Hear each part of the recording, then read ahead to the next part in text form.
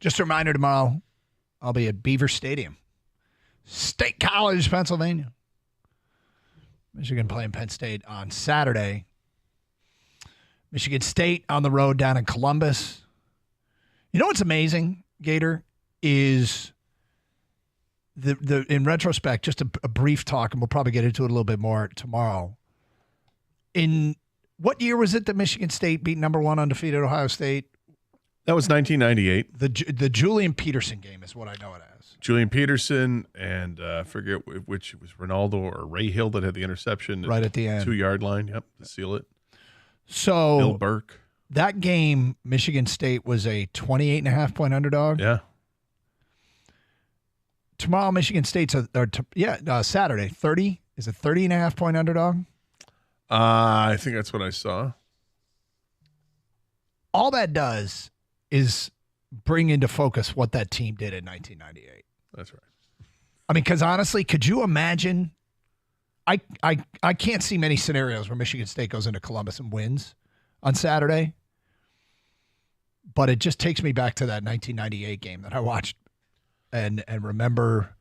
I thought Julian Peterson looked like the best college football player on a day I've ever seen one player look like. They're 31.5-point dogs in this one. And, you go back to that 1998 game, and that was a better Michigan State team than what we've got going in this weekend.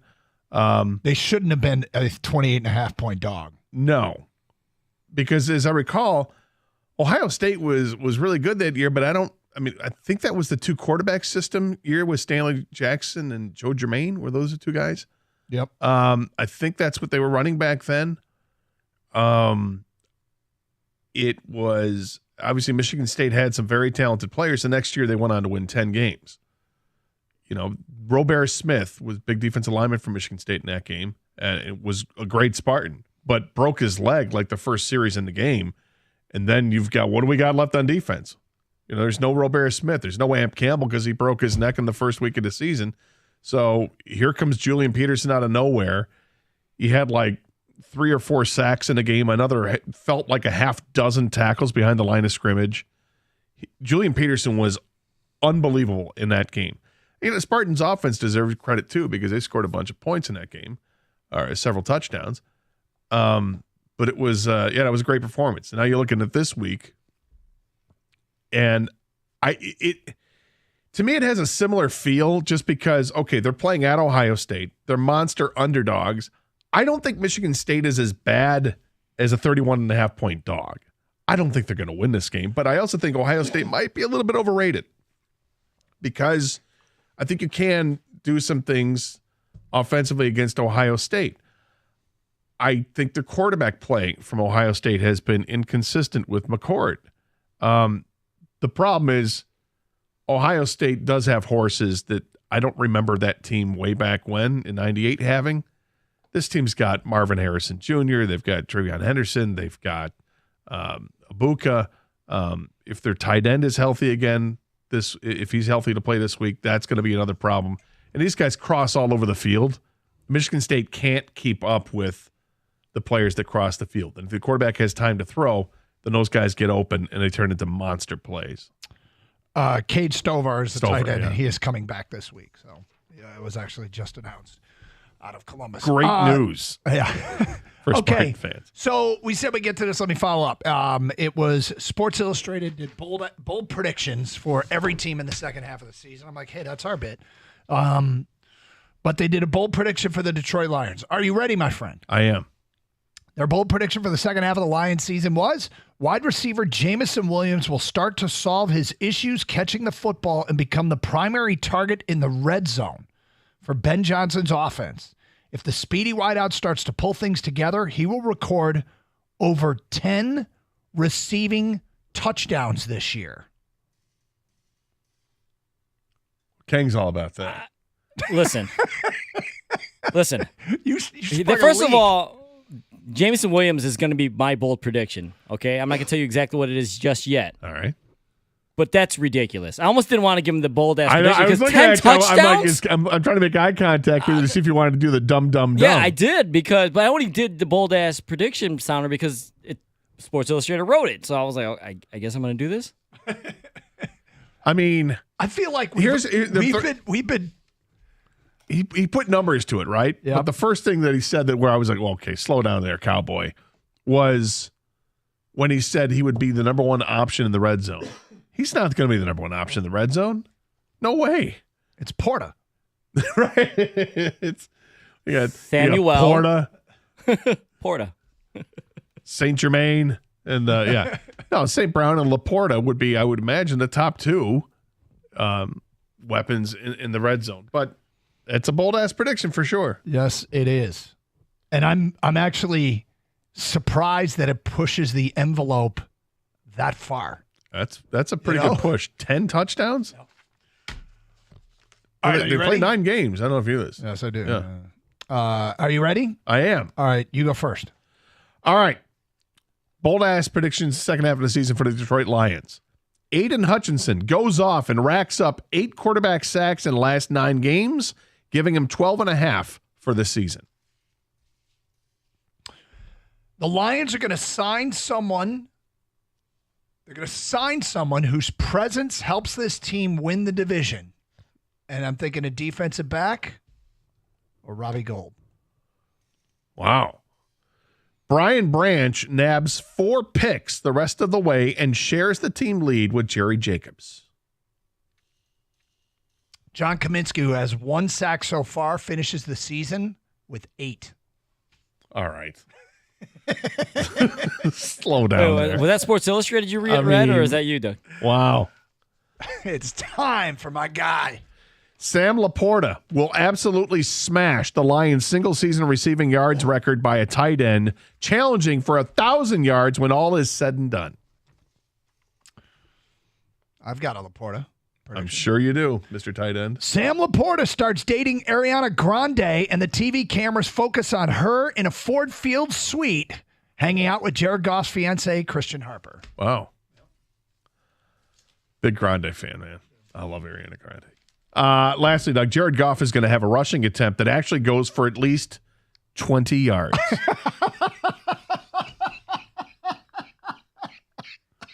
That might be the boldest of them all. His long this year is 11. I got to tell you, I want this to happen so bad so we can bring it up with Jared that Gator made this prediction for the second half of the season. That is awesome. Thank you. How's that happen? Well, happens because it's like late in the half, and the receivers are all going on deep patterns. He gets flushed out of the pocket and just takes off and realizes that there are a lot of backs of jerseys. Man coverage, guys running downfield, not paying attention. And off goes Jared. Well, not more like chugga chugga Yeah, chugga right, chugga exactly. chugga chugga chugga chugga chugga. get there, get there. We'd say this, and the guy's like I know. 3 I'm times like, as dude, fast as I was we about are. to say, I remember once, way back in the day, I was making fun of Brian Greasy's foot speed, and it just so happened that Brian Greasy was listening and was with a mutual friend and said, "Tell him to come down here. We'll race." Did you? No, I didn't find out about it till later, but he was ready to go. Yeah, I'm quick to point out how slow I am when it relates to other people when I'm going to say that they're slow. But in the grand scheme of quarterbacks, Jared Goff is slow. By comparative sake with the rest of the NFL, yes. Yes. 248-539-9797. Get your bold-ass predictions in for the second half of the Detroit Lions season. We'll start reading some of your texts, taking your phone calls. Sports Illustrated got very bold with their bold-ass prediction. But we want to get yours, and we will get to those coming up. 248-539-9797. Carson Anderson, 97.1, The Ticket.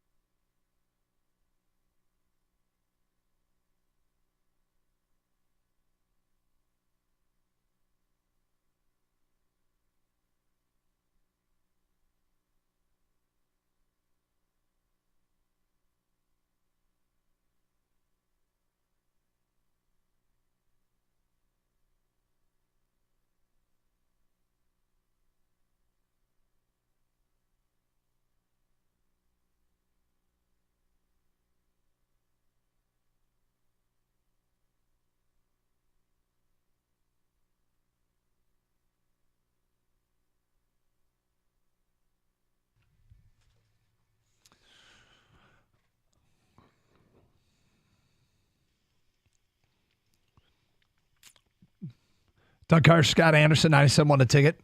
248-539-9797. All right, so we told you about Sports Illustrated's bold-ass prediction, which is an amazing one. I mean, it honestly is. I think if a caller called up and said this, we would have maybe rolled our eyes, but the bold-ass prediction for Sports Illustrated is wide receiver Jameson Williams will start to solve his issues catching the football and become the primary target in the red zone for Ben Johnson's offense.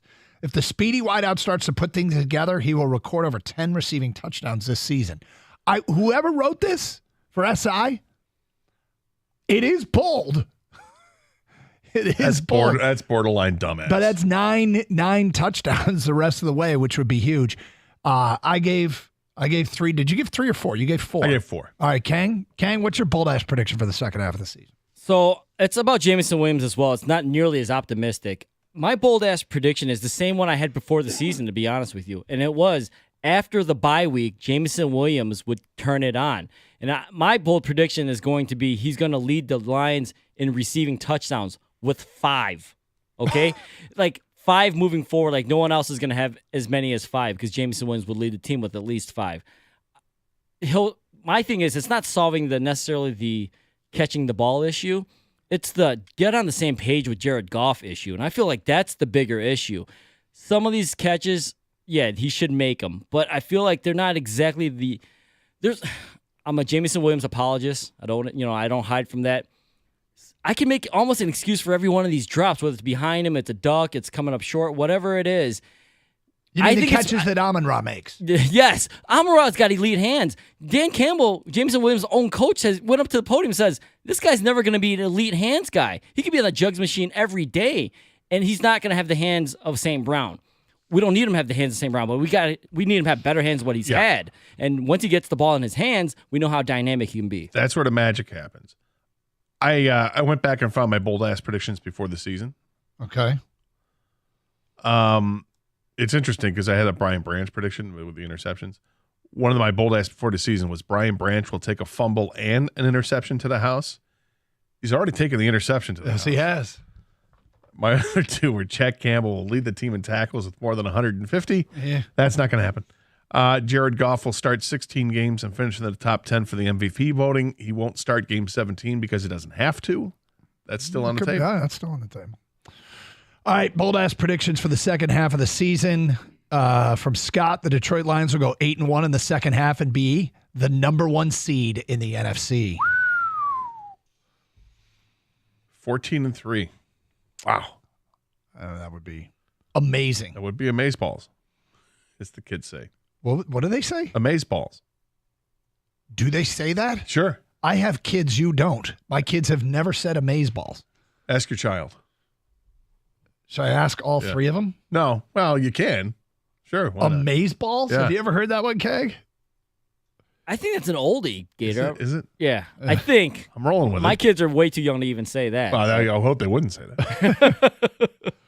All right. I'm going to send them amaze balls. It feels uncomfortable sending that to my kids. Does it? Do you guys ever use the term amaze balls? All right, good. So amaze balls. John in Farmington says the Lions go 7-2 in the second half, finish 13-4, and be the 2 seed.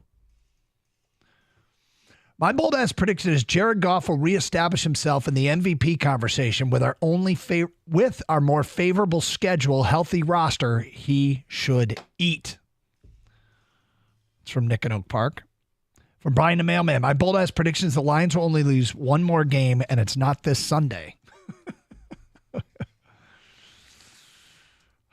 I think if I had to rank the losable games the second half of the season, number 1 is at Dallas. Would we all agree with that? Yes. Is number 2 at the Chargers? To gander here, I think it might be at New Orleans. It could be at New Orleans. They're a first-place team.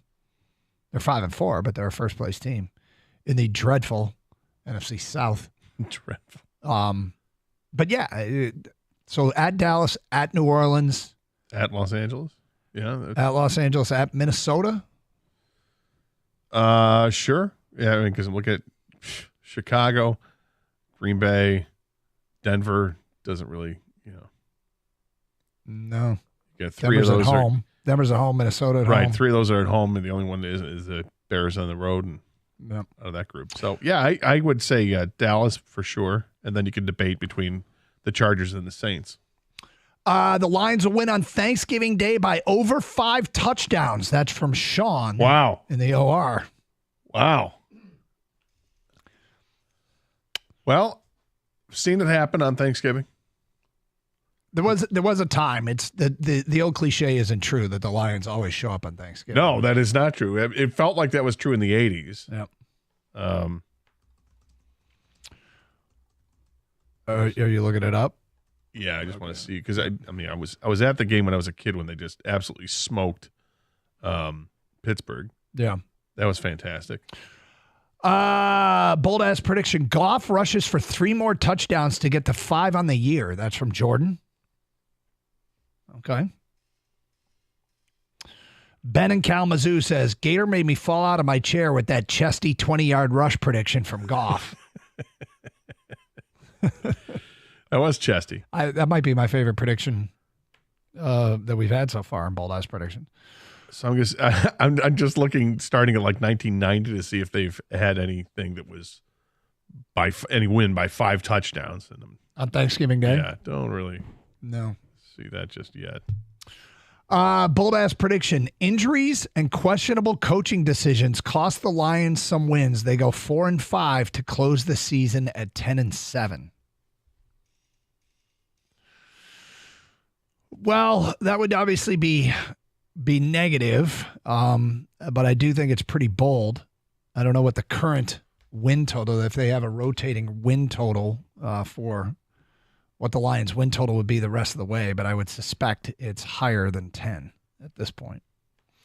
Josiah from Lake Orion says, my bold bleep prediction, Hutch finishes the league with 12 sacks. He means leads the league.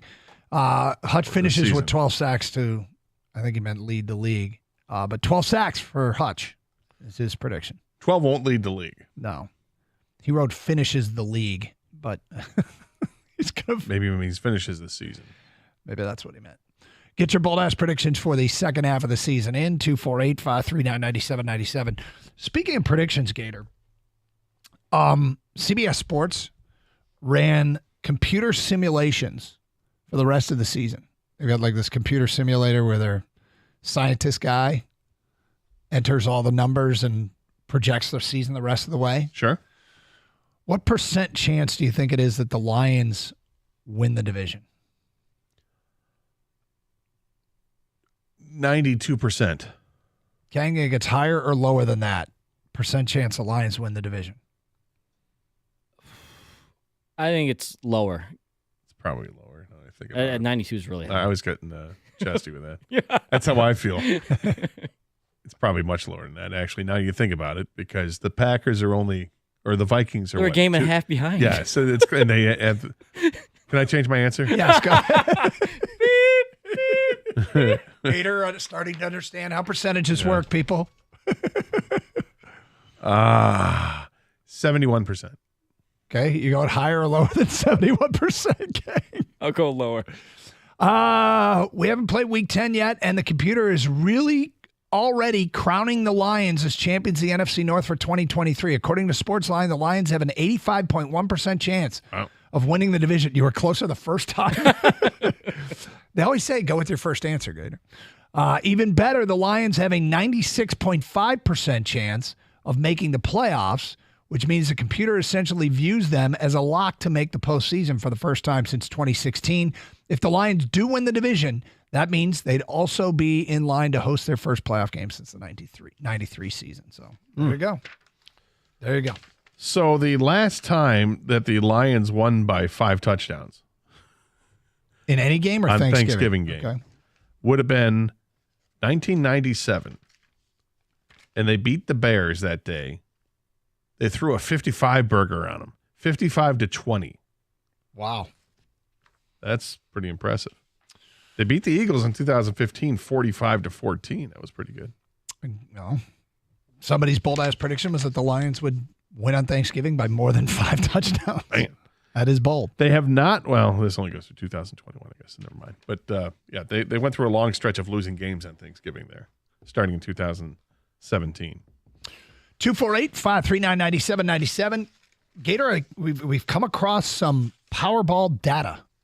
Oh, Powerball data that we'll share with you. Get your take on it coming up today at 12:50 here on Carson Anderson. 97.1 The Ticket. Hey, as the weather gets colder, the NFL offers deals to stay hot. Right now, new customers get $150 in bonus bets with any winning $5 money line bet.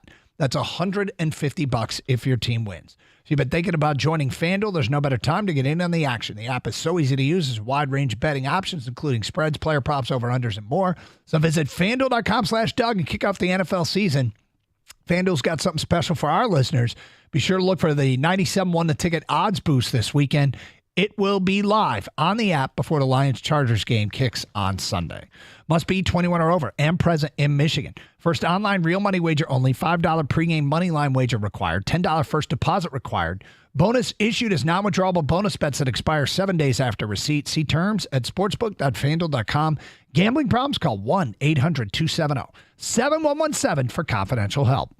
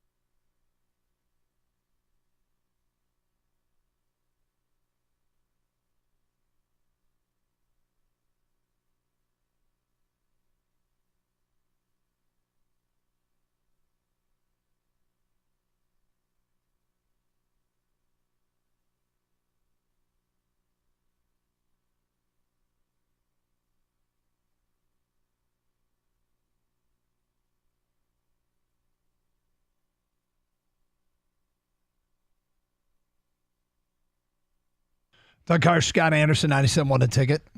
should I retweet it and ask our audience? I think, yeah, we could. I mean, It is. I've looked dumb before, but I mean, you and I are both racking our brains going, I don't get this. Yep. There has been who is it? Is it Big Game Boomer? Is that who we follow on Twitter? Yes. It's like a college football account on Twitter. And they have a map of the United States. Gator's going to tweet it out. Everybody can take a look at it. And it's predicting the best game day atmosphere in each state this weekend. Okay? And so, like, for instance, the state of Pennsylvania, it's got the Penn State logo. The state of Ohio, it's got the Ohio State logo. For the state of Michigan, have you retweeted it? I've just retweeted it. Okay. Go check it out at Doug and Gator 971. Gator asks the question, who the heck is repped by R in our great state? Asking for a friend. It looks like the Rutgers R. Is it kind of orange? But it's orange. I'm like, it looks And we, like. for the life of us, can't think, is it Rope College? No, Ralbian. No, Roma. Rand Valley? Rand Valley? Is it Rare Estate? Who's R? I mean, It could be a nickname. I suppose it could Is this be. obvious, Kang? Are we idiots? No, I don't know. Rochester? I mean, my first thought, it looks like the R from Brother Rice, but it's, I mean, as far as I recall, Brother Rice is having a horrible football season this year. I mean, the playoffs, and they're not. So it's not. It can't be a high school team. It's got to be a college team. You think game day, it's got to be college, right? Because there are no I have a professional feeling teams somebody's going to listed call here. in and drop some small school that we should know, and we're going to feel dumb. Radana? Oh, Rain State. I mean, what? I don't know. It can't be a high school. They can't really be going with a high school, can they? I'm so very confused. Okay, we've got some notifications. The kneecapper says Rockford High School, big playoff game against Davison this week. Is that what it is? Samantha says Rockford Rams. Casey says Rockford Rams. Notorious Detroit, Rockford High School. Well, their colors are orange and black. I think that's what they did. They put a high school up there. Is Rockford a rowdy place to go for a high school game? Well, I Is mean, that a if great they're- atmosphere? Is there Playoffs, tailgating? right? Is there tailgating? They serve beer at high school games? I didn't expect that. No. Have you ever been to Rockford High School? I have never been to Rockford High School. I was there once back in the. But they're also not, but Rockford's not, like Go their ahead. logo is a You go. ram. No, you go.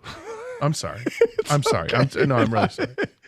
It's a Rockford. Yeah, it's a ram. So it's got to be their logo, right?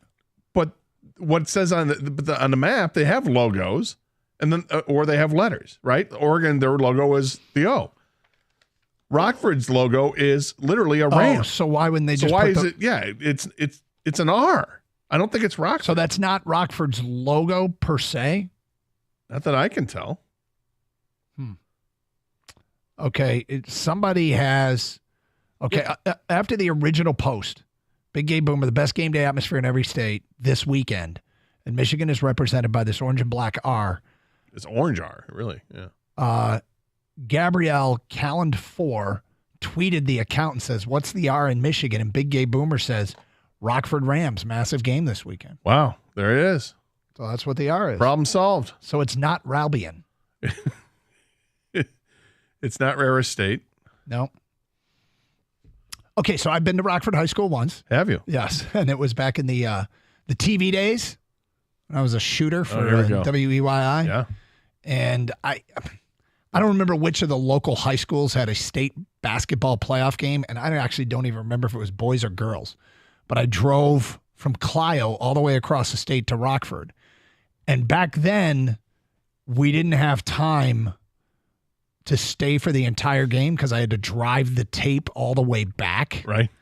So the goal was, leave the station. I think it was like a 2-hour drive, get there for the 7:00 game, get 3 highlights either direction, get back in the car and drive all the way back to make it back, edit it up for the 11 o'clock news. left the game, had no idea who won the game, no idea, anything what happened to the game. But we had to have 3 highlights for either team. And once we got back to the station, find out who won and put those highlights So on. at the time you were just a shooter. You were not an on-air guy. I don't remember where that was in my career at WEYI. I never was a full-time anchor. I was always the backup sports anchor. So I wonder who was the sports guy that you Well, had that was Scotty Cool. KUHL? KUHL, Scott Cool was the best. And Terry Stanton, who was here at the station, he was the news anchor. Shaw Turner and Terry Stanton, Pete Fields did weather, and I was the backup sports guy. But That's anyway, brutal thing about how it used to be back then before you had satellite to send it through, or more importantly now, it's just well, we finally got a throw it on the live computer. We finally got a live truck. And when we got the live truck, you could stay longer because you could drive halfway back, put the tower up on the live truck, send the highlights back, drop the tower down, and drive the rest of the way back. Yeah. Now it's like, hang on, let me send it through my phone. Yeah, exactly. Here you And go. I'm not even sure that you couldn't just shoot the highlights on your phone. It's probably better. This phone right here probably does better with video than the camera and the big unit that I had to, I basically was walking around with a VCR. Again with a big unit, King. This guy, he doesn't stop. It's 2 days in a row. Can't stop, won't stop. You got me. We had a giant VCR that weighed like 40 pounds in a leather bag that had a strap that I had to carry over my shoulder. So funny how technology It's has incredible. totally changed. Yep. Like back in the day. That's funny. But I used to love high school sports on Tuesday nights and for basketball Tuesdays and Fridays, and we would do that. We go from get as many games as many highlights as we get, and it was always 3 highlights each way, whether it's basketball or football. Pull up to a stadium, walk in, 3 highlights for home team, 3 highlights for the road team. Bam, off to Clio. And get 3 home. Bam, off to Clio. Yeah. Three. Woo! Yeah, off to Saginaw BV. Bam, 3 highlights either way, off to Midland, and just try and get as many games as we could. It was fun. Can I go to Ithaca tonight? The hustle was fun.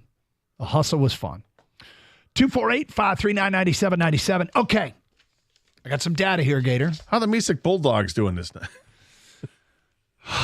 Were they the Bulldogs? Yes. Are they? Yeah. How do you know that? Because in a golf trip that we would go on, when driving up to where we'd stay, we'd have to go through, we literally would go through downtown Mesick, and you would see the Bulldog logos out there. Okay. Sweet. That's how. Well, But I used to love you roll into these small towns and it'd be night and you have no idea where the high school is, but you just look for the lights. Yep. Drive to the lights. And then in a news car, you drive right up on the high school track. You could drive the news car anywhere. They'd be wave you in. When I used to see my brother, when I would drive up in high school to see him in college, he was at Alma College, and I would drive up 127 going between Lansing and Alma. And There's one high school that stands out. Ithaca. Yeah. And they would have Beautiful new stadium. You could see the lights out onto to the west side of the highway. I always enjoyed that. There's Ithaca and then there's Shepherd because they got the line, that sign with each letter. Do you remember that sign? I don't remember that one, no. They got a sign for Shepherd, but yes. Ithaca's got a field right there on the highway. Anyway, that was a fun time. That was a fun time. Good times. All right, I got some data here, Gabe. I want data. Yep. Is it raw? It's pretty raw. Okay. So this is going back almost 8 years. These are the most frequent numbers drawn in the Powerball. So these are what you would call the luckiest numbers. So Powerball is what? It's 1 to 70? Is that what it is? Sure. 1 to 70? Sounds good. Okay. What do you think? You look annoyed by Here we the go. question. Yeah. What do you think is the most popular number drawn in the Powerball? I don't know how long the stat is, but what do you think it is? 23. 23. By God, you got one of the top 10. This By the way, it's 1 through 69, by the way. is it 1 through 69? All right. Yeah. All right. Do you want to keep going? How many numbers does a power? I don't know. There's 5 in a Powerball. 5. 6 So let's total, see if you give me 4 more. Let's see how you do. Okay, we'll go with Come on, Gator. 11. Okay. Already got 23. Mm-hmm. 37, Okay. 44. Okay. One more? I got two more. Well, wait a sec. Well, it's one more, and it's then I guess five, the and then you get the Powerball Powerball because I got the numbers on the most Yeah. frequent Powerball. Oh, okay, as well. good. And I will go with 53. 53 with a Powerball of Powerball of 26. 26. We'll come back and tell you how much money Gator won. It's the most arbitrary thing ever. Pulling numbers out of my backside. How do we do? How much money did Gator win? If anybody wants to venture a guess, feel free to text us at 248-539-9797. Still no word from the Big Ten on the Michigan suspension. What about your kids? My kids did respond about Gator using the term amazeballs because it's what all the kids say these days. So I asked my children if they use this term. 2 of the 3 responded. We'll get to that today at 105. All right. 97.1 The Ticket.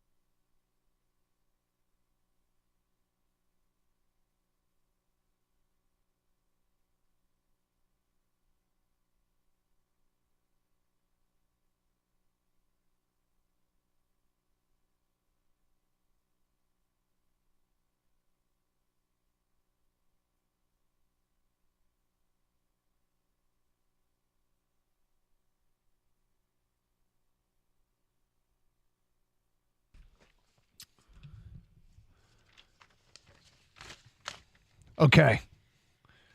Gator, you kind of know your Powerball numbers. Do I? Here's the question.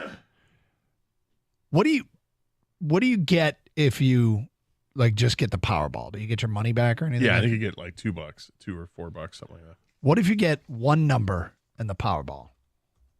Hang on, I'll let you know. One number in a Powerball, I think it's the same thing. Okay. But I will tell you in just a second here. If you get just a Powerball, you get $4. Okay. Powerball plus a number, $4. 4 more bucks or just still $4? Still $4. What about Powerball plus 2 numbers? $7. Gator, you won $7. I asked you to give me the most popular, the most frequently drawn numbers for the Powerball. You said 23. I think I Which said is 11, 23, and You said 23, 11, 44, 37, 53 in that order. 23 is the 6th most popular number, most frequent number drawn in the Powerball. It's been drawn 82 times. You said 11. It is not one of the most popular numbers. You said 44, also not one of the most popular numbers. don't like the doubles. 37, you said it's been drawn 79 times. It's the 8th most frequent number drawn in the Powerball. Go 37. You said 53. 53 did not fall in the top 10. Powerball, you said 26. 26 has been the Powerball 40 times. It's the 5th most frequent number for the Powerball. So I don't know what this means. I think it means nothing. But you did well in this effort to guess. Where's my money? I should give you $7. Probably. The most frequent number drawn in the Powerball, it's been drawn 90 times, is the number 61. Which begs the question, who in sports is the most famous 61? That's Because I think it's one of those numbers that I'm not sure I can think of one person off the top of my head that wore the I number don't know 61. why. All I'm seeing in my head is an old school like 60s Green Bay Packers jersey, and I have no idea who the player is. That's amazing because the first Google search I did was TJ Lang just to make sure it wasn't him. But he apparently wore 70 with the Packers and 76 with the Lions. I keep thinking New England Patriot offensive lineman Gator. Yeah. Okay. Go Russ Francis. Do we think maybe Russ No, Francis? he was 81. He was a tight end. Who's the great dominant offensive lineman there? John Hanna. That's who I'm thinking of. He Yeah. was like 73. Did anybody famous ever wear the number 61? Great question to ask. Well, it's the most frequent Powerball ever, frequent Powerball number ever drawn. The most common number to be drawn as the actual Powerball, and this is over an 8-year study, the number 18 has been drawn 49 times. So 18, 49 times. Somebody's got to help us out with a 61. We got a ticket text. Okay. Roger Maris. No, he hit 61. He wore number 9. I don't know. I didn't know. Roger Maris. What number did he wear? He wore number 9, I think. There's a picture with him with a 61 jersey, but he's holding it up celebrating the home runs. I thought Baseball Reference. Oh, there we go. They do. Uniform. Do you want me to just tell you some of these texts that are coming in? Sure. Yeah. There's got to be a hockey player in here somewhere. Rick Nash, Was he 61? Okay. There you go. Nate Newton. Nate Newton wore 61. That's a great call. Jesse Sapolu wore 61. Rich Saul, his offensive lineman back in the day with the Redskins, I believe, and I think he went to Michigan State. He wore 61. Okay. Sam Adams From Boston? from Boston. He couldn't resist. Yeah, I know. Yeah. Roger Maris wore number 9. So it's not a very frequently used number. Ron Wooten, Oh, Ron Wooten did? Tom Nutton. What did he do in his career? Yeah. Nothing. Oh, there you go. Hey, here's one for you. Yeah, I know you feel pretty good about yourself. They're not. How about this? What?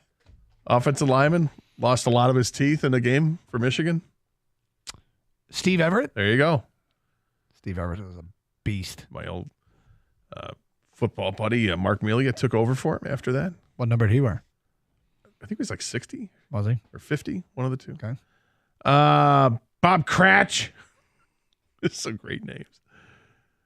I think we're learning a lot that 61 is not a very popular. No, it number. really is not. Rick Nash is a good call. Rick Nash is a great call. Yep. These are all football players I saw. We'll get to some Piston stuff here and maybe some clarification on something. And Ken Cal. We're going to talk about Ken Cal. We'll get to that in a second. But let's follow up. I did say I'd get to this. Gator earlier in the show used the term amazeballs. Amazeballs. So I asked my kids, because you said all the kids use it, do you guys ever use the term amazeballs? Now, you said you got some love on the Twitch feed. That's right. Okay. My daughter says no. My son says, ha, ha, ha, ha, ha, ha, ha, ha, ha. I do not. I'm going to like that one in particular. So they don't use the term amazeball. Do they know people that use the term baseball? I mean, Okay. is this a term kids use today? Is really how you should have phrased the question. Is this a term kids use today? I think it's the generation before your kids, Doug. Do you? Yeah. So people like in their 20s used it? Or late No, 20s? like 30s. 30s? Yeah. Okay. Well. 30s and up. All right. You just had an interaction with Ken Cal. I think it'd be good to share with the audience. Yeah, I did, because Kenny's been out for a while, recovering from some surgery, and he is going to be back tonight. Says he's feeling better every day. He'll be back tonight and Saturday. So looking forward to hearing his call of the game. Red Wings against the Canadiens tonight. Yeah. Well, that's awesome. Kenny's a great dude, and it'd be good to get him back behind the mic. So great to have you back, Ken. Everybody's looking forward to it. Speaking of the Red Wings, as you mentioned, they're in action tonight, back on the ice against Montreal, as you said. Pistons last night. All Do right. they have to? So I didn't see much.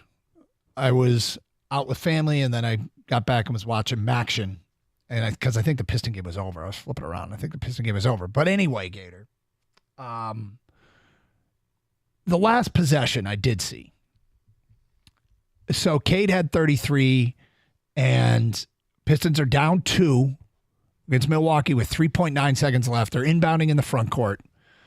And unfortunately, the play got blown up when the inbounds pass got tipped into the backcourt, which starts the clock. By the time Cade gathered the ball, there was a second to go. He took one dribble and fired 2/3 of the length of the. I mean, it just didn't work out. No, it fell way short and it's not good.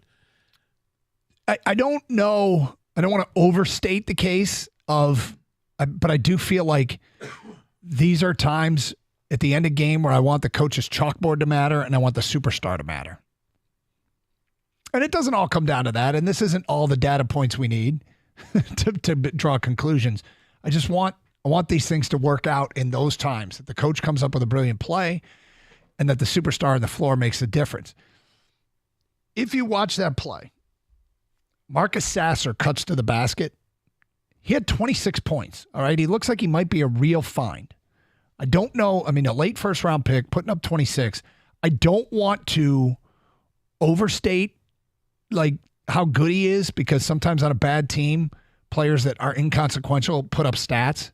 So it's a long way from determining what Marcus Sasser is going to be. But your second leading scorer in that game was cutting to the basket wide open. Is that one where you deviate from the play the coach called and pass it to your guy for what looked like it would have been an easy layup? Look, I think your first instinct is to run the play that's been drawn up. Mm-hmm. And if you want to deviate from that, you do it at your own risk of getting yelled at by the coach. But if it's there, it's there. So, I mean, this game was – I watched most of the second half of the game. So I got to see the point where Giannis got kicked out of the game. Yep. For really nothing. And it's embarrassing. He gets kicked out of the game. He has this monster dunk. He got kicked out for mean mugging, right? He got kicked out for mean mugging. It was his second technical of the game. So he gets kicked out, and he goes and sits like in the seat in the front row next to a couple fans. He's like, wow, this just happened. I can't believe this happens. Like, nobody This bothers me to no end in baseball when the umpires show up the players. Nobody's here to see the umpires. Nobody's here to see the referees kick out the best players in the game, particularly for doing something that's kind of fun, right? It's the mean mug. Isaiah Stewart didn't take offense to it. It was a nice play. This is one of the top 3 players in the league. Let them have fun. Let us all have fun. They kick him out of the game. By the way, they were up big time at that point in the game. Then the Pistons come crawling back, and the Pistons come storming back. Then the Pistons get out to this huge lead because they scored 43 points in the third quarter, and they've got a 10-point lead in the fourth quarter. My issue with what happened last night was it felt like the guys who were taking the shots in the last few minutes of the game where the Pistons were hanging on to this lead and then extending the lead and then losing the lead. There was some shots from Stewart 3-point range, like with plenty of time left on the clock, and you're gunning it a dozen seconds into the shot clock. Like a waste of totally waste of possession. Bad. Asar Thompson, he's taking these shots. Like, I want the guys that can shoot to shoot, right? If you're going to end up shooting 3-point shots and you've got this lead and you're trying to hang on to this lead, let Cade Cunningham do it. Marcus Sasser had a great game last night. Let him do it. And otherwise, let's drain the clock. But I'm not going to tell them how to play basketball. That's just what I would do. Yeah, I mean, look, we're nitpicking, and obviously it was a game they lost that they should have won. That's why we get upset. They should have won the game. They deserve to win the game. Yep. They played hard enough after Antetokounmpo gets out of the game. So take advantage of it. They did, and then things went south in a hurry. We're kind of getting to the y'all better win a game stage of the season. It's so early, but is it 6 in a row now they've lost? And, they're – I don't want to lose the NBA season this early. The Red Wings have taken advantage of a reasonably hot start and did some things that were unsustainable. Now they've settled in, and it looks like this could be a very interesting Red Wing season. But the Pistons, I think, are going to start to lose the casuals very quickly at 2-7 now. So I hope that's not the case. We shall see. 248-539-9797. Hey, we're giving away Lions tickets today at 1:40 with a Carson Anderson quiz question. Hopefully you've been listening to the show, because if you have been, you'll know the answer. Typically, it's very, very easy if you've been paying attention. It's Lions tickets in the Miller Lite Tap Room for the game on Thanksgiving against Green Bay. If you don't win, stop by the Buffalo Wild Wings in Novi on 12 Mile Road tonight for the Thursday Night Football Feast at Buffalo Wild Wings with Wojo and Rieger from 6 to 8 for another chance to win, courtesy of Miller Lite and Buffalo Wild Wings. 97.1 The Ticket.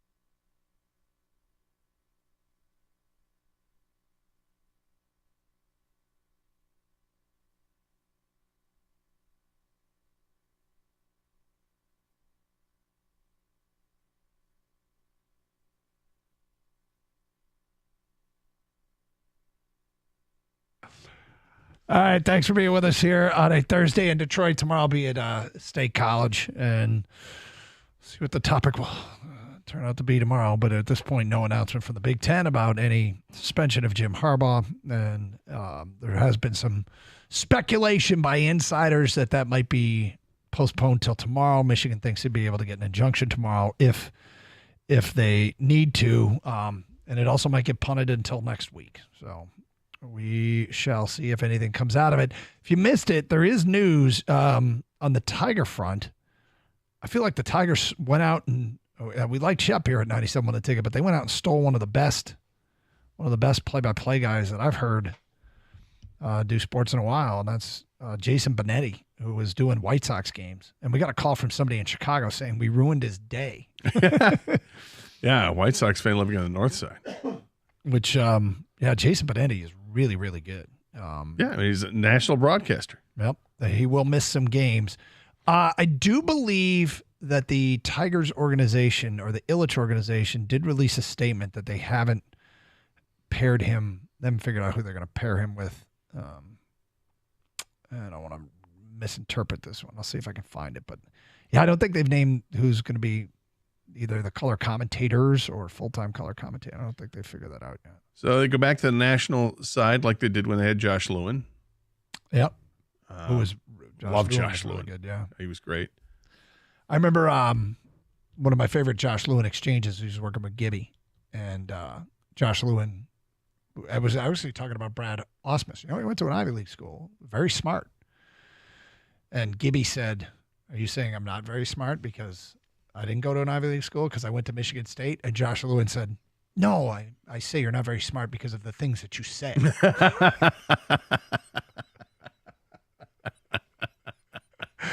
It's like you have to have, first of all, they must have had a great relationship. They did. Brad Galley tweeted out from Channel 7, the Tigers are finding the best team to put with Jason Benetti in the TV booth, and will have announcements leading to opening day.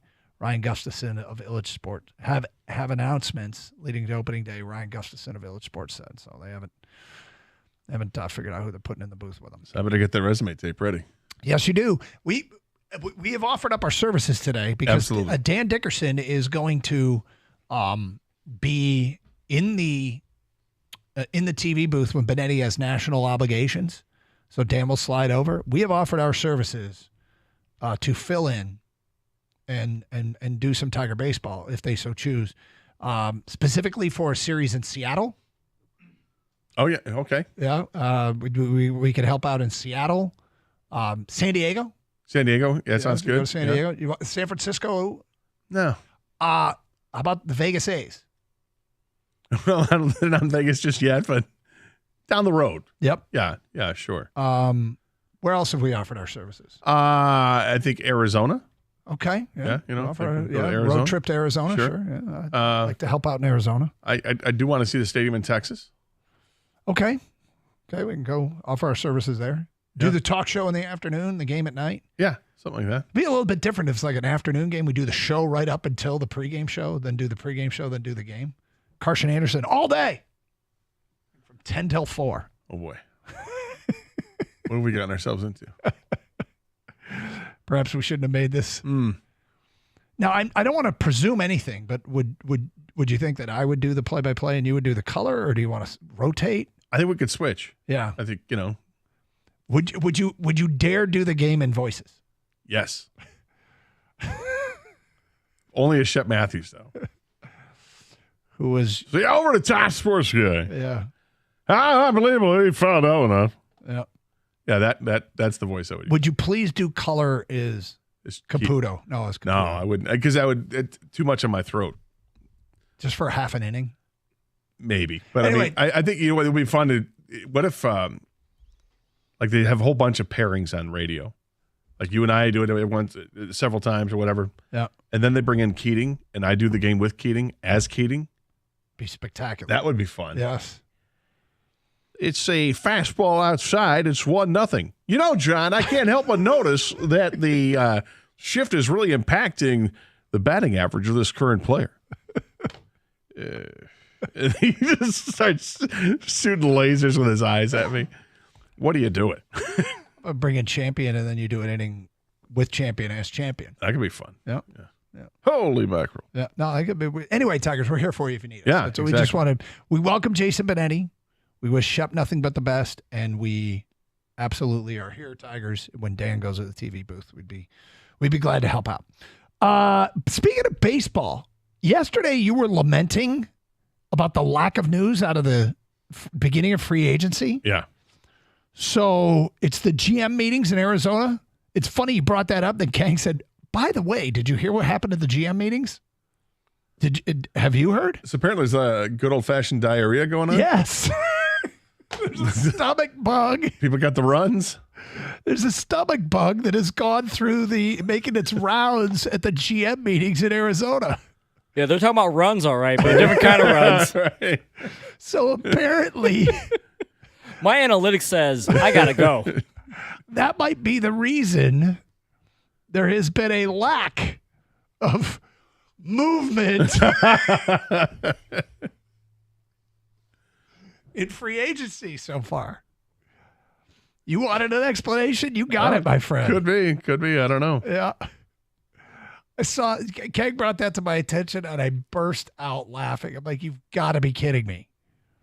So perhaps, Gator, that explains why there's been not a lot of movement in the free agent market. Okay, fair enough. Yep. So how long is it going to take to get over the GOFD and move on? Probably not too much longer. I think we should see some movement this weekend. More than 10% of the people that attended are sick. That's only 10%, 15. Even if it's 15%, I mean, that's affected now. Do you put a cease though? Like is Major League Baseball like, all right, too many people are in the bathroom. Nobody can sign until everybody's out. Everybody's vacated the bathroom. Well, they're saying it's contagious, so that's a big reason. Everything's on a Zoom chat from their hotel room. Yep. There you go. Specifically the hotel bathroom. All right, just a reminder, we are 15 minutes away from giving away these Lions Thanksgiving Day tickets with a Carson Anderson quiz question. We swing around the NFL next. 97.1 The Ticket.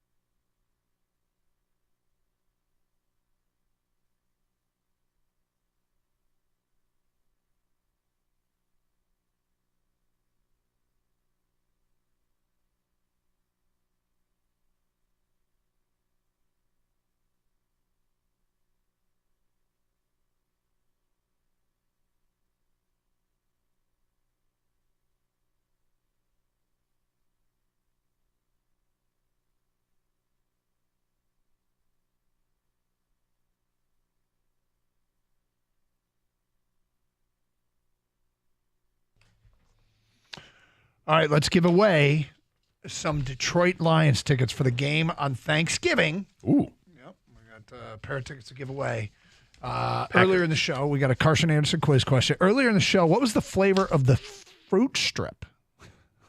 What was the flavor of the fruit strip I ate? Is at bad a noon? flavor? Courtesy of Kang's daughter. We said what flavor it was. What was the flavor?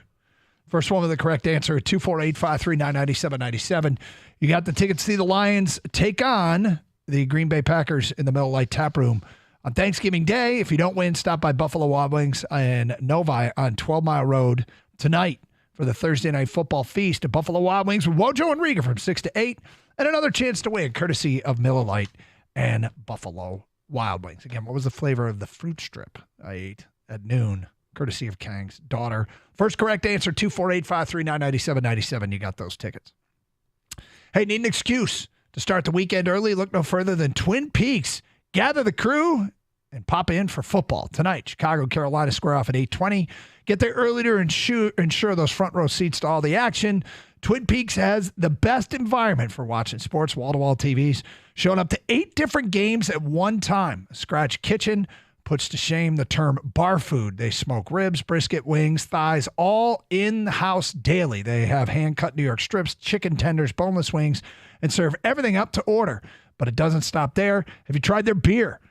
Now's the time to take advantage of their great beer specials, plus the frozen mugs. They're used one time a day. It takes a minimum of 6 hours to freeze the mugs properly. And when they're frozen, well, they pour in that 29-degree beer, and you get the frosty mug with the beer crystals. And the best part, ice cold all the way to the last sip. If you're not into beer, they have an extensive cocktail menu as well. Long list of special bourbons and tequilas. Ask your Twin Peaks girls for the in-house favorites. Twin Peaks, Eats, Drinks, and Scenic Views. To find the location nearest you and to check out their new hours, including the late-night happy hours, go to TwinPeaksRestaurant.com. That's TwinPeaksRestaurant.com.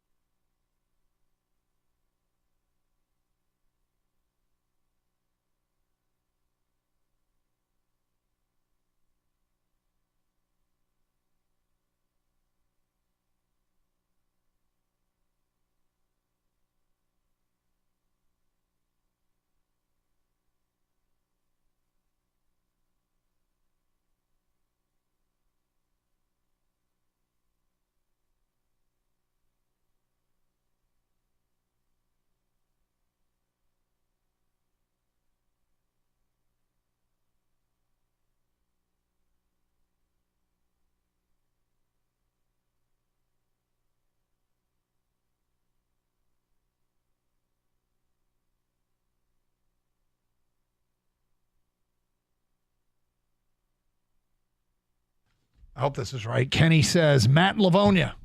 Is that the correct one? Kenny, Matt and Livonia? Matt and Livonia. Congratulations. Knew that it was Wildberry. The fruit cartridge. The fruit that cannot be contained. The wild berry. Yeah. The untamed fruit. That is correct. That is correct. All right, Gator.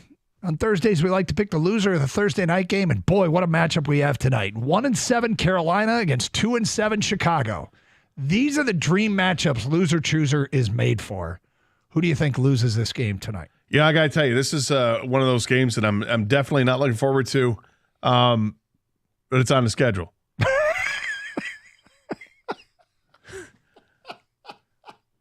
Bryce Young is I like watching Bryce Young play, honestly. So I want to see his development. I don't know, every week he looks smaller. I don't know if that's fair. Is that actually happening? I'm not sure. But I'm hoping to see something from him because I really liked him out of college and I didn't care so much that he was diminutive in stature. I thought that he just had enough moxie and arm strength and football acumen to be able to get past that. It's been a struggle for him this year. 8 touchdowns, 7 interceptions. But on the other side, looks like Justin Fields is out, so Tyson Bagent gets the call again. He has not been outstanding either. So this is like a game of ineptitude. The other players that Carolina's going to be without Burns. They're without Laviska Shenault. That's not going to help them out at all. So I think because the Bears are playing at home, there's a slight advantage with that, Doug. A slight advantage with that. The Bears have played better football. At least they both teams have won one in the last 3 games, but the Bears really put it on Vegas a couple of weeks ago. I like Carolina to lose this one. Do you? Yeah, I like Carolina to lose this one, which is going to be extra painful for them because I believe the Bears have their pick. They do. The Bears right now would pick 1 and 2 in the NFL draft, owning Carolina's pick. For many of the reasons you mentioned, the injuries at Carolina, plus additionally, with the Bears getting Montez Sweat from Washington, he didn't make much of an impact against New Orleans. But Carolina has allowed 29 sacks, which is amongst the most in the NFL. I think Sweat has a big game tonight, which is why I'm also picking Carolina to lose this game. Carolina, a touchdown, a field goal for 10. I give them 10, and 6 field goals for the Bears. I got Carolina losing this one 10-18. Okay, yeah, CJ, by the way, CJ Henderson's out for this game, and it looks like DJ Chark is doubtful, probably not going to play as well. Wait a minute. Let me make sure I read that right. DJ Chark? He's apparently hurt. But DJ Chark's hurt, huh? Chark elbow is listed as doubtful for Thursday's game against the Bears. King, that's true. DJ Chark hurt. I'll double check for you, Gator. It's not an ankle, though. Not an ankle this time. Unfortunate. So just real quick here, because we've kind of been waiting all day to see if there was any announcement regarding the Michigan possibility of a Jim Harbaugh suspension. Austin Meek of The Athletic, covers Michigan, just tweeted out at this hour. No word on a resolution with Michigan and the Big Ten, but after talking with several people today, I'm under the impression that it will be tough for the Big Ten to take action today based on the issues raised by Michigan and Jim Harbaugh's attorney last night. From a conversation with Winter Sports Law, which is Matt Winter, he tags him, if they went ahead and levied a suspension either today or tomorrow, I don't see how they could really claim that they gave due consideration to the arguments and points raised in the Michigan letter and the Harbaugh letter. So there you go. I mean, look, it seems like Michigan's prepared to file an injunction if indeed, if they went through with the suspension. I am starting to believe a little bit more and more that it will be next week if they have an announcement on that, but it seems like arrows are starting to point in that direction more and more. So we shall see. I do look forward to, you and I kind of talked about it, talking about football tomorrow. Please. On the field football. And so we'll get into Michigan, Penn State a little bit. I'll be at State College. Ohio State and Michigan State, we gave kind of a cursory look earlier in the program. And the Lions and the Chargers coming up on Sunday, which I feel like this is a bit of a fulcrum weekend for the Lions because of what Minnesota has done, losing Justin Jefferson and then unexplainably winning 4 in a row to get to 5-4. The scenario of the Lions losing on Sunday and the Vikings beating the Saints on Sunday, because that game is in Minnesota, and certainly a possibility. In fact, I think Minnesota is favored. Josh Dobbs feeling comfortable playing in front of the hometown fans. He's had all this time. Yeah, I've been here for 5 minutes. Hey, can somebody give me a ride to the stadium for the game? Right. Hey, we play New Orleans Sunday. Does anybody know where the stadium is? Right. He's been there. He's literally had 12 days, and he's going to start 2 games. My favorite. Okay, the Saints are favored. My bad. Saints are favored by 3. My favorite is when somebody was describing the game that he had, and they said he quite literally did not know most of the playbook and went out and led him on a couple of drives to win a game. It's amazing. Yep. But if That's amazeballs. I said it's the amazeballs. Yes, I didn't hear back from them whether or not any of their friends use that term. But my kids do not use the term amazeballs. If the Vikings win and the Lions lose, stuff's going to get spicy next week, because I think, unfortunately, as we know, this town is all too ready, preconditioned to get scared. Let's not put that out in the ether, Doug. I shouldn't even say it. No. Look, Lions getting all these guys back. Only 2 players are out of practice today. Vaitai and Unzarike were the 2 players who are not at practice today. So, okay, here we go. Well, this will be the first time in a long time that they've played a game much closer to healthy. Got your 2 running backs ready to go. You got your receiving core. And yesterday, DPJ was on there. But today, apparently, he's practicing. So, adding to your receiving core with him. Wait, he was on the injury list yesterday? Yeah, he was listed as like limited practice. Okay. So, you've got him added to the receiving core. That's a plus because Marvin Jones wasn't doing much. So, okay. Nice addition. Mm-hmm. The offensive line appears to be healthy, ready to roll. And Jonah against Jackson Bosa back and at full Khalil strength. Mack, Yep. against those 2. Jeez, you're going to need them. Yep. And I like to hear all that. Yep. So we'll worry about that tomorrow. Montgomery. He's back. This is, Extra work at practice. Saw a little video of him on Twitter or on the X, whatever we're going to call it. yep. Well, that's great news, and hopefully they'll be closer to 100% and ready to take on this Chargers team in that hostile road crowd advantage that they'll go into. I think the Lions fans are going to show up. SoFi's got to be on the list of places that feel a little must-see. I think so. Just looking at that stadium on TV, like it's one thing looking at it from the inside, but from the outside, it looks beautiful. Yeah. They've landscaped it beautifully. There's water around it. It kind of just looks cool and new, and I want to see the cool and new. Yeah. Like Rico. He's cool and new. I'm old, but I was about to say, cool? New? I am cool. Yeah. How are you? Good, man. Yeah. You know, you kind of lose the cool notes when you say I am cool. People I can say that about you. You're really not supposed to say it about yourself. But I mean, when I you- can say you're cool, man, but you're not supposed to say I am cool. Man, I'm frozen. Have you haven't been to SoFi, have you? Stadium? No, I almost went. I was this close for the championship game, Rams Niners. I was this close last year, but that's where they played the national championship game, and I was at the semifinal, and then for various circumstances had no reason to go to the final. I've never been close. But you're cool. What do you guys are get? cool. What do Close you as guys I. got? Thank you. Thank you very much. Undisputable. What do you got playing coming up next? We're playing the waiting game, Yeah. and it really boils down to this: if in a little less than 24 hours, in about 22 hours, if nothing's come down, you're a Michigan fan. Congratulations, you skated. Nothing's going to happen. Well, nothing will happen right away. Well, I mean, I think at this point, whatever happens will be after the season. He's I suspect if there's an announcement or anything, I'm starting to think it's going to be next week. But Have a great show. Stay safe, everybody, and treat each other with respect. 97.1.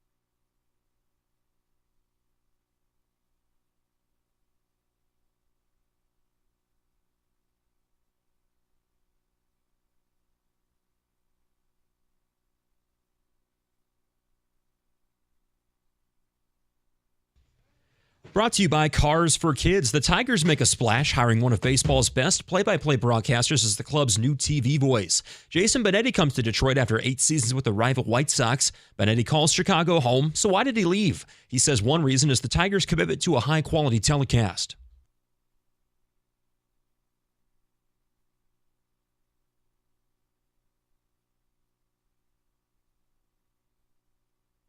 Benetti will call at least 127 games this summer on Bally Sports Detroit. Radio voice Dan Dickerson, he'll slide over to the TV booth for the games that Benetti misses. Michigan football is awaiting potential punishment from the Big Ten for its alleged sign-stealing scheme. ESPN reports, though, there's currently no timetable for when potential discipline could come down. Big Ten leaders still reviewing Michigan's response to the conference's notice of allegations.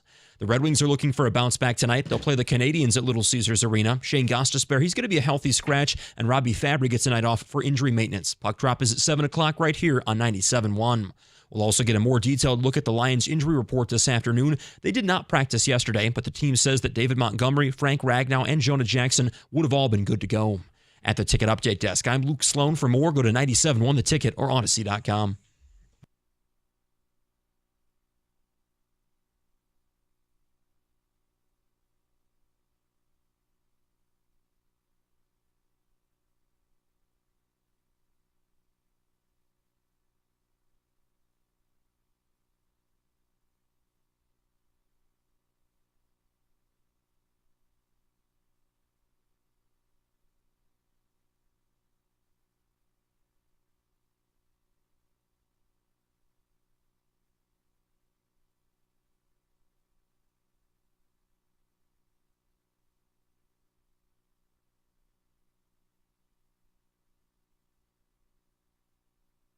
All right, let's get into it on a Thursday.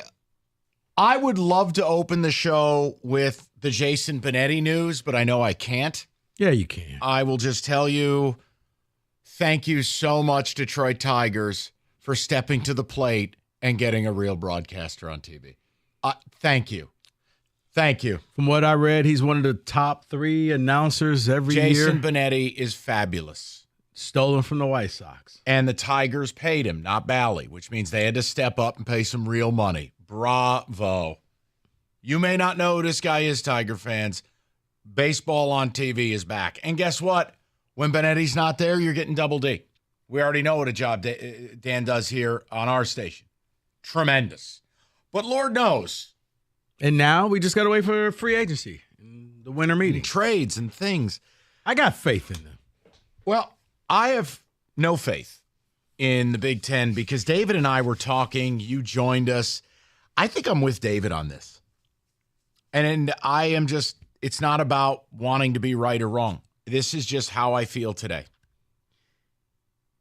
The reports coming out that the Big Ten has no timetable of a response tells David and I something. And as you know, David and I have that pipeline to God. At least David does. When I saw Michigan's letter last night, which was, of course, released after 6 o'clock, I thought it was written by a third grader. I thought it was written on a ground round placemat with crayons. It was laughable. There was no evidence. There was not even a denial of wrongdoing. And it was just a collection of, ridiculous talking points, including we scored points the last 2 weeks. So I said, okay, that's not good. But today I woke up feeling different. And I talked to David about this. And I said, David, here's how I want to open the show. Michigan fan, I think you're 24 hours, a little over, for maybe skating. Because I can't speak to what Tony Petitti is going to do, the Big Ten commissioner. But by the fact there has not even been a response, by the fact that he ain't going to be in Dallas today for the CFP, he's going to stay at the office.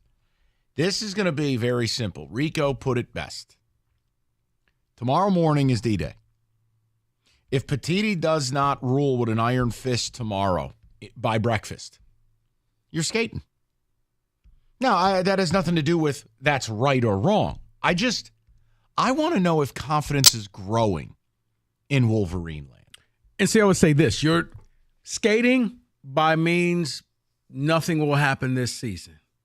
It'll be an after season, over the summer type of thing. If you're a Michigan fan, you don't care. Handle your business. Do whatever you need to do, Tony, and let us know what your decision is. You won't fight it. You'll do whatever, especially if you walk away with the national title and you don't care. Whatever. But Petitti will lose his job. Yeah. That's my other conclusion. See, this is where, and I said this on yesterday's show, and I want to reiterate it. This is where Wojo will end up being right. If Petitti was going to take it to this level, have the coaches speak, have the ADs speak, go to the presidents, there's nothing in Michigan's letter. Nothing. That would sway me.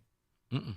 So what else is? Oh, no. This letter was the most condescending letter that was out there. Like, well, we know you're trying to do your job, but you're really not doing your job because you don't know the rules. Here are the rules for you. As a matter of fact, let us help you do your job. Oh, and by the way, we scored more points since we got rid of Stallings than we did before he was here. Right. It was written by a third grader.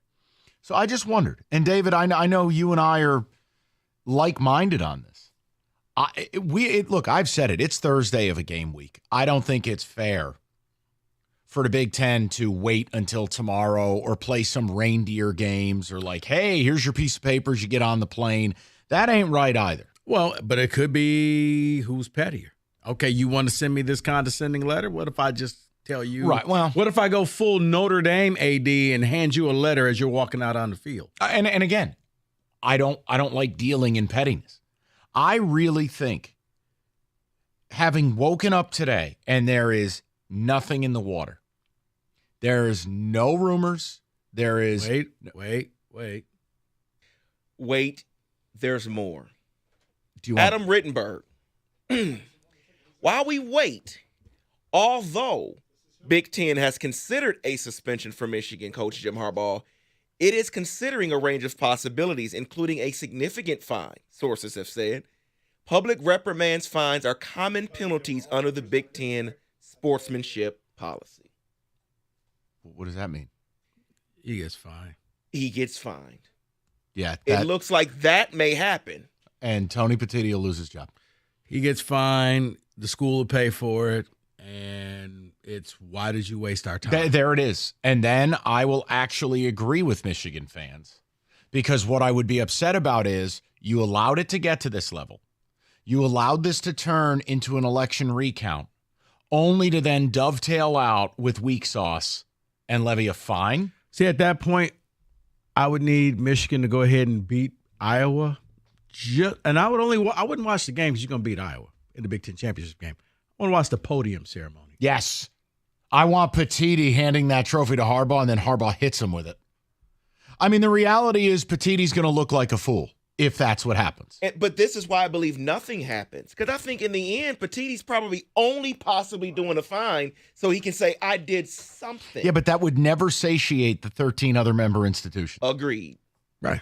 And that's how you lose your job and again, that would be a win for U of M. Getting Petitti out of here, that'd be a win. Yeah, that would be your biggest win of the season. Yes. Not UNLV. This. So the fact that you're hearing some of these mealy-mouthed reports today about, well, there's no timetable, or, well, they could punt the decision.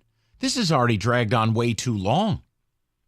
To then now, David, with this Rittenberg piece of a fine, and you're like, all right, hey, listen, it's not up to me. And I've never understood the Harbaugh obsession. But if we were going to make this a thing, then you got to go and you got to punish them and you got to go hit them. If you end up just fining them, you have basically told the other 13 member institutions you don't matter.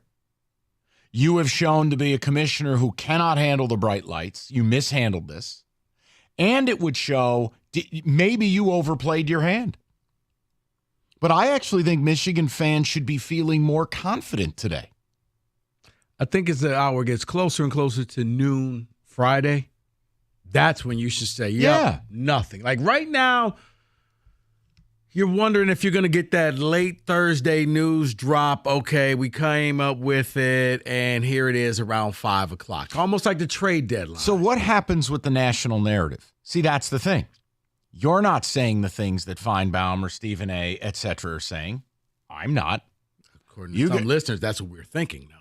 Like reading my mind. Right. I'm making a point. What happens nationally? Nationally, you realize you're going to be a joke. People are going to talk about you. Depending on what Michigan does for the rest of the season, some people will put the asterisk next to their season and say they cheated. You're going to hear that. Whether it's proven or not, Michigan fans, accept it. People are going to call you cheaters. Not everybody's a Wolverine fan. Not everybody's a part of Wolverine Nation. You'll be humiliated. You're going to be on the talking heads of Stephen A. Smith, but other than that, you don't care. You're playing Penn State. Your coach is there. He's going to have to pay a fine that he'll never pay because I'm not paying that. If you guys want that fine paid, Santa, Ward, you handle that. And again, what's the fine going to be? Give me a break. It's not like he's going to drop a hammer and fine a guy $10 million. It's not going to happen. Yeah, by Zingerman's coupon. Right. That sounds right, honestly. Fines are the dumbest thing in sports. They don't really matter. Right. Like when the Houston Astros got fined like $5 million. Who cares? Where's the money go? Who cares?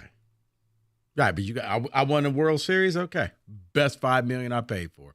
So that's where it's going. Nationally, yeah, you're going to be looked at. You'll become the New England Patriots, where you're winning, and the Patriots fans said, no, it was because we were a great team.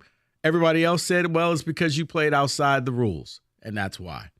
That's what's going to happen. So I'd like to know. I think if I were Wolverine, my confidence would be rising today. I'd have a little more pep in my step. Because if you're going to hand over a letter written in crayon, I was really shocked that the best and brightest minds that Michigan could get together, that's what they produced. I go, that's a laugher. They don't even try to deny what they did. And the rationale was third grade.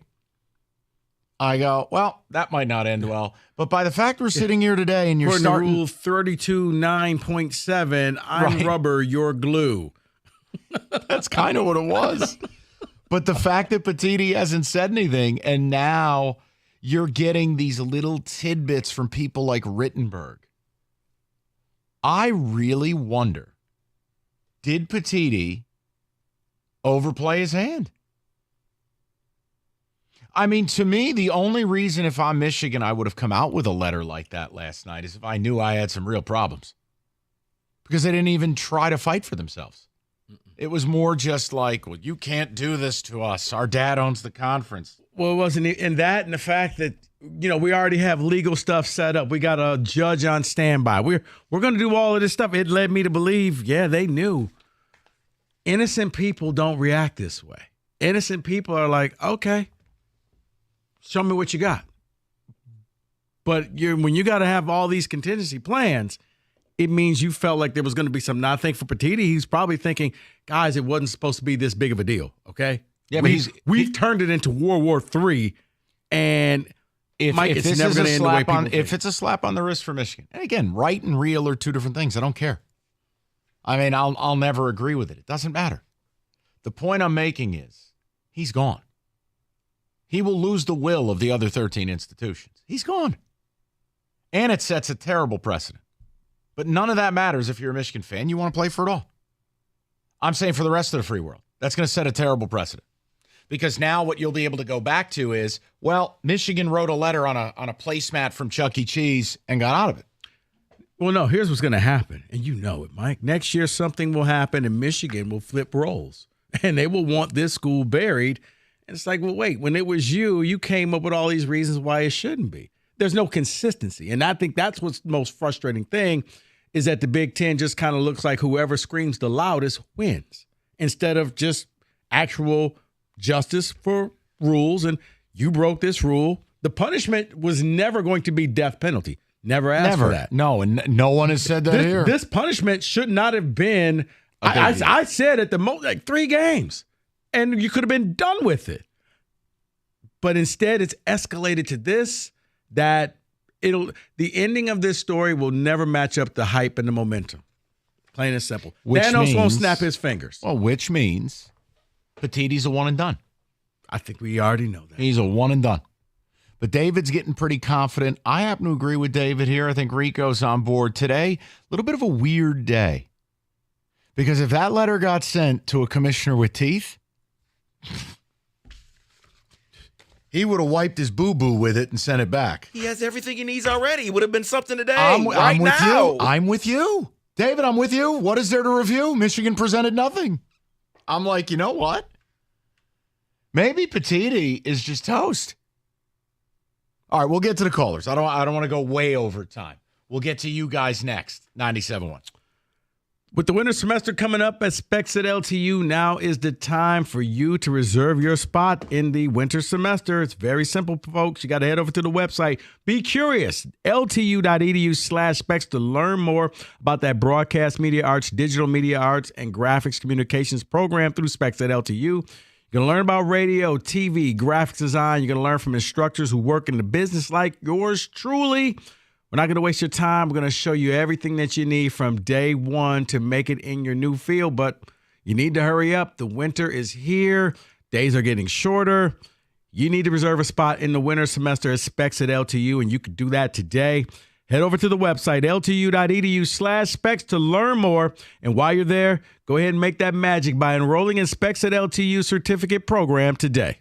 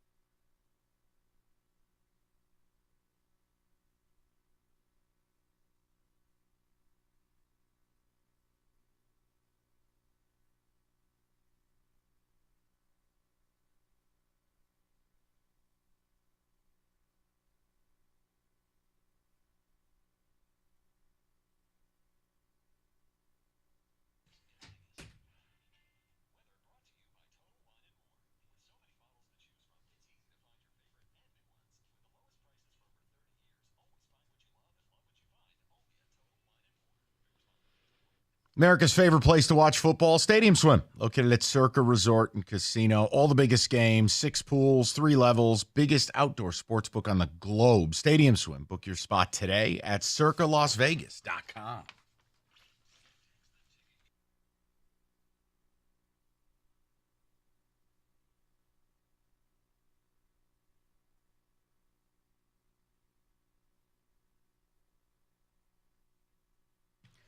All right, David, couple of ticket texts. We got callers to get to. I want to know if confidence is rising in Wolverine land. We're trying to, listen, we're reading some tea leaves. Who are we kidding? We don't have anything new to go on. But that letter yesterday, if the Big Ten was going to hammer you, if they had the goods, if Petitti had the spine, if he had the president's support, the whole bit, there ain't no way you're, quote, well, we're going to take our time and deliberate. There's nothing to deliberate. Rittenberg report that David just gave you. When you hear the fine word coming in, oh, please. That tells you right there. So if you're a Michigan fan, listen, I told you, once we got to this point in the week, I thought it was going to become unfair for Harbaugh not to be there Saturday. You can't do that to a team on a Thursday or a Friday. You do it on a Sunday or a Monday. Yeah, obviously. Well, and I said this, and I'll continue to say it, because I'm rough on the guy, but if he's right, he's right. I agree with Wojo in this regard. I think Petitti, with every passing hour, Petitti looks like a complete boob. Mm-hmm. So, where are you guys at with it? And then, yes, the goal would be tomorrow we could talk football. That would be nice. David, what do the ticket texters say? Confidence is growing because Michigan response and the lack of reports and investigation evidence or movement leads to me. Big Ten and the NCAA have nothing but mad coaches, they say. See, I don't know that I would go there. Mm-hmm. But this is what people do. It's always this it's like binary. It's like it's this or that. And it's like, no, you can't get away from what went down, and they have you. But the idea that you may skate in the here and now is what we're talking about. But some of you, you can't communicate. We're like two different species. Go ahead. I told you guys yesterday the Big Ten is afraid of the privileged elite in Ann Arbor. Someone else says, we haven't heard from Petitti because he's been too busy on LinkedIn looking for a new job. Hey, that one. Hey, put a star next to that ticket text. If he turned this into a month-long saga to go back and give them less than what's in the very bylaws of the Big Ten deal, yeah, the other 13 institutions will make sure he's not there. Because he's just, you're limp at that point. Correct. I think this one, Joe and Howe, speaks for a lot of college football fans when he says, I'll put it simple. If the Big Ten allows Michigan to skate on this, my interest, college football will be pretty much gone. Cheaters don't get punished. Your product is worthless. Yeah, I listen, this would just be the latest in a long line of things that make me care about the sport less. It's ridiculous. But again, I don't know what the perfect punishment is. I never claimed to. But nothing or a fine, well, that was never a part of the equation. No, that's almost insulting. It is insulting. Yeah, because you're going to have to turn around and look at the other 13 teams and pull the Tayshaun Prince look like, what? What'd you expect? I mean. All right, let's see what the people have to say. We'll lead it off. Let's go to Larry. He bats lead off on a Thursday. What's up, Larry? I'm doing good, guys. How are you? Super. What's going on? All right, so first things first, just got to say to the them fans, hey, not everyone who's coming after you guys is a solely state supporter, so you can't use the blowout against us. Not everyone's an Ohio State fan. You can't use the last 2 years against them. So just keep that in mind. Next, so do you imagine that when Petitti comes out with this fine, they're right there and they're just laughing. They're like, $1 million fine. Right. Say, like, that's it. Do you think that they, like, are gathered around suits, signing that check, and then right next to that check is that contract extension for Harbaugh? Because that's what I'm thinking. Oh, I mean, at that point, why not? You will have already shown that the Big Ten is toothless. You will have shown the commissioner is a boob. Yeah. And who would stop you? Now, the only thing I would say is, do you want to do that while you're under an NCAA investigation or two? Man, why not though? You got at that that hot point- hand right now in Vegas. I mean, Pop the bottle at that The point. bigger boss move is like, okay, how much is the fine? There it is, and then there's Santana snaps his finger, and some guy opens a briefcase with the cash. all in singles. Right there, you go. I Larry, mean, as Rico good? knows, when you have privilege, that just, I mean, it happens. you That's know? right. That's right.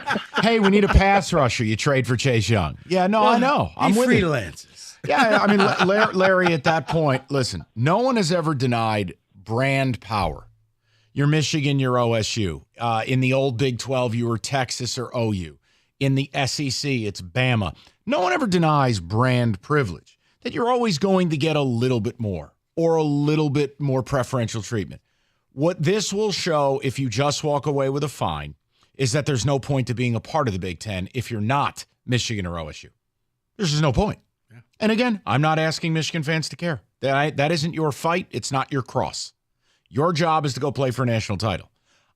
I'm just offering you, don't be surprised when the rest of us react a certain way, which is, there's no point. I mean, at least Vince McMahon and WWE are honest about their product. If you can get away with this and pay a $10,000 fine, Right, and your only justification is, what are we doing here? Look at everybody else. They did it too, and you did this wrong. And look at this rule.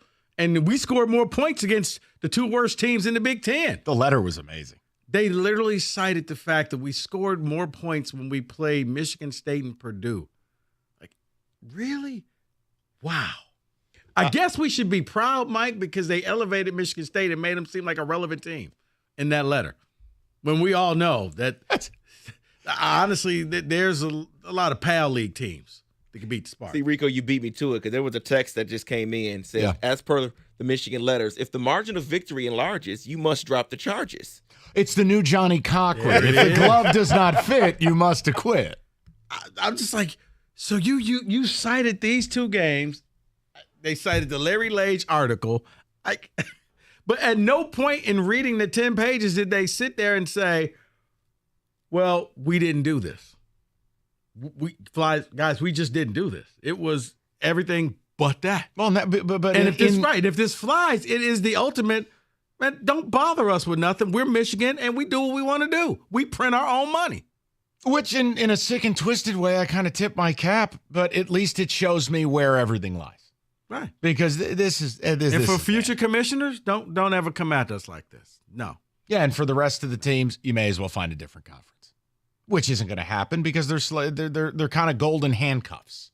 The money's too good, you're not going to leave, so you're going to put up with this abusive relationship, this nonsense. My employer doesn't like me, but they pay me well. That's a great way of putting it. All right, depressing. Hey, let's go to Mitch, 97.1. What's up, Mitch? Hey, Mike, how you doing? Good. What's going on? Good. Hey, I just want to say, as a Michigan fan, I'm loving all this attention. You know, everybody's looking at us, waiting for something to come out, and nothing's coming out. I mean, I feel like Trump back in 2016. He can say anything, and he's still going to win. We're going straight to the title, and everybody's scared, and I love it. Well, who's scared? I don't know. Who's scared of what? I don't know. Everybody keeps talking about it. Everybody wants to see, something come out with Michigan, and nothing's coming out. Well, I don't think that people are scared. It's more news, of a Mitch. we've never seen anything like this before, and unfortunately, you're in the crosshairs. Yeah, I mean, nobody's seen any other allegations against other teams. I mean, it's against Michigan, and everybody hates Michigan, and it's a huge chip on our shoulder.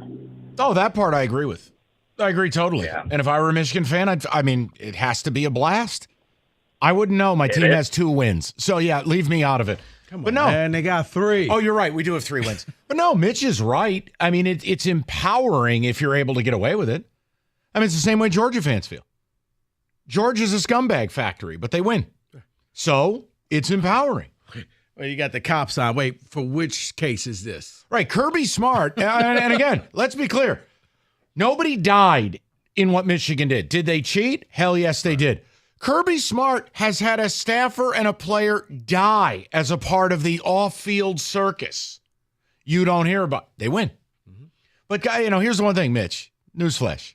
If you weren't winning, nobody would care. Right. The wind blows hardest at the top of the flagpole. No one's ever going to come after, Florida Atlantic. No one cares. Right. The only reason why people cared about Northwestern, because it was the summer and we were just dying for football. If it were to happen right now, it would just kind of fade away. As a matter of fact, most people have forgotten that actually happened this season. So that's why we're taking the Wolverine Confidence But it doesn't today. right. But man, it you're not scared. But yeah, it is news because you haven't seen a level of cheating like this where it was organized. But if it goes unpunished, and again, we don't know that that's the case, but boy, it feels that way. And it really leads to what I'm saying. What? Central's going to get hit harder than Michigan. Right, because every time UNLV cheats, Cleveland State goes on probation. Exactly. Same as it ever was. Poor CMU, poor cookies. Comer and Cross, premium garage floor. It's winter. You know the drill. It's a lot easier to get that floor in winter, too. They do it all winter long. And you'll use your Comer and Cross garage floor the most. Bottom line, they show up and in one day, job's done. That's the Cliff Notes. They show up, they move all your stuff out, do the job, move all your stuff back in, and you've got a showroom-ready garage floor. Or basement if you so choose. It's Comer and Cross. You mention my name, you get $250 off their price. 248-266-4443. That's 248-266-4443, or you just go to ComerandCrossGarage.com.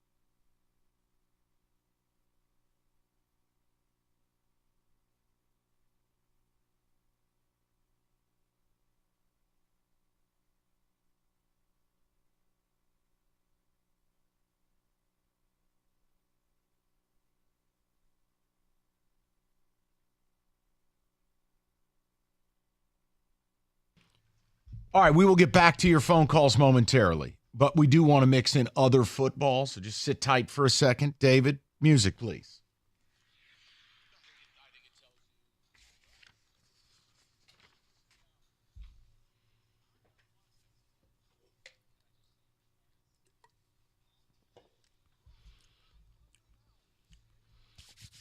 All right. So we do have football outside of this ridiculous scandal.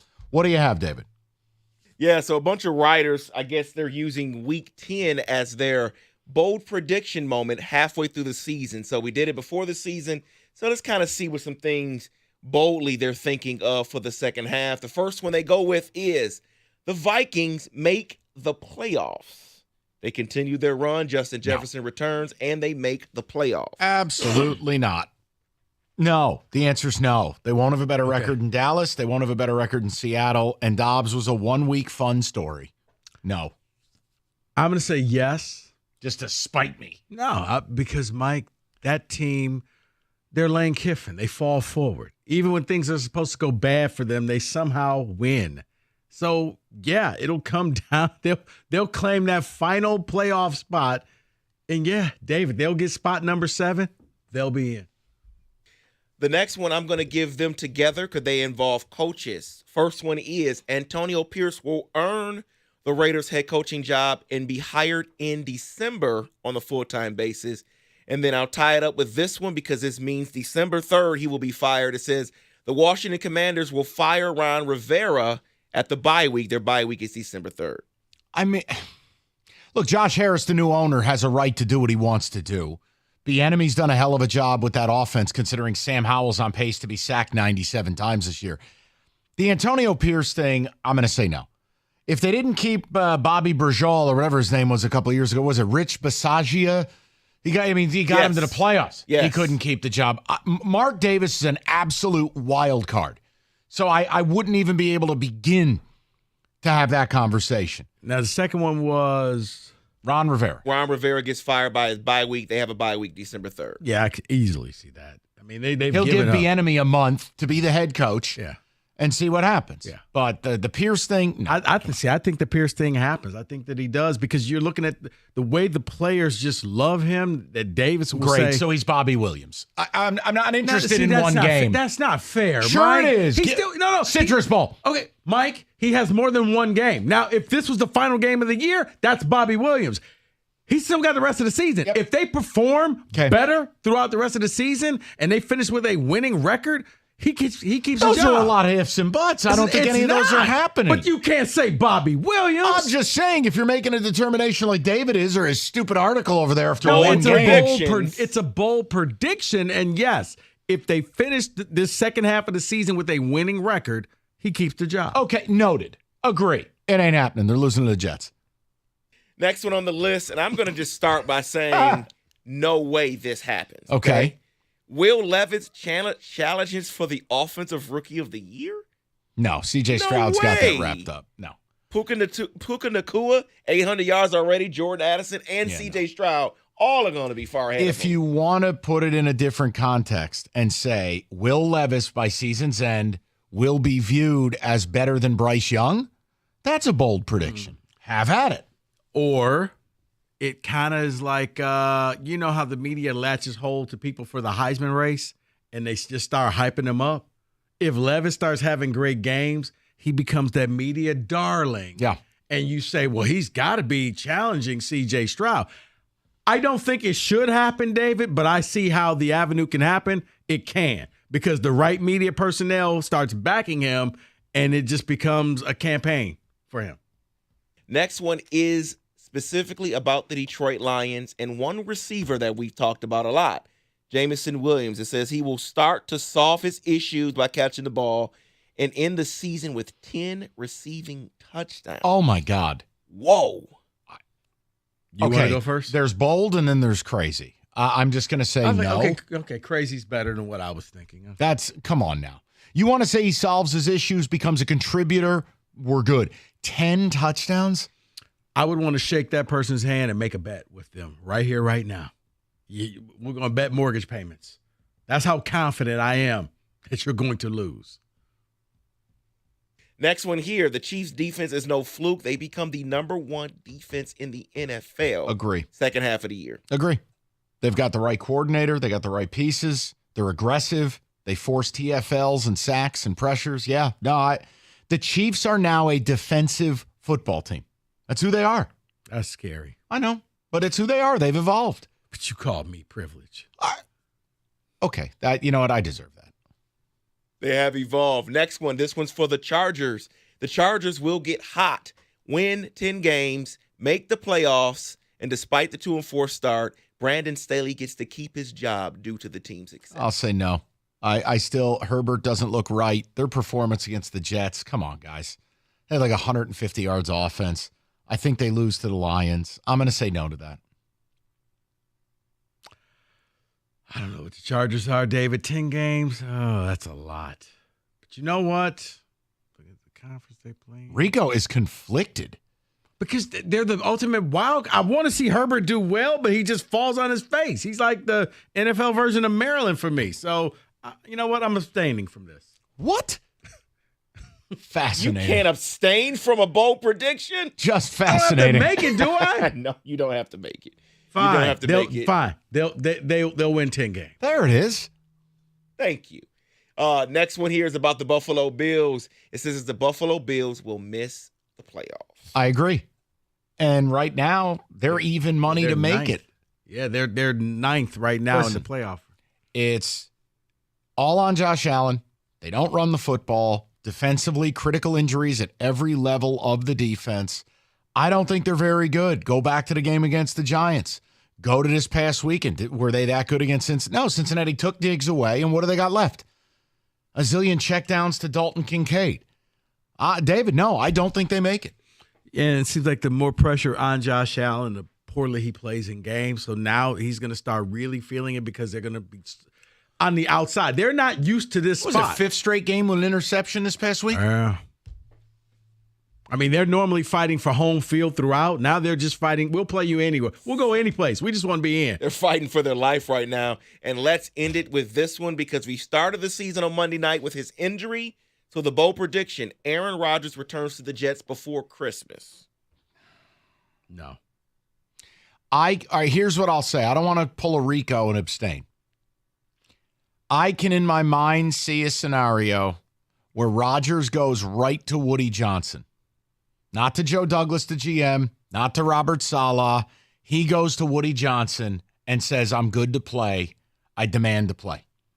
And the Jets will have a desperation level that is very hard to understand here because it's New York. Right. I'm not telling you it's a good idea. Here's where, if I'm his agent, I'm like, hey, Aaron, Bubby, come here for a second. That offensive line hasn't gotten any better. I agree everything you you're remember saying. the first 5 passes of the year? I'm with David. Let's sit this one out. Okay. You know what? If I were his agent, I would tell him, I really don't want you flying to Brazil and doing oil-based enemas in the offseason either. But I couldn't stop that, could I? That makes you lighter. Got more aerodynamic. Maybe that's why he'll return because he's more aerodynamic. David, I could absolutely see a scenario. I'll say yes. And that is in football today. All right, Hungry Howie's Pizza. We talked about it. When Kenny loses a hockey bet, he treats himself to the mac and cheese pizza. You didn't lose last night, Shooter. L.A. Kings 4-1. He just walked out of the room. He don't even say a word. The point is, the Kenny Cott mac and cheese pizza, $10.99. You know what?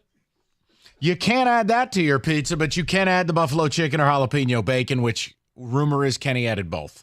Yikes. He said it was tasty. Hungry Just Howie's like Grandma makes. mix and match menu. Yeah, not the way I grew up. Mix and match menu, $6.99 for anything on that menu, $10.99 on that pizza of the month. It's Hungry Howie's Pizza.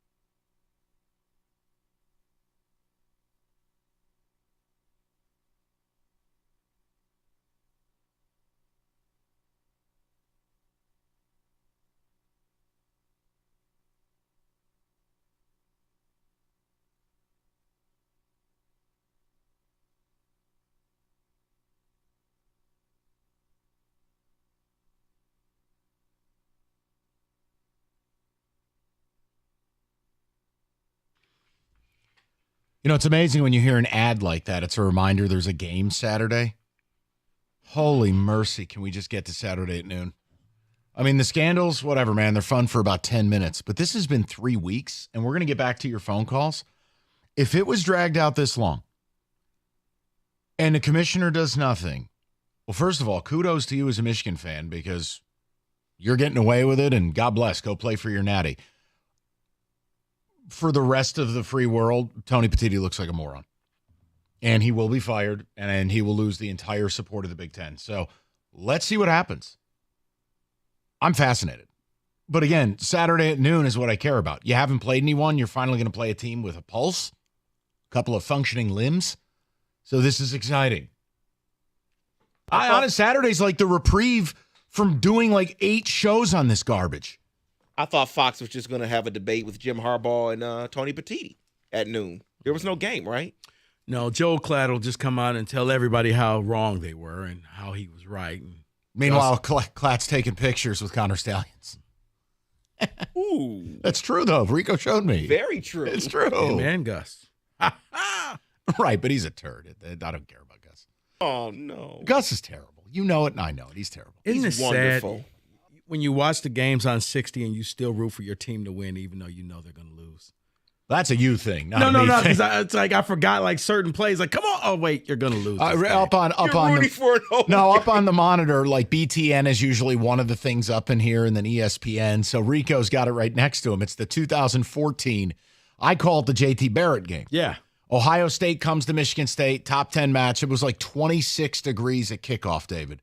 And Barrett played a phenomenal game. That's a team that had Zeke. It had Michael Thomas. Yep. I thought that was going to be – I'm like, if he plays this way, he's going to win a Heisman. This kid was phenomenal. And it was his very first game starting. It was like a 45-35 final or something. It was a shootout, but you just couldn't get stops. So Rico's over here still like, come on, catch it. Oh. And I'm like, buddy, this game happened 10 years ago. It's not a live game. This is not real. This is not real. Yeah. It was real to me. I forgot certain plays. That's all. Like, wait, what is he? Oh, wait, no. Wait, it's this Ohio State Classic. And he Right. Rico's still holding out hope as it says Ohio State Classic. No, because I'm thinking like, I forget. I'm thinking it's the next year when they went down to Ohio State and It's they won. not. I They go promise Spartan in the middle of the field. I love it, though. David, Ohio State Classic. Come on, boys. We still got a shot. What are they doing? Like an AI-generated broadcast? Alternate universe. We will go Doctor on the board. Strange. I want to get to your guys' phone calls. David and I have come to an agreement on this. If you're a Wolverine, I kind of feel like the confidence should be rising. Again, long-term, I have no idea. You feel like the Big Ten and the NCAA are still going to be hanging over your head. But in the short term, if Petitti didn't respond to that dinner napkin letter you sent, and now you're starting to see these little ESPN reports of the F word, a fine. Oh, man, you pop a bottle if they fine you. For one of the worst cheating scandals you've ever seen, you pop bottles in the short term. Yeah. You're right. Kenny at his little dive joint he likes to go to. Actually, it wouldn't be Kenny popping bottles. It would be like cracking PBRs or something. That'd be the mac and cheese pizza. It's Kenny won last night. Let's go on the board. 4-1 Kings, silver helmets.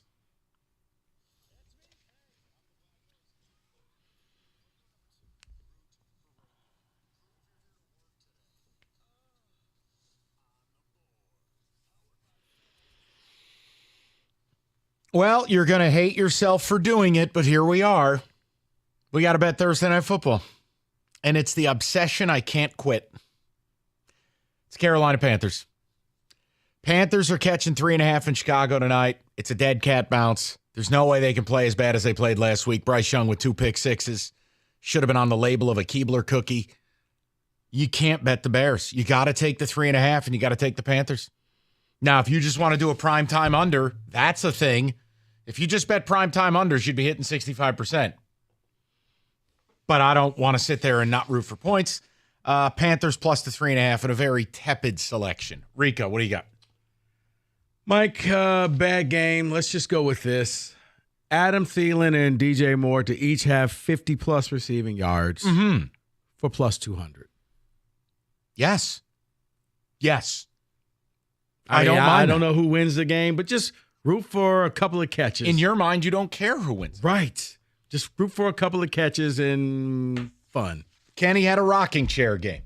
Kenny marched into Las Vegas. Nobody walks into T-Mobile Arena and walks out with a win. But the Kings did. Big victories, Kenny. Can Big I victories. pass on my pick today? Because I hate my pick today. Well, hold on. Whoa. If you're not confident, that's fine. What's It's not the that I'm not confident. I feel pretty good about the pick. It's just I don't want to make it. I don't want to bet it. And I don't want other people to bet it. No, And that's no, what no, I'm no, trying Is to it do. a team that you don't like? Nah, here it is. I know what this is. This involves the Wings, doesn't it? Yep. Sure does. Talk to me. We got the Canadians coming into LCA. Is it Canadians or Canadians? It's the Habs. Les Plus one. Habitants? That's right. You got it. All right. All right, let's hear it. It's plus 158. Tons of value. The Wings have no high danger chances. They don't stop anybody from getting to the net. And the Goaltending's Canadians been do. spotty. Goaltending Goaltending's has been spotty. I will say that I do expect the backup to play. I don't expect Husso to play. It's probably going to be a Reimer game. Oh, it's a Reimer game. Habs plus 158.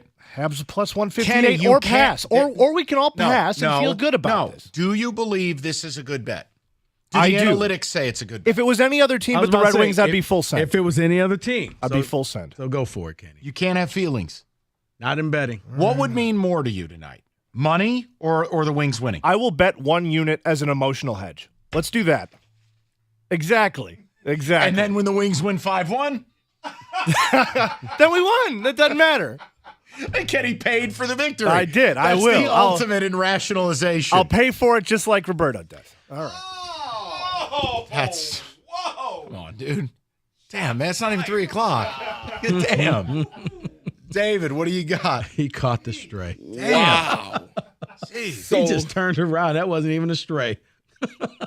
so Louisville in back-to-back weeks have blown out their opponent. They are playing Virginia tonight. Giant number, minus 20.5. Ugh. Go with the 20.5. Oh no, with Tony Elliott? Let's go, No, Louisville. Wait, you want to lay to 20.5? Oh, for sure, yeah. Oh god. Yo, I wasn't going to Virginia side. Oh, no. Okay, David just casually laying 3 touchdowns.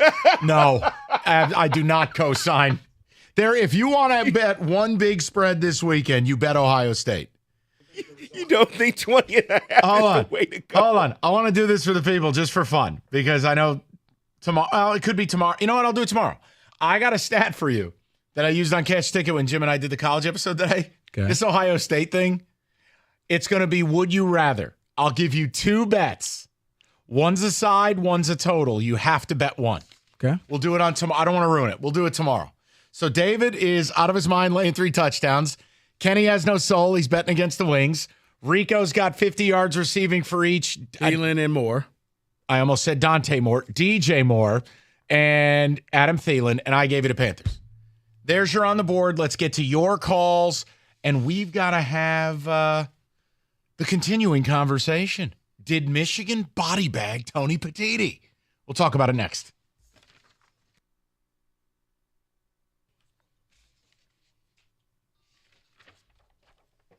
Okay, it's just tremendous. $150 in bonus bets with any winning $5 money line. And again, Montreal tonight plus 158. You know it's a good bet if Kenny's betting against the Wings. Bottom line, they got more ways to play. You like the prop stuff? More betting markets. Can you bet classic games? Rico currently placing a wager, live betting MSU plus 13.5 in the 2014 Ohio State game. It's FanDuel, the official partner of 97.1 The Ticket. First online real money wager only. $5 pregame money line wager required. $10 first deposit required. Bonus issue. Non-withdrawable bonus bets that expire 7 days after receipt. See terms. Sportsbook.fanduel.com. You got a gambling problem? 1-800-270-7117.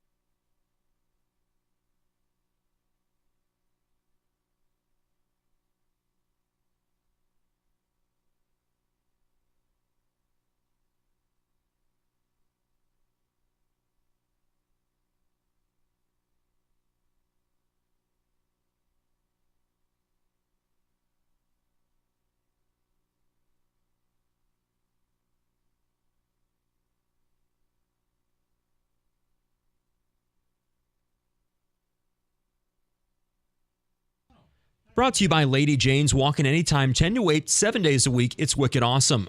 The Tigers have brought in one of baseball's best to be the team's new play-by-play voice. Jason Benetti has been hired as the club's new play-by-play broadcaster on Bally Sports Detroit. He'll call Detroit his new home after 8 seasons with the White Sox. He'll call 127 games this summer on Bally. Radio voice Dan Dickerson. He'll move over to the TV booth for the games he misses. The Wolverines are awaiting potential punishment from the Big Ten for their alleged sign-stealing scheme. ESPN reports this afternoon that there's currently no timetable for when discipline could come down. Big Ten leaders are still reviewing Michigan's response to the notice of allegations. The Red Wings aim to get back on the winning side of things tonight. They play the Canadiens at Little Caesars Arena. Shane Gostisbehere, he'll be a healthy scratch. Robbie Fabry also getting a night off for injury maintenance. Puck drop at 7 o'clock. The pregame show at 6:45 right here on 97.1. We'll also get a better look at the Lions injury report this afternoon. They did not practice yesterday, but the team says David Montgomery, Frank Ragnow, and Jonah Jackson would have all been good to go. At the Ticket Update Desk, I'm Luke Sloan. For more, go to 97.1 The Ticket or Odyssey.com.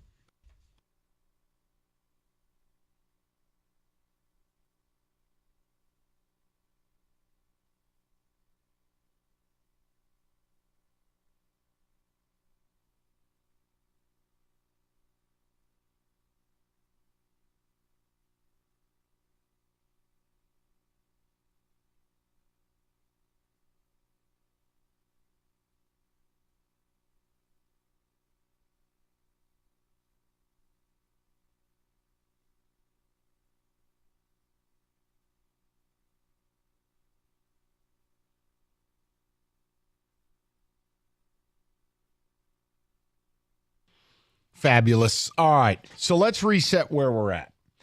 And obviously, none of us can. Who knows what the hell's going on? I in my entire career, I've never seen a real-time scandal like this. Rico, I know you haven't. But none of us have a clue what the hell's going on. Because, again, it feels like after Michigan sent their letter last night, or you can call it a response to allegations, that was one of the most poorly constructed things I've ever seen. It was like a third grader wrote it. But by the fact that there's no response from Petitti today, you heard Luke Sloan's update there. And the ESPN reports of, well, Tony Petitti won't be in Dallas for the college football playoff meeting. Okay, then where's the response? Where is it? The Big Ten, Adam Rittenberg, there could be a fine as a component. I go, oh. See, if the F word comes out, you better go get that bottle. You want to dust it off and pop it. If you're a Michigan fan and the word fine is coming out, I think you pop a bottle. Now, again, none of us have any idea where it ends up down the line. The NCAA will probably rule in 2076. But David and I came to a conclusion, and we could be wrong. But I really think if you're a Wolverine, are you reading the tea leaves the way we are? Because if I received that letter and my job was on the line like Petitti's is, oh, no, I wouldn't even care. You could get your TRO. You could get your injunction. I would have thrown everything against the wall. But nothing's happened. And remember, Petitti has talked to / met with the coaches, the ADs, and the presidents. Do you know what he didn't need to do to levy a fine 3 weeks ago? Do any of that. Petitti didn't have to do any of this stuff. So this is where, and I agree with Wojo if this is how it ends up. Wojo and I were talking about this yesterday. It was like, if it ends up with just a fine, forget about what's right and wrong. Forget about the grave mismanagement that was done by the conference. So I just want to know where Michigan fans are at with this, because you're 3 p.m. on a Thursday. I've already said it would be insanely unfair to come out the week of the Penn State game, come out Sunday or Monday. But see, Petitti, it's been slow the whole way. I can't. Go ahead. Mike Mayer's the reason why it's slow. You know what? I have to make sure that the due process is going through. I let you respond. I gave you this. I did all of that so that they can say legally this was not a knee-jerk reaction. Mm-hmm. We took our time. There was no vengeance. There was no bias. We crossed all the T's and dotted every I. So I know we're an impatient society, but that may be one of the reasons why. Like, okay, you know what? They're threatening to go legal, so let's make sure we're all buttoned up here. No, it's because nothing's going to happen. Okay. I Or thought nothing's something gonna should happen Sunday, but then I understand, okay, they have to let Michigan respond. So let Michigan respond. But you should have known what you were already doing Sunday. So once the response comes out and then I'm hearing, oh, he's not in Dallas, okay, well then I should expect something any minute now. Nothing. Or maybe, unlike Michigan, they don't leak out everything, and they're just waiting to drop the bomb on you. There's no bomb. They don't have a bomb. There's nothing. I can celebrate. Me and Harbaugh are skipping around in the tulips. We're just celebrating right now because nothing's happening. So by nothing, you're Let's saying celebrate, Jim. By nothing, you're saying what? By nothing? Yeah. Sure, find me. Okay. Find me. Wonderful. Okay. Roberto? I said, how's that going to look on national television for him to be on the sidelines? No punishment. It's going to look. When did he get so angry? Roberto's invested in this. He's really gotten involved. When did he get so angry? Where'd you meet Will Smith? When did you meet Will Smith? Roberto, college football has always had some really crappy optics. I'm just making a point to you. Rico and I never got lost in the sauce with this. Like, it was never going to be what people wanted it to be. So Michigan fans get upset because I say, no, you did dirt. You need to be punished. And then Spartan and Buckeye and all the rest of the people get upset because I go, guys, you're out of your effing mind if you think they're not playing their games. So basically, I have everyone hates me. It's fabulous. Yes, Kenny. Roberto's been weirdly invested in this and other things in sports for the past 3 weeks, the Lions included. No. But Roberto's coming around. I think so. The anger, like, whoa, where'd that come from? Dude, he just... It's ridiculous. He'll be sitting on the It's an embarrassment on national TV. What is the name of the movie producer Tom Hagen goes to see in The Godfather? And they try to get Johnny Fontaine in the movie. Waltz. That's you. You're Waltz. I won't be made to look ridiculous. Like you are ridiculous. You're out of your mind. All right, David. Lunch on this. Okay, hold on. What's the bet? He's saying it'll just be a fine. And what are you saying? Anything other than just a fine. I'm taking the Anything field. other. I'm taking the field. Let's go. What are the terms? Lunch. What are the terms? Lunch. How about a soul? Well, I have enough of those from last week. Okay, noted. How about a soul? Gentleman's bet. Loser's soul goes to the devil. No, we're not doing that. All right.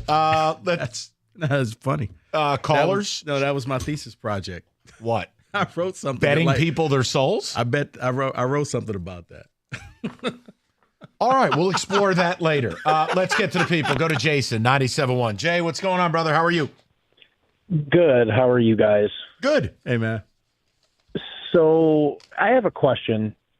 Is the reason why they haven't done anything because something else has come to light?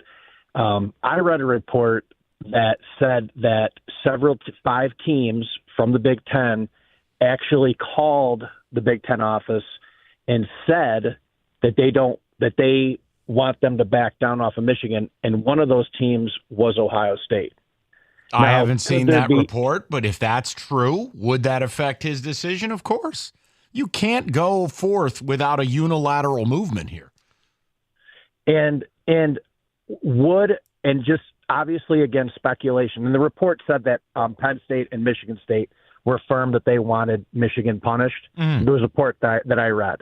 So in light of the report, if it was true, could the reason why it's being slow walked is because Ohio State and these other 4 teams came in and said, you need to slow down and pause, and we don't think that they should be punished? It's possible. Has the Big Ten found out that the reports of other teams giving signs and doing this is much deeper than they thought? They've gotten information. No. People have admitted to things. Now and I'm it's stopping It's you. a bigger. No. I'm asking the question. I'm giving you the answer. So chill. I'm trying to answer, but like you didn't stop talking. Jason, I've seen some reports, but then I kind of considered the source when I'm looking and reading them on like Michigan websites. So, but they was never backed with anything. It was just sources told me. So I've kind of read what you read, but I don't know if everybody's backing down and because they don't want Michigan to be punished.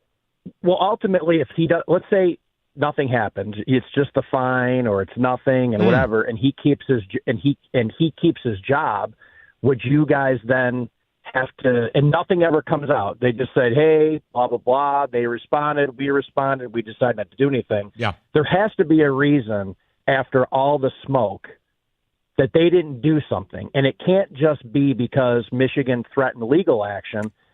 There's no, if he keeps his job, that means that other schools in the Big Ten are okay with him keeping his job, and they came in and said, we changed our mind. We don't want you to go after Michigan. It's got to be something like that. Jason, I think at that point, two things would have to happen from the Big Ten.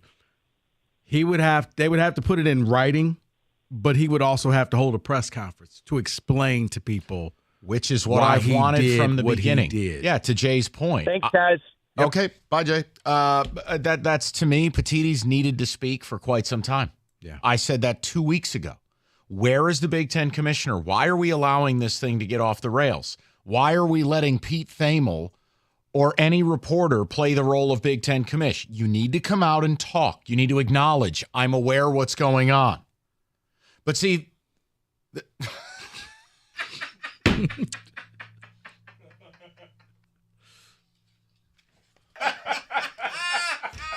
jeez. But no, I again, this is where when Wojo, this was on a Tuesday night show. I didn't agree with all of the ways he got to where he got to, but I arrived at the same destination, is that if Petitti did not drop the hammer, he's going to, A, he's going to lose his job, and B, he's going to look foolish. He will have mismanaged this. So as we sit here right now, I have no idea what's going to happen. But I'm with David, is that at least David, now David doesn't drink, so maybe it's a sparkling water, if you will. But David is, you haven't popped the bottle yet, but I think you've at least selected the bottle you would like to imbibe in. I would check the Greater Life Communion cabinet. David, you ever get hammered on communion wine? 2-4. Not at all, but I might with Harbaugh in the tulips. Oh, my God. What is going on? The parishioners like, you don't even like Harbaugh. What has happened to you? We're not going to get punished. He got the email. I need to celebrate. I got the email. He got the email. Directly from Jim himself. Now, David, I do want to say one thing, and it's not a radio tease. You do realize how insane, like, we will complete the circle. You don't get punished. Petiti looks like a boob, and then you go out and lose Saturday. You do realize how insane this would all be. See, I don't want to talk about the possibility of losing Saturday. Okay. Let's not do that. And again, it's James Franklin. But let us not forget something from a football perspective. You've played the worst schedule in America. So while Penn State is far from impressive offensively, you are going to Happy Valley. You are going to face one of the 10 or 12 best defenses in the country. Like, there's at least something to talk about here. David, it's the one thing Michigan fans have not bargained with. They just have said, no, we have to play because we're winning it all. So if you do all of this, we're filing a TRO. We got a judge on standby, which I've never heard of, by the way. We got him on standby. And then you go out and lose Saturday. David, don't lose. Don't lose now. Because, see, that's the thing. Like, you don't go out and get all of that stuff if you expect just a fine. A fine. See, that, okay. But David... You don't go out and have a judge waiting. Right, you don't battle plan for nuclear war, and the only thing that was ever at risk was getting a kick in the balls. Like, I'm with you. Right. But and then when David you go get kicked in the balls, the person slips on ice. Whee! That counts. David has made the compelling case. Now 3:15, nothing from Petit. David, I don't think you're getting anything today. I think I'm looking for minute by minute. David, it's going to be okay. You were always going to play against Penn State. You were always going to play your games. They were never not going to stop you from playing. It would never happen. And I got a feeling there was always a contingency plan just in case I can't be here. Here's who's in charge. I mean, there was a succession. They're smart enough to know that. So, exactly. I wish we had a drop of what he said to me in the break. Oh, no. boy. It was that, but with some additives, if you will. Okay. Football and basketball season is here. I need the fastest internet around to keep up with all the action. Xfinity connects me to more of the great games that I love. With Xfinity Internet, you get the speed you need at a great price, so no more frozen screens or pixelated videos, just pure uninterrupted streaming bliss. Xfinity Internet is built to handle all your digital demands with speeds that'll make your head spin. You can enjoy all your favorite apps all in one place with the Flex 4K streaming box, all with Xfinity Internet. Xfinity allows me to stream all my favorite shows and all my favorite games without interruption. It means you get the latest scores as they happen, latest injury updates, fantasy stats. Heck, you can even keep refreshing to see what's going on in Ann Arbor. That means you can choose from a variety of speeds depending on your needs, including gig speeds up to 1.2 gigabits per second, and enjoy reliable internet on all your devices. To get started, very simple. Call 1-800-XFINITY. Visit Xfinity.com or stop into a local Xfinity store today for more details. Maximum download speed of 940 megabits per second when hardwired via Ethernet. Actual speeds vary and not guaranteed based on Xfinity's fastest available download speeds.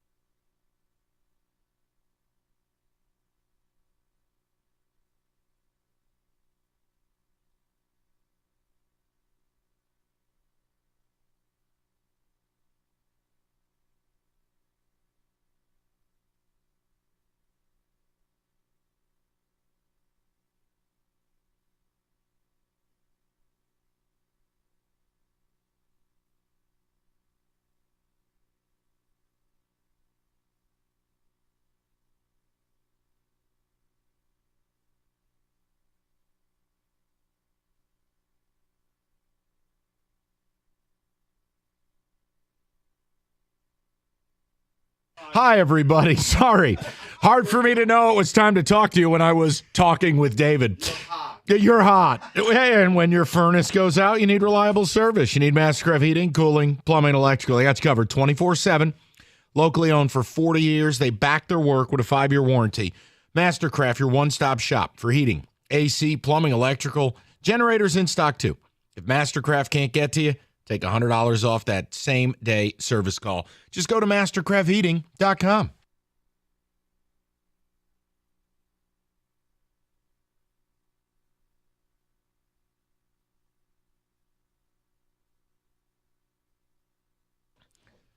All right. Sorry about that, everybody. I was literally talking with David instead of talking to you. My bad. David, some ticket text. We'll get to the callers.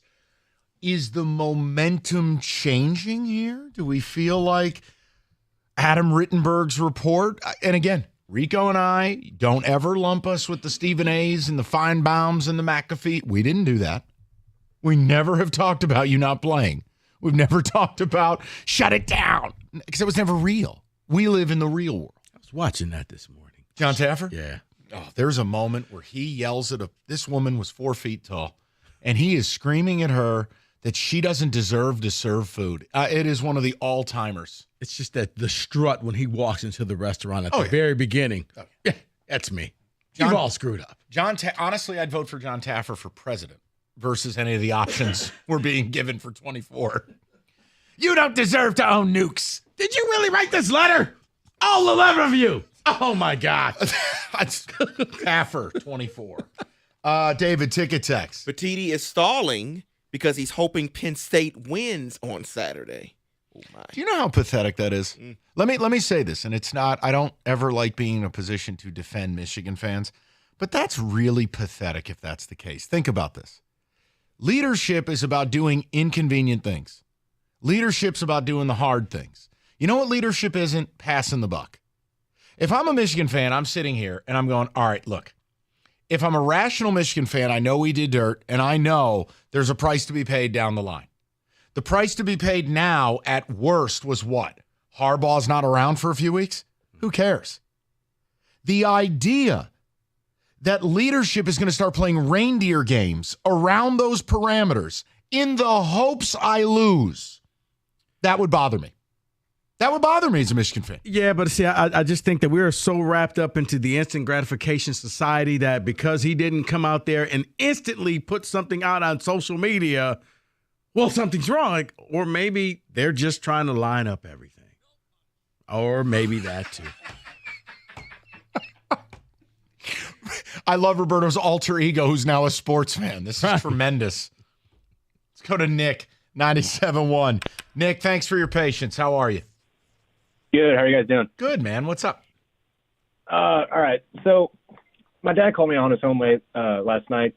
Just to preface, he's a county attorney here in Iowa. Okay. And we got talking about Michigan. And I basically read him the fourth grade love letter that was written by your state's legislatures yesterday. Yeah. And he honestly couldn't believe what I was saying and thought I was busting his balls at first. But after that, it kind of dovetailed into my next question for him. I was like, Dad, I mean, is there any obligation for you to potentially deal with a sports scandal in the county? And he goes, Nick, I would not waste my resources, time, or my dignity dealing with something like that. I got murder cases. I got a domestic assault case on my desk. So I was just Okay, he hung up on himself. The point is, we covered it yesterday. That was embarrassing. For members of legislature, 9 of the 11, by the way, who are U of M supporters and fans and grads, that was an embarrassment. Politicians need to stay out of sports. It's never a good look. That was ridiculous. Sorry. I think that's what he was trying to say before he hung up on himself. When you hear that boom, that's a person hanging up on themselves. That's not us. We don't have video game sounds if we hang up on you. So that was him doing that to him. David, what? You're studying your ticket text. What's going on? I was looking. I thought something was coming through, but it's not. That's all. Can I just have you kind of set yourself up for that one? Can I just have the Roberto drop for no reason? I just.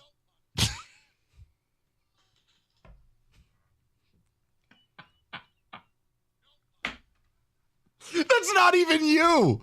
You don't even talk that way. It's unbelievable. Hey, want to hear something Roberto has said to his children a lot? Do whatever you want. Dad, I crashed the car. All right, let's go to Tim. Tim, what's going on, man? Tim? Tim? Hello? There he is. What's up, Tim? Hello, guys. I believe there's a delay for a reason, and Mike alluded to that earlier. I think there's 2 sets of punishments. I think they're hoping like crazy Penn State wins. They could drop Michigan down to the lowest one-loss team in the rankings, and like Rico said, kick the can down the road. And say we're not done with our investigation. Michigan wins, like Mike said, there might be a fine. Who knows? Maybe a 1-game suspension. But give them some kind of punishment, but let them keep playing, and say, hey, there's more to come. I think they're going to slow play it, guys. And understand, I mean, Tim, I think it's insane to pass the buck on your responsibilities in hopes that a result does the job for you. It's lousy to me. That's lousy. I understand. No, but again, Tim, there's right and real, and you're being real. I think there is some of that at play. Look, the CFP, Boo Corrigan doesn't want to do anything about this. That's why he goes on TV and goes, hey, as long as they're eligible. But the reality is if they lose a game, they're not getting in. And the justification would be your schedule's booty. Exactly. So they have to win. I mean, listen, Michigan is all in to win. This is their best and final shot because reality is, if you lose a game, Mike, they're not going to put you in. You can't, because now you're in that one-loss club. You're looking at Texas, who possibly could win the Big 12. Yours is back, baby. Right, and they're going to say, okay, well, Michigan, let's just say you lose, but you beat the Buckeyes. Okay, they won their conference, and they beat Alabama in Alabama. You beat Ohio State at home. You're not going to win this. Like, you didn't play. Okay, what was your next best game?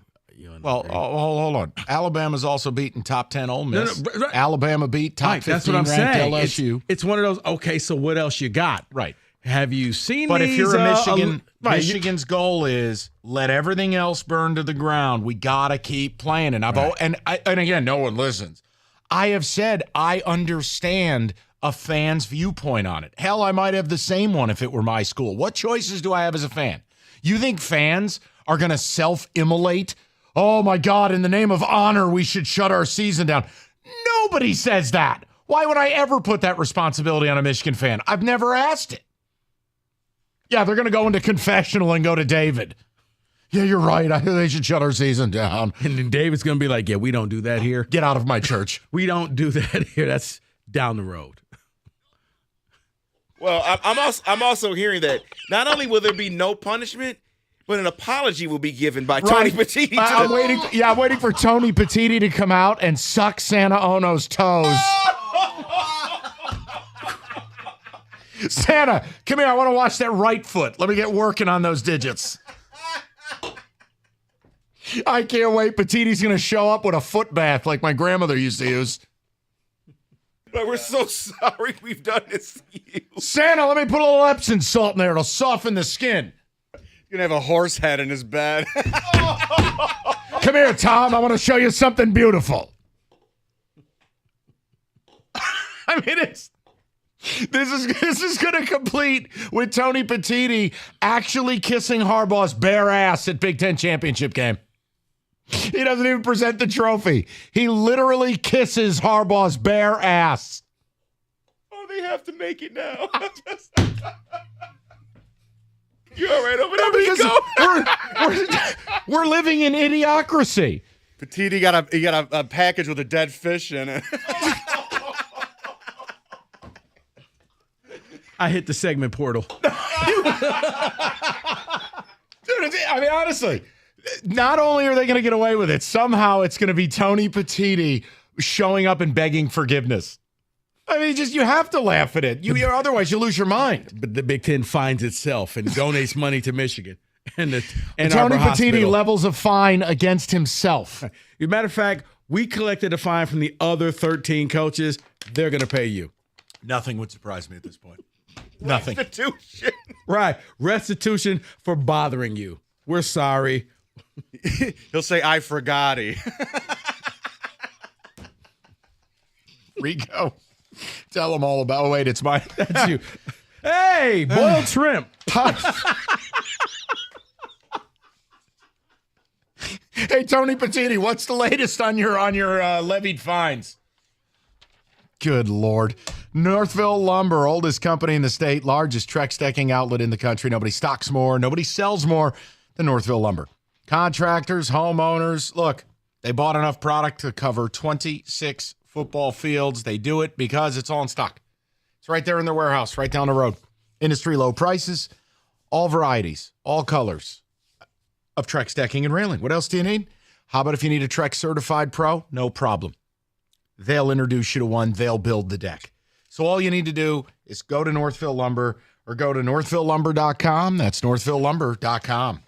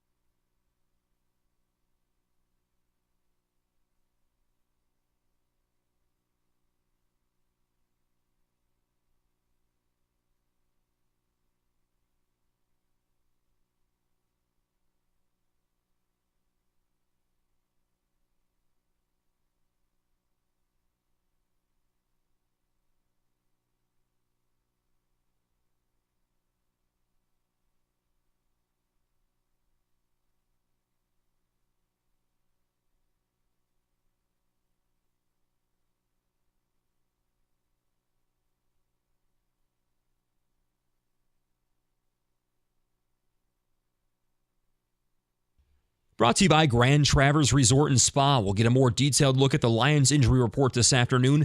They did not practice yesterday, but the team says that David Montgomery, Frank Ragnow, and Jonah Jackson, they would have all been good to go. Head coach Dan Campbell could not be happier about the health the team got back during the bye.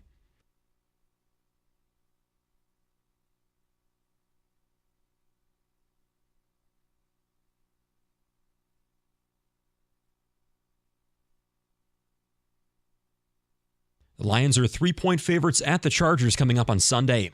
The new TV voice of the Tigers is one of baseball's best. Jason Benetti has been hired as the club's new play-by-play broadcaster on Bally Sports Detroit. He comes to the Motor City after 8 seasons with the White Sox. The Red Wings look to bounce back against the Canadiens tonight at Little Caesars Arena. Puck drop at 7 o'clock. The pregame show at 6:45 right here on 97.1. Michigan State also looking back to get on the winning side of things, and they're after losing to James Madison, of course, on Monday. The Spartans play Southern Indiana at 7 o'clock in East Lansing. I'm Luke Sloan. More at 4 o'clock or at 97ontheticket.com.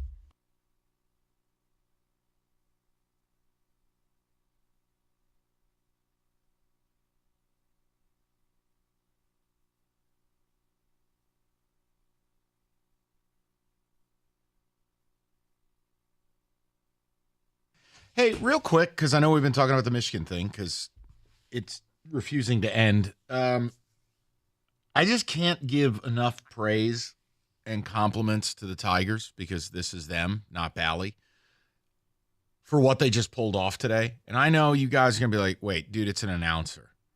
Now, you don't get it. Jason Benetti might be the best announcer in baseball. Jason Benetti's awesome. Now, you know the mark of a good broadcaster is he doesn't just do that. He can do college hoops, which he has. He does football. Yeah. Jason Benetti does it all. The White Sox are a brain-dead organization for allowing this guy to walk away, which is basically what happened, mind you. And the Tigers had to step up and pay him because, Lord knows, I mean, Bally, like other places, can't rub two nickels together. Keep it moving. The point is, you just went from having the worst broadcast on television to maybe the best. And as this team improves, and I do think they're going to be a factor in the Central this coming year, please, Chris, please spend a little money. I couldn't be happier. I can actually unmute the broadcast, and I can watch the games. Now, we always want you to listen to them on 97.1, shameless plug.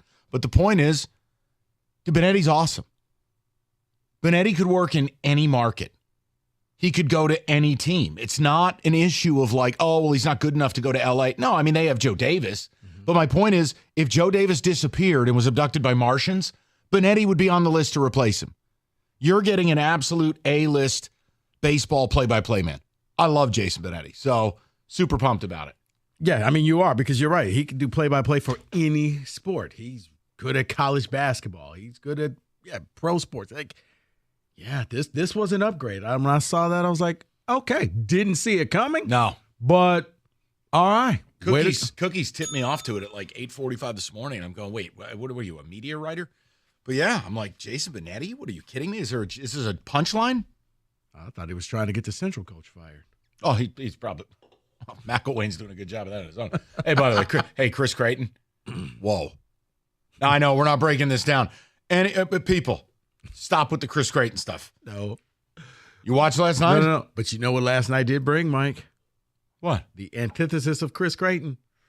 Maybe. Oh, no. Maybe. No, Jason Candle. Maybe you should look at Jason Candle. No, because it won't matter where they look. I'm pretty much done with college ball. Have you seen Toledo play? Yeah. Their quarterback's 34 years old. He's the dad from Family Matters. I mean, the guy's been there for 7 years. What Don Terry Todd or what's Daquan Finn. The guy's Daquan Finn. He starred in Die Hard. He was the cop. Respect on the name. What's the cop? Honest to God, he's been there forever. I forgot he was still there. He beat Michigan at the Big House in 2007. It's Daquan Finn. True or false? Is he 25? He is. Well. Oh, yeah. He's 22. He's 22. Well, he's got a birthday next week. 23. I think he actually does have a birthday next month. Okay, carry on. Get in there. Give me the ticket text. We can get to the people as well, and then we'll move forward. We got a lot to do today. Love that Roberto is incensed by this injustice. He's right. There will be no punishment. Postponing closure only hurts everyone but Harbaugh, who will probably leave at the end of the year anyway. You should beg the NCAA to suspend him 3 games, conclude the matter. What's up? No, I'm just like, I was trying to figure out the name. Al was the guy in Die Hard. He's the cop. Yeah, he's the cop. That's Don Terry Todd. Al, you okay? Don Terry Todd. DeQuan Finn. DeQuan Finn. DeQuan Finn. He's been there forever. Okay. King's greatest. He killed a Aztec. I can't stand him. Good guy, though. Good guy. Oh, my gosh. The Welch's Sparkling is on ice for David. That's right. David, it should be. I'll get you a chalice. Ooh, I like that. I have no problem. The cup of Christ. What the bishop drink of the bishop cup? Yeah, Don Juan. Yeah. Yeah. Let me look that up, see if I can get one of those for by the time Petiti shows his ass. And listen, if you're just joining the show and you're going, what do you mean now nothing's happening? We're just speculating and trying to have a little fun, which is, look, Michigan sent out that letter last night that anyone who's not affiliated with Michigan looked at and went, are you kidding me? That's your response to this? And just trickling out today, the Rittenberg blurb about a fine, the blurb from Thamel about, well, there's no timetable for a response. And you're like, huh? You don't think maybe, might be, is Petiti getting cold feet? And I said, I don't know if it's cold feet. I just think that because Michigan's going to go the legal route. You've preached patience. You're a man of pragmatism. We need to make sure that this is right so that the worst thing that happens if it goes legal, they don't get off on a technicality. David, if Michigan skates with a fine, forget about what may come down the line from the NCAA, et cetera, like just right here, right now, if they escape with a fine, kid number 4? I don't know. I think I'll work on kid number 8 at that point. Let's put 3 in there. Wait. Oh my! Wait. Let me do the math here. Oh, hold on. That would be 4, wouldn't it? Wait, that Mike, would be these numbers don't add up unless David's got a secret family. He said kid number 8. My bad. And he's going to put 3 in. I can't. He's do got math 3 now. Right now. Got a regular Nick Cannon over here. Hey, there's 2 unaccounted for kids. No, it's not. No, it's not. Okay. Well, didn't you know every week David selects a lucky parishioner? You, Mr. Johnson. Meet me in the back. That was a mistake. Good old Pastor Big Pipe. I mean, let me take it 20 seconds. 3. He's got 3. That was Gator math right there. That was Gator math. And then he says he's going to give his wife triplets. That's 6. But he said he was working on kid number 8.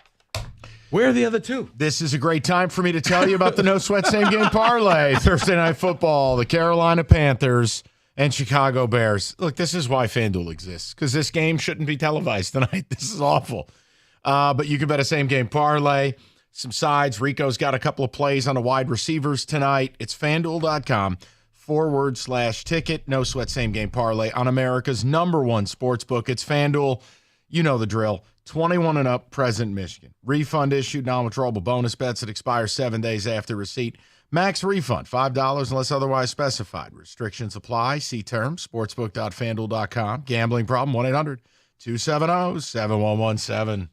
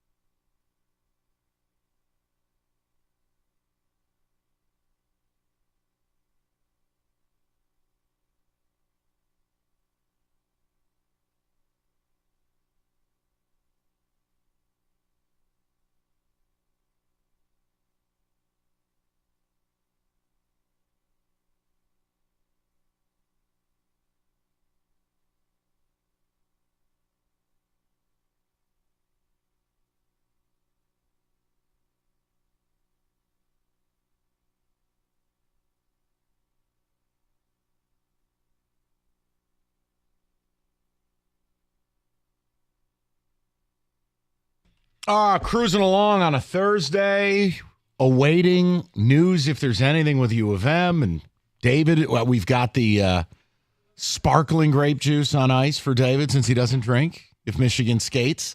But we're going to go take a visit. This is very exciting, too. We're going to talk to Derek Stevens here momentarily. This has become a bit. I now find the lowest total on the board, a.k.a. Iowa totals. And we talked to Derek about Iowa versus right, the Kaz world. Tech. All right, let's go. Derek Stevens, Circa Las Vegas, joins us. Derek, how are you, bud? Hey, fellas, how you doing? All good. Yeah, we talked about it last week, posting that number, and, it went under at Wrigley Field, and now look at this. Derek, here's what I want from you. I want you to set the Iowa-Rutgers total at 9.5 and just begin taking action. You know, it's an alternate line. Maybe we got to do something like that, you know? I mean, hell, we opened up Rutgers, Iowa at 28.5, and we got plowed with under money. Circus Sports here at the D Las Vegas, we're currently hanging at 28, but this is a good time for all the listeners in Detroit. Make sure you have multiple sports books on your phone. This is a time, if you want to go over, make sure you got Caesars on your phone. They just moved down to 27. I've never seen a 27 That's before. not even... At what point do you just say, you guys, we're not playing?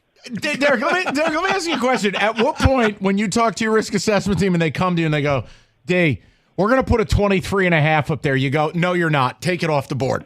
We're not even bothering with this. I don't know. You know, you just gotta be flexible. You gotta roll with the punches. I didn't like 31 last week. Now we're down to 28. It's unbelievable. Do you gotta make adjustments. Derek, you've made a lot of bets in your life. Do you have the gumption to bet an over in an Iowa-Rutgers game at 27? I actually would feel pretty comfortable. This number has come down so much. It's ridiculous. I would take a position on this week's over, and if you don't hit it, you're going to get a lower number next week. So I don't think it's out of line to have a thought process saying, okay, I'm going to bet over the next 3 weeks. You're gonna hit something. I mean, these games cannot keep going down the way they You know what the funny thing is, though? The point spread, Ohio State's favored by more points than those two are going to score. Correct. And this was my question. This is my question because I'm saving Penn State, Michigan for last. Michigan State catching 31 or 31.5 from Ohio State. But this is what's interesting. Derek, the total is 47. It is totally nonsense that I like Ohio State laying the 31, yet I would still go under. This game is like a 45-3 final, a 45-0 final. Like, Derek. Yeah, Mike, you're laying it out there. You're letting everybody know your thoughts of the Michigan State Spartan offense in 2020. Yeah, I don't think they score. They don't score. That's called the Raising Cane's final. Yeah, that's it. But no, Derek, I wanted to get a sense, like, obviously, Michigan-Penn State is the bigger deal, but of the other games, the games that look like laughers, or, you know, we talk about Iowa-Rutgers, is there a game where the handle has surprised you and you go, wait a minute, how the hell is this matchup netting this amount of handle? Well, I would tell you this Louisville-Virginia game, we're seeing a lot of action on that. So far, it's all been on the dog. It's all been on Virginia, and it's all been on under. You know, Circus Sports opened at 56.5. We're now hanging a 50. So it's come down quite a bit, and it's a ton of action on this Virginia-Louisville game. And then on Saturday, I mean, obviously Alabama's always going to be up there. So we posted Alabama at 12.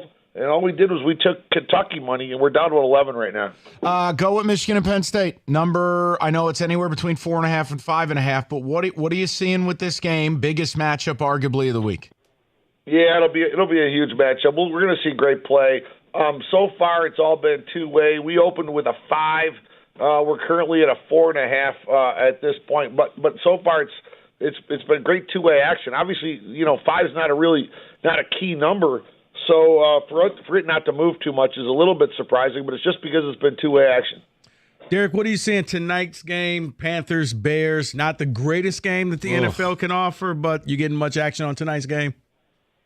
Well, it's Thursday Night Football, so of course it's going to be a monster like it always is. You know, I think we're going to see a good amount of action, and so far it's been coming in on Chicago. Obviously, there's a lot of question with regards to quarterback and injuries, so that's dominating the game. But it's Thursday Night Football, and you got Chicago. We got them at 3.5, and so far that seems to be the number that everybody's kind of zeroed in on. Well, Derek, Derek, real quick, I meant to ask you last week because it was fresher, but what's it like in Vegas now that Josh McDaniels been fired? What's the mood out there with the Raiders fans?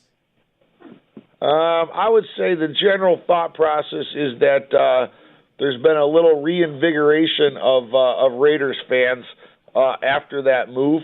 I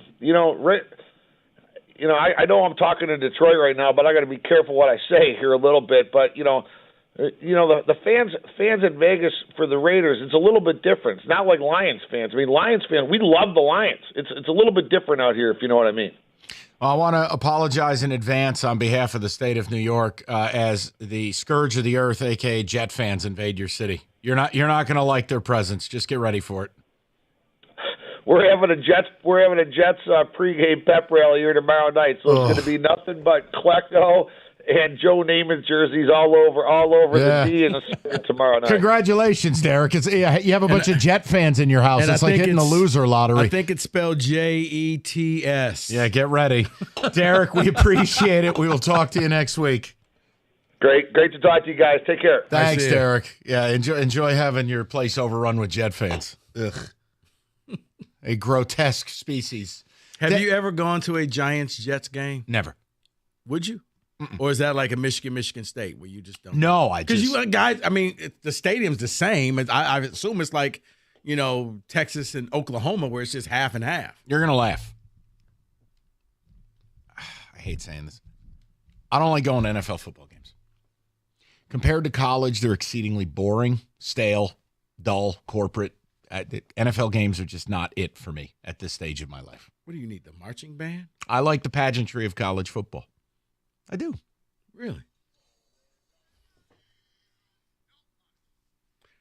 Wait. So I find this fascinating. Go ahead.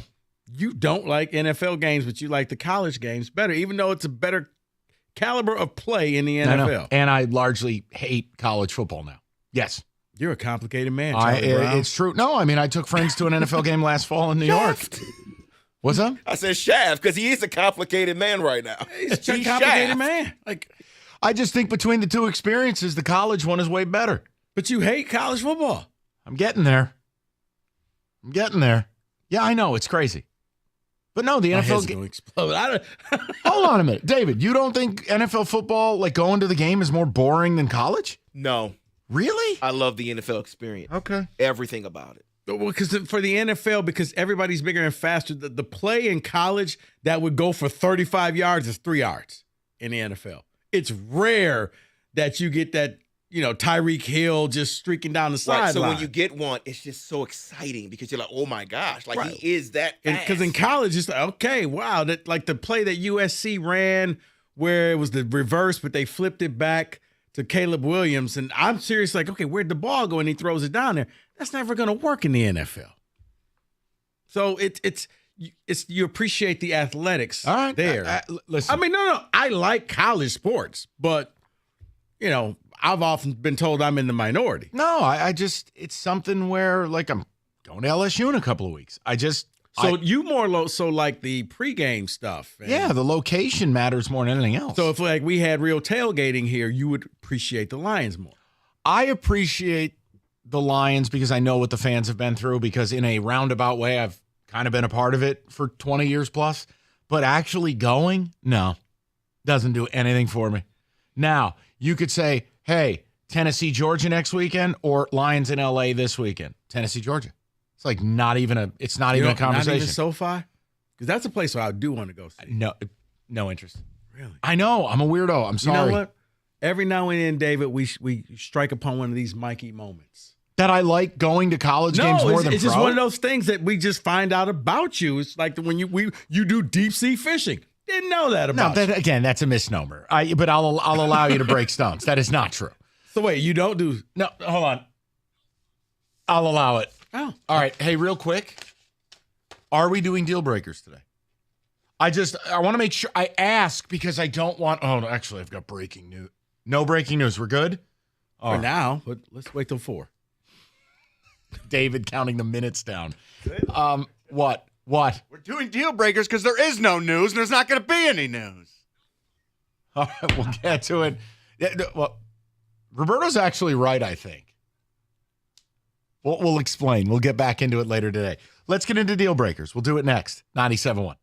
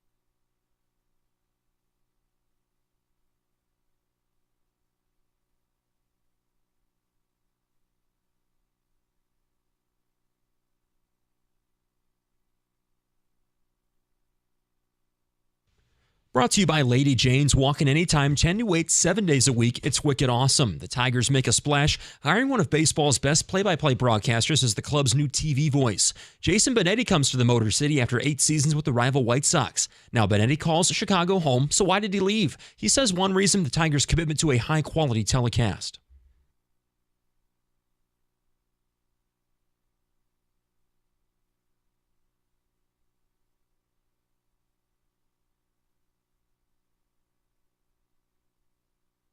Benetti will call at least 127 games this summer on Bally Sports Detroit's radio voice Dan Dickerson. He'll slide over to the TV booth for the games that Benetti misses.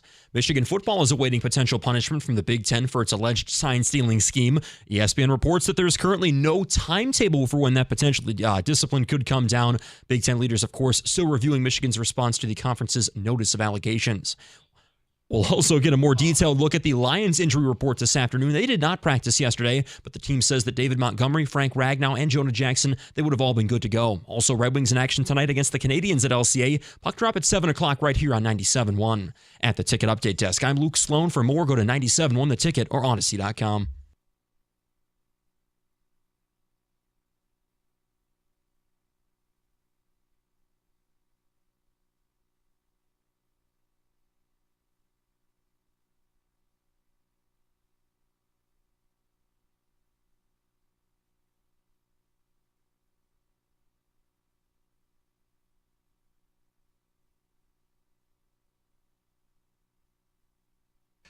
I can't get enough.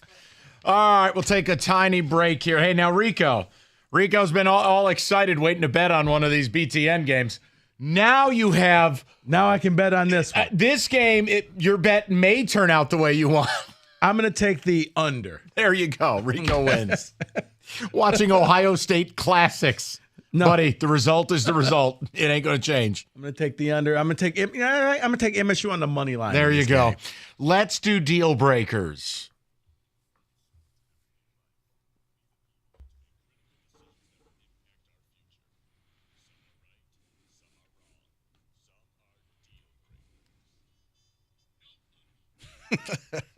Roberto, the floor is yours. Let's get into it. Well, it's interesting you played that drop because this is my first one. Here, you ready to go? Yeah, let's hear it. Here we go. Your coworker gets caught stealing at work. He throws other employees under the bus, including you, stating, "Everyone's doing it."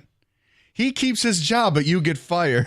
Is this fair? You've just described U of M and Jim McElwain. Right. Central Michigan.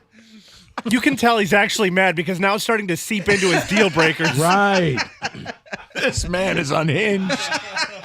So what are you asking me? What's the problem with this? Yeah, what's the problem? Everything. I mean, we once had a person here. I tell you, I mean, it takes a lot for somebody to get fired at this place. We once had a scumbag steal a Thanksgiving turkey from the refrigerator. Not just some turkey, a whole an entire turkey. frozen bird. Okay. On camera, the person walked out of here. I think it was cooked. Here's the funny thing about it. Yes, it was. It was already cooked. It wasn't frozen. That story permeates throughout this entire building. Yes. I not only hear it on this side, I hear it on the J side. I hear it at all the different stations. Everybody has the same version of this story. Correct. It doesn't change. And it's always followed by, I can't believe that person actually did that. They didn't. The J people... You want to get them upset? Ask the J people about it. They're still furious. Well, it was for them. Right. They were working on Thanksgiving. Right. And one they person claimed the turkey was right wing. Right. One person said, yeah, I went to go get some turkey, and it's gone. I'm like, who ate the whole turkey? I'm telling you. Damn liberal bird. All right. I'm kidding. I hate both parties. Yeah, and you hate turkey. I do. Turkeys are gross. Next. Well, that's pertinent because this next one is about Thanksgiving, and it's actually pertinent to someone on this show, if he chooses to discuss it. Because of scheduling issues, your family can only get together for Thanksgiving 2 weeks before the actual holiday. Why do I feel this is Kenny? Because Kenny is ready to kill you. I see the look in Kenny's eye. You have to work that day, but the family has decided to celebrate without you. Do you understand or take offense? I would take offense. So 2 weeks before Thanksgiving? Yes. Wait. Well, hold on. I need... As in tomorrow. Hold on. So let me ask... Can I ask a pertinent question? I don't want to offend or inflame. Feel free. Why is it 2 weeks before Thanksgiving? I guess it's when they can get the entire family together. It's very hard to do. So they'll plan it. on a different day than Thanksgiving, and I guess this year they decided to do it a little early. But a Friday. A Friday, yeah. What, you can't go? I can go, but I'll be missing the first hour plus of it, and I'll be walking in as they're like finishing up dessert, going, "Hey guys, what's going on?" It's a long drive. Well, where is it? It's more north of where I am. It's in like Metamora. Oh hell no! No, here's what we're gonna do. Isn't that where Gov lives? In the Metamora era. You're not far off. Hold on, time out. Do you want to be at this thing? Of course I do. I like her family. I think they might like me. I hope so. Hold on. Is it your family or her family? Her family. Her family. Yeah. So I'm not going to stop their Thanksgiving plans from happening. Take the day off. A little late for that. It's tomorrow. What time does the event start? I was told it starts at 6. Wait. I'm like, take the day off. Whoa, slow down. Yeah, hold on. Here's what I want you to do. Here's a real life deal breaker. I want you to leave the segment when it's done, go talk to Powers, see if you can get permission to get the hell out of here at 4:30. All right. That's pretty. I was going to say 4, but yeah. Just get out. After who said it? If I could do that, there'd be no issue why whatsoever. don't you just do what that scumbag TJ does and leave us at 4:15? I'd even have time to pick up a side or something to pass around. Find out, and then Casserole. then Roberto will screen calls till 6. No! Deal. Wait, because at 12, the news comes down and everybody's willing to the talk news about comes this. out the minute you walk out the door. Harbaugh's been hauled off to jail or something. I was trying to leave a few minutes early tomorrow because I'm going to Metallica. Oh, wow. That's so important. Roberto just unwittingly gave himself so much more work. So wait, but Roberto, can you actually see Metallica if you That's go to what I this asked show? him. As Yeah, well. did you buy another obstructed view seat? You I'm moron. rolling the dice. Everyone just leave. I'll do everything by myself. So you know, Roberto went to go see the Kiss concert. Well, hold on. What time do you need to leave? I was thinking 5:30. I'll do it all by myself. Everyone leave. Bye-bye. David, I'll be screening calls at 5:30. You know what, caller? We're just gonna take chances. You're on the air. But hold on. I'm still confused by this Thanksgiving thing. Does everybody in her family work in retail? What do you mean they can't get together on Thanksgiving? I don't know. Everybody has different situations over there, man. Losers, he just called my girlfriend's family. I'm like, David, you got to I'm pretty understand. sure one of them's in healthcare, so they don't exactly have normal hours, David. And that's Wow. what I'm saying. No. But yeah, you're right. Losers. Great call, David. Oh, Pastor my over here. God. David gets sick. No. Saving That's the one that lives. called you a loser. David, That's the guy that called me a loser? Oh, okay. You may want to stay away from that area, just in case. I'm not allowed anyway. So, wow. It's in the Metamora area. He's going to have a tough time. So, God. Okay, because my thing is, Metamora. I are don't they even know from where out that of is. town, Kenny? Are they from out of town? I think a couple, yeah. Take a left past the tractor and a right at the silo. Sounds like a planet. Kenny, is this? Yeah.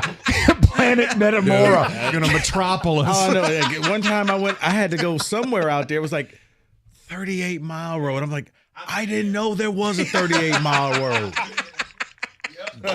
Kenny, is there any chance this event is in fact held in a barn? No, there's no. It's in somebody's house. Come on, calm down. Try the milk; it's fresh. All right, Right. Did they catch the turkey that morning? move to the next one, please. All right. Kenny from the planet Metamora. Metropolis. Man, you better like her to be driving up there. Ooh wee. Yep. No, there's a no comment. All right, let's move on. Oh, yeah. Yep. Here's a girlfriend scenario. Speaking of that, your girlfriend is obsessed with Christmas. She starts decorating the house the day after Halloween and starts playing Christmas music in the house and the car. Too early. Is this something you can handle, or are you going to say it's a deal breaker? To me, it's inappropriate. It's you decorate. really annoying, You right? decorate for Christmas, Black Friday. This one's mine. Black Friday. You can't be doing the Christmas stuff now. Yeah, I just can't. Luckily, I understand. what's up, buddy? I understand what you're saying, but I'm for it. Yeah, I know, but you're a big God squad. Yeah, this, right. This is your Super Bowl. So if you want to start the And- music on November 1st, let's go. And apparently, David's got his tree up in August. Right, and apparently he's Nat got King 2 Cole. unaccounted kids that he's talking about. So I have to. You got 2 unaccounted kids, so he's got to, you know. Oh, we got to find That was he said it. I Hey, David, you got Christmas in Metamora? No, I think it's And too that's early. why we didn't realize he had 2 unaccounted kids. But day after Thanksgiving, yes, decorations go up.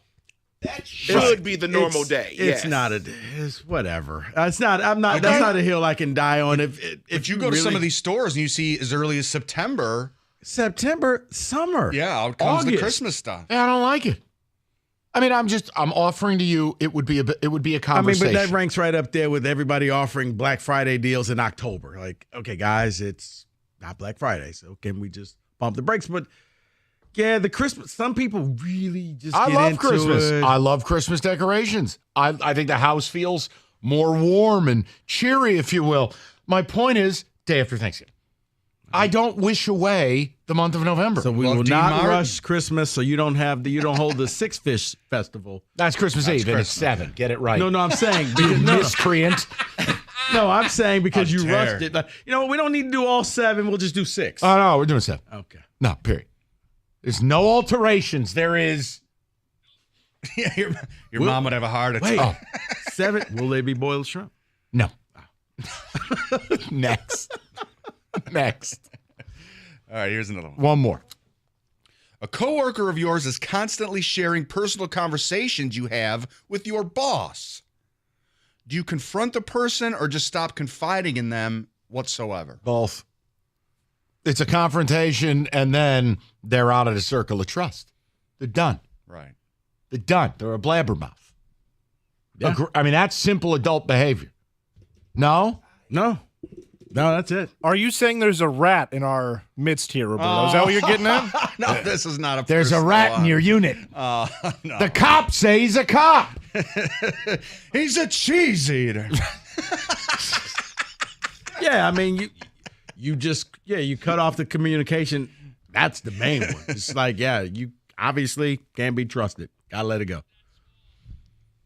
But I will say yes. Cookie seems like a rat. Yeah, that happens a lot around here. What, I'm cookies? just going to leave it at that. Oh, really? Yeah. Oh, do tell. Oh, I want to know what you got there. Do tell. Off the air. Okay. All right.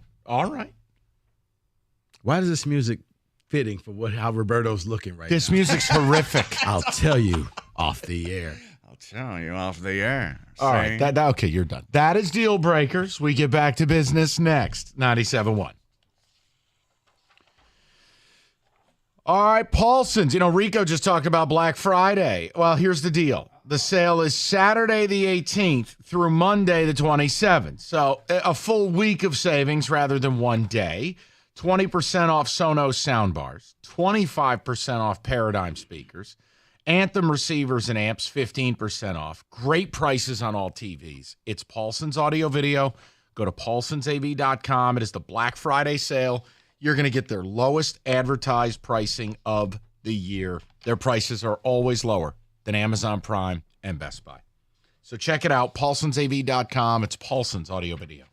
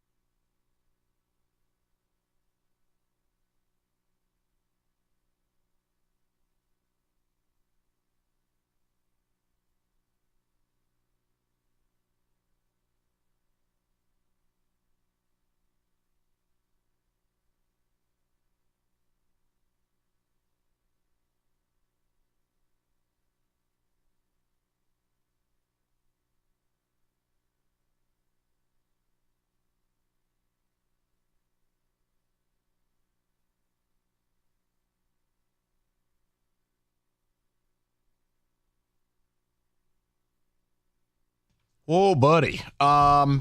We'll get back into the Michigan stuff at 5 because David and I have come to a little bit of an epiphany. Rico is preaching pragmatism and patience. The fact that Petiti hasn't done anything today, and the fact that you're seeing certain things whispered in articles, it makes you wonder about certain things. We're going to talk about it. But David and I are aligned. I wanted to bring this up. Rico was just talking about it, and I had to do the Google. This story out of Ole Miss and Lane Kiffin, this is some messy business now. And I'm reacting to it live, but Lane Kiffin and a former player named DeSanto Rollins, there's a leaked audio exchange. So automatically, I don't like where this is headed because it sounds like the player recorded the coach. Yeah. Now, again, you start recording people without permission. You're getting in dirty business now. But let me just read this to you. You tell me how I'm supposed to feel here. 2 months after Mississippi defensive tackle DeSanto Rollins filed a lawsuit against the school and Lane Kiffin for multiple allegations that include failing to provide equal protection, racial and sexual discrimination, audio of an alleged exchange has been leaked. It was recorded by Rollins and obtained by Front Office Sports. Kiffin is heard telling Rollins to go read your bleeping rights about mental health before saying, "We can kick you off the team." Oh, dear Lord. In the original lawsuit that was filed, Rollins alleged Kiffin took unfavorable action against him on account of race for requesting and taking mental health breaks, adverse action against white student athletes, and did not take adverse action against white student athletes for the same race. Rollins' lawsuit alleges sexual discrimination against the university on the basis it has not taken adverse action against female student athletes for requesting mental health breaks. In the lawsuit, Rollins says he suffered multiple injuries during his career with the Rebels, claimed, quote, he suffered severe depression, anxiety, frustration, embarrassment, humiliation, loss of sleep, loss of appetite from an Achilles injury. He stated nobody within the athletic department or football staff provided him with any materials about mental health, nor did he receive a mental health referral while recovering from the injuries. I mean, this just goes on and on and on. Yeah, some of the quotes, Mike. According to the audio recording, Kiffin said, when you were told again and again the head coach needs to see you, it wasn't to make you practice. It wasn't to play a position you don't effing want to, okay? It was to talk to you and explain to you in the real world, okay? So I don't give an F what your mom says, okay? Or what you think about the real effing world. You show up to work and then you say, hey, I have mental issues. I can't do anything for 2 weeks, but if you change my position, I won't have any mental issues. I guarantee if we effing called you in and said you were playing defense, would you have mental issues? And Rollins was like, yeah, I definitely would. So that was a part of the recorded conversation. Okay, then. Just in time for a top 10 matchup against Georgia. Is there anything good happening in college football? Like, is there a single positive story? It's Colorado. Well, yeah. Pat Shurmur on line 3. All right, David, the ticket text. Just wanted to pass Caleb that on. Williams. Huh? I'm sorry, Caleb Williams. No, well, I just read that Arizona's going to have to cut $240 million. Yeah, they mismanaged $240 million, so they're going to have to maybe cut some athletic programs. How do you lose $240 million? Yeah, I don't know. How do you inaccurately produce a budget by $250 million? So wait, I was supposed to put the comma here. Oh, oops.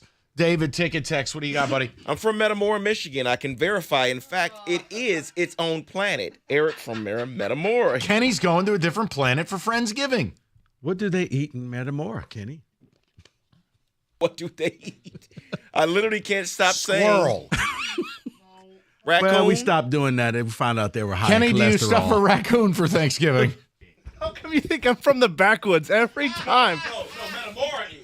It's not. It is in the middle of nowhere, but it's in the nicer part of the middle of nowhere. No, seriously. Would there be some braised possum on the dinner table? Not a lot of squirrels in that area for a reason. Oh, Kenny, you asked the question. It's because you do have a little bit of hillbilly sensibilities here. And there we go. You got a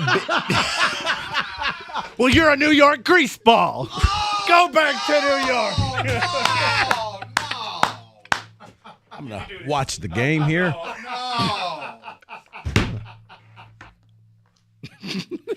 Oh, man. All right. Happy holidays, everybody. Let's go, Tyler. Tyler. Meanwhile, Rico's luxuriating in 2015 MSU OSU over I'm here. not getting in this conversation. I just want to know what he would have to say about us. Right. Oh, boy. Fine, upstanding citizens. They're very classy gentlemen. You're one of the good ones. You both speak so well. Okay. David, you better read the ticket text. Yeah, I'm going to transition right into this next one. They're asking you and I, Rico, they're saying, can you please change the name from Black Friday? It is 2023. I guess they're asking us to change society right now for it. Why is it Black Friday? Because I don't know. I never knew. I'm asking a serious question. There's no smarm. I don't. I just grew up that way, so I just kept, I don't know.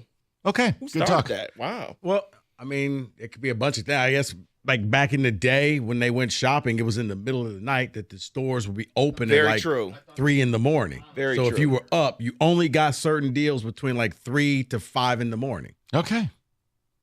Sounds good to me. That works. David? Someone says, have TJ screen tomorrow. They can both leave. Yeah, Kenny has to go talk to Powers. I don't want to see him miss. Well, I do want to see him miss it, actually. Why? It's Metamore. Yeah, but this could you're be not important. the one dating someone from the woods. He is. Yeah, this could be important. I mean, He needs to be think there. about it. Is this the After dinner engagement skeet day? shooting.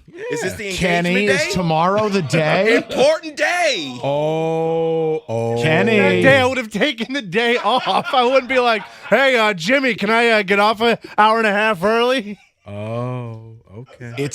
It's the day? It is. You know what? I was going to do it, but I had the screen calls. The Michigan story broke. Honey, I couldn't leave. That's a great excuse. That's brilliant. I can't leave. Paul from Shelby's calling it. I gotta get yelled at by Red. Who's gonna talk to Super Rosita? Oh, that's when Evan's tiny little feet come running into the studio. Wow. Okay. David, anything else? Yeah, I'll read this one. Good old Pastor Big Pipe, someone says. I enjoy hearing his words on the 3 that he's going to. Where have we gone? Kenny's disgusted.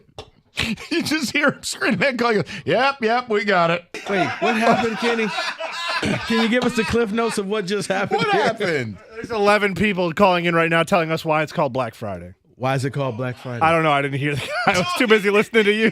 Will you do me a favor? Oh, Take you one- are listening to Pastor Big Pipe over here?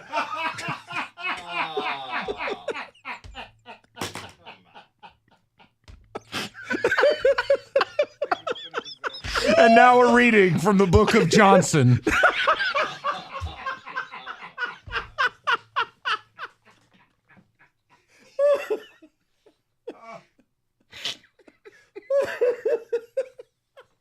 You know what this is, really? In real time, I can say it to the listeners and everyone here in this room. This is us. We've lost our effing minds because it's been 3 weeks of this ridiculous Michigan garbage. Right. And it's You're right. Davis manufactured 2 extra kids. right. We're cracking. Somehow we've arrived, and David has a new nickname. I forgot how many kids I have. What are we doing? You're Antonio Cromartie. Right. All of a sudden, You remember your kids' names? I do. Yeah. Okay, yeah, all right, Sure good. do. You know what? Just go to George Foreman route. It makes it easy. What's that? They're all named George Foreman. What? You didn't know that? No. All of them. All of George Foreman's sons are named George Foreman. No. Yes. Yes. How does that work? Your name George and your brother's name is George? And your other brother's name is George. No. And your other brother's name is George. Are you serious? Yes. Thank you, Kathy. Thank you so much, Kathy. All right, I'll pass it on. You really didn't know that? I had no idea. Yeah, he named him all George. How is that legal? It's your kid. You can name your kid whatever you want to name him. I'm done. You know what? So that way it's go get George and George and George. Not that George, how many but kids the did other George George. Foreman have? How many kids did he have? What's he got, like 5 or 6? I think he has 6. And they're all named George. Yeah. So basically, go get 3 and 5 and tell 2 to come in the house. Okay, then. If you've been in an accident that results in a fatality or serious injury with big trucks, the big rigs, the 18-wheelers, whatever you want to call them, the attorney you need to choose has to have specialized knowledge and an expertise to handle these things. That's David Femininio. Him and his team have helped victims of truck accidents for over 25 years. They're ready to help you now. And if you've been injured in a big truck accident, call 855-65-CRASH or go to that website, getdavidgetpaid.com.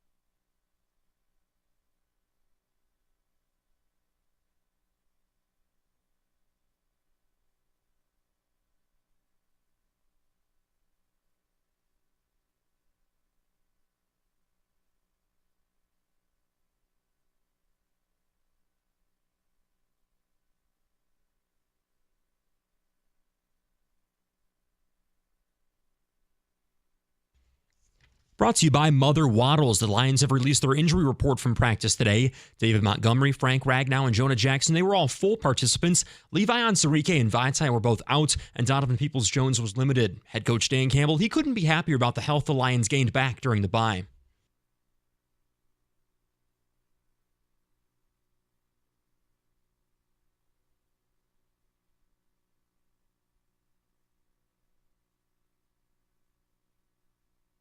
The Lions are 3-point favorites at the Chargers on Sunday. The new TV voice of the Tigers is one of baseball's best. Jason Benetti has been hired as the club's new play-by-play broadcaster on Bally Sports Detroit. He comes to the Motor City after 8 seasons in Chicago with the White Sox. The Red Wings aim for a bounce-back win against the Canadiens tonight at Little Caesars Arena. Puck drop at 7 o'clock, right here, of course, on 97.1. Also, Michigan State, they're looking to bounce back and get on the winning side of things after losing to James Madison on Monday. The Spartans play Southern Indiana, 7 o'clock in East Lansing. I'm Luke Sloan. More at 5 o'clock or at 97ontheticket.com.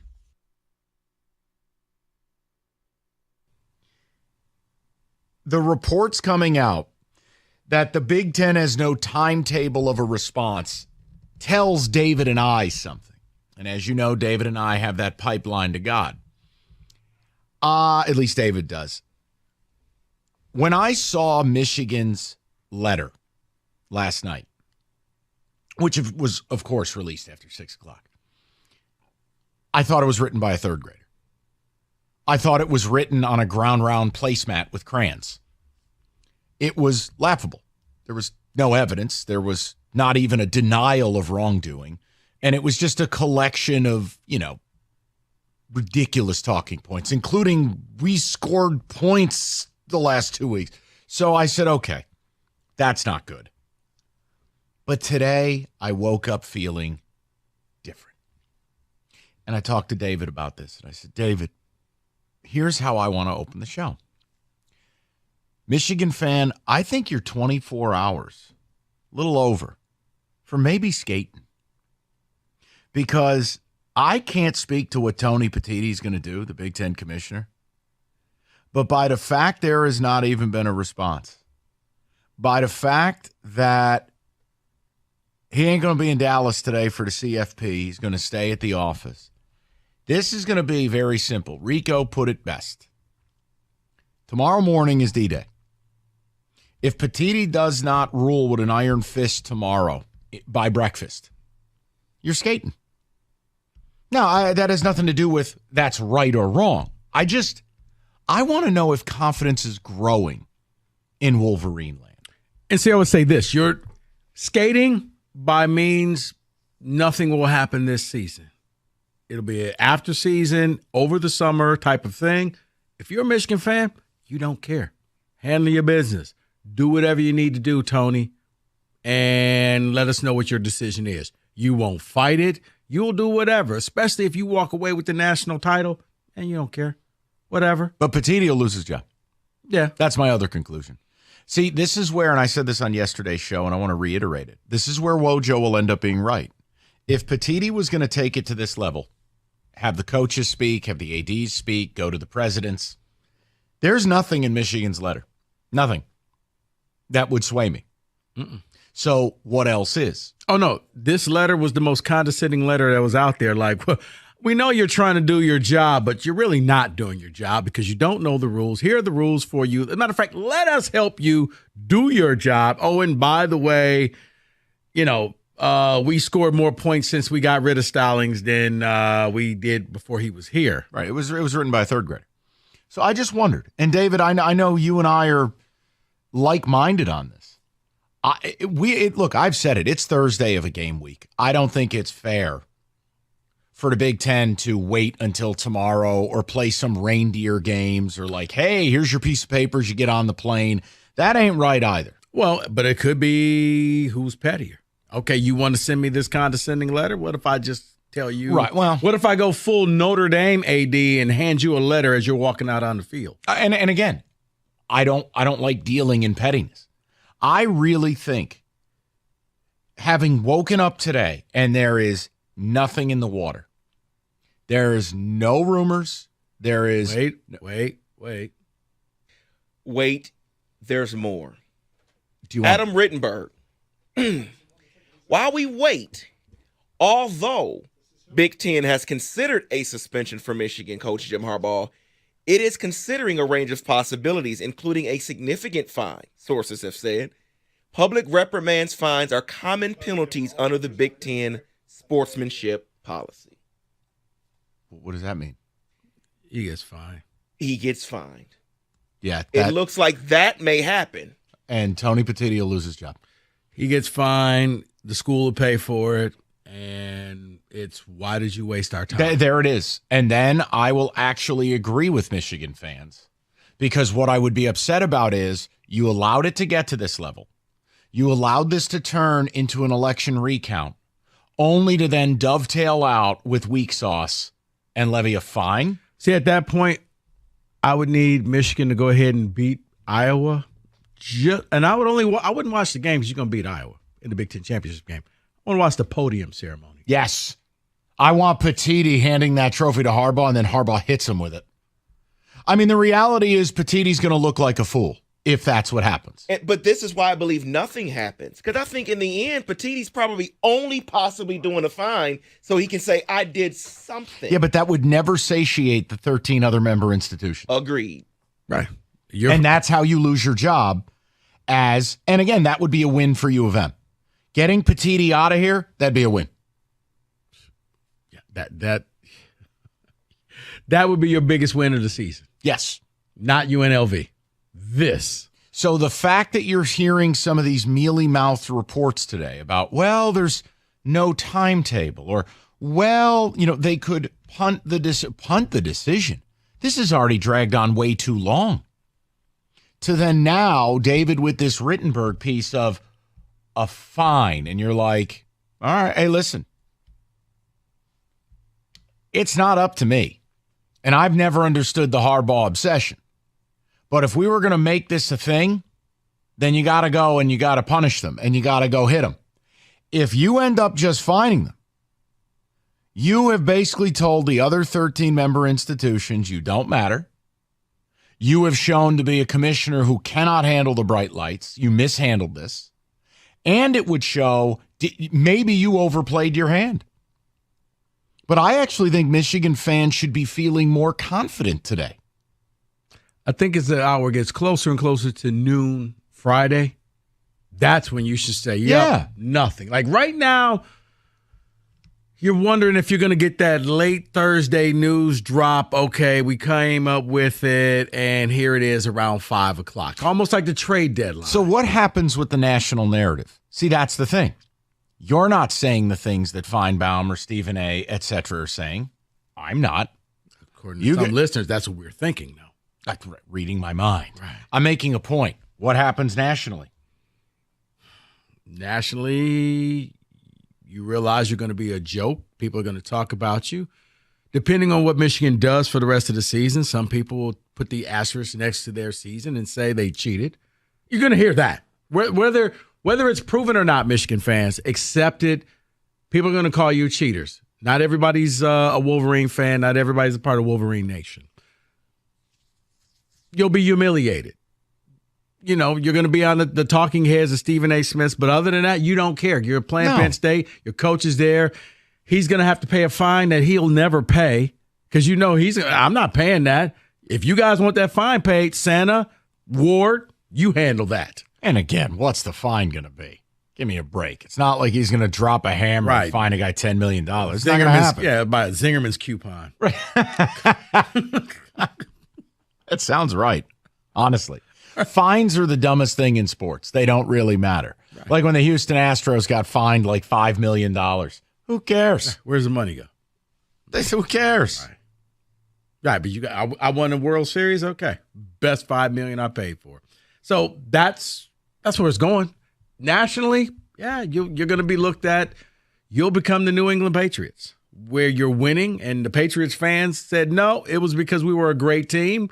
Everybody else said, well, it's because you played outside the rules, and that's why. That's what's going to happen. So I'd like to know. I think if I were Wolverine, my confidence would be rising today. I'd have a little more pep in my step. Because if you're going to hand over a letter written in crayon Thanks, I was Roberto. really Listen, shocked NFL, that the Thursday best Night and Football, brightest minds $150 that in Michigan bonus could bets get with any together, $5 that's what they produced. I bet. go, Maybe you're like, Kenny, that's- you're betting the hockey. Montreal at plus 158. Kenny's a trader. FanDuel, it's all there for you. More betting markets, more ways to play. It's FanDuel.com/ticket. Kick off your Thursday night the right way with the official betting partner, 97.1 The Ticket. Must be 21 and up. Present in Michigan, first online real money wager only. $5 pregame money line wager required. $10 first deposit required. Bonus issued. Non-withdrawable bonus bets that expire 7 days after receipt. See terms. Sportsbook.fanduel.com. You get a gambling problem, 1-800-270-7117.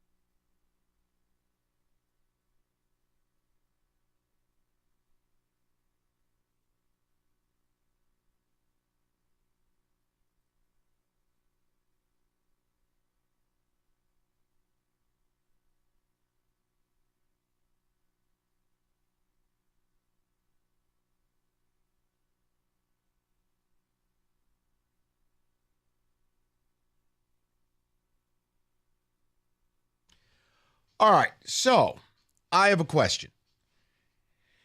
And David and I know what side David and I are on. I want you to think about that before I lay this out. I am on the same side as a Wolverine on something. So let me just offer this to you. You get a choice. You get one of two ways. You ready? So no response from the Big Ten today. And you get the media leaks, one from Thamel, one from Rittenberg, after Michigan's response. And it was no timetable, on a response from Petiti, and Rittenberg brought up the F word. There could be a fine. Now, no one knows if the fine is in place of or on top of a suspension. So we got to thinking. This is a conversation we just had. We did a version of this earlier. Which of these do you believe to be more true? That Tony Petiti, who it has been reported is not going to the CFP meeting, that he's going to be at his office, presumably talking with the presidents. Which of these is more true? That Petiti is taking his time. He's a Harvard law grad. He is the one who went after the Astros and levied the harshest punishment he could with the CBA. All right?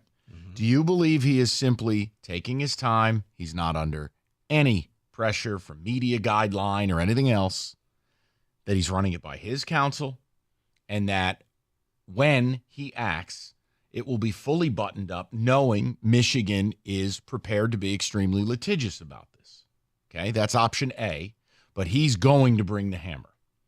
Or choice B, Petiti overplayed his hand, might be losing support, and now may end up looking like a jellyfish where the fine is all there is.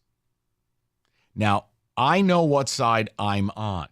I have never believed, for the record, I don't believe in the Big Ten, I don't believe in the CFP, and I don't believe in the NCAA.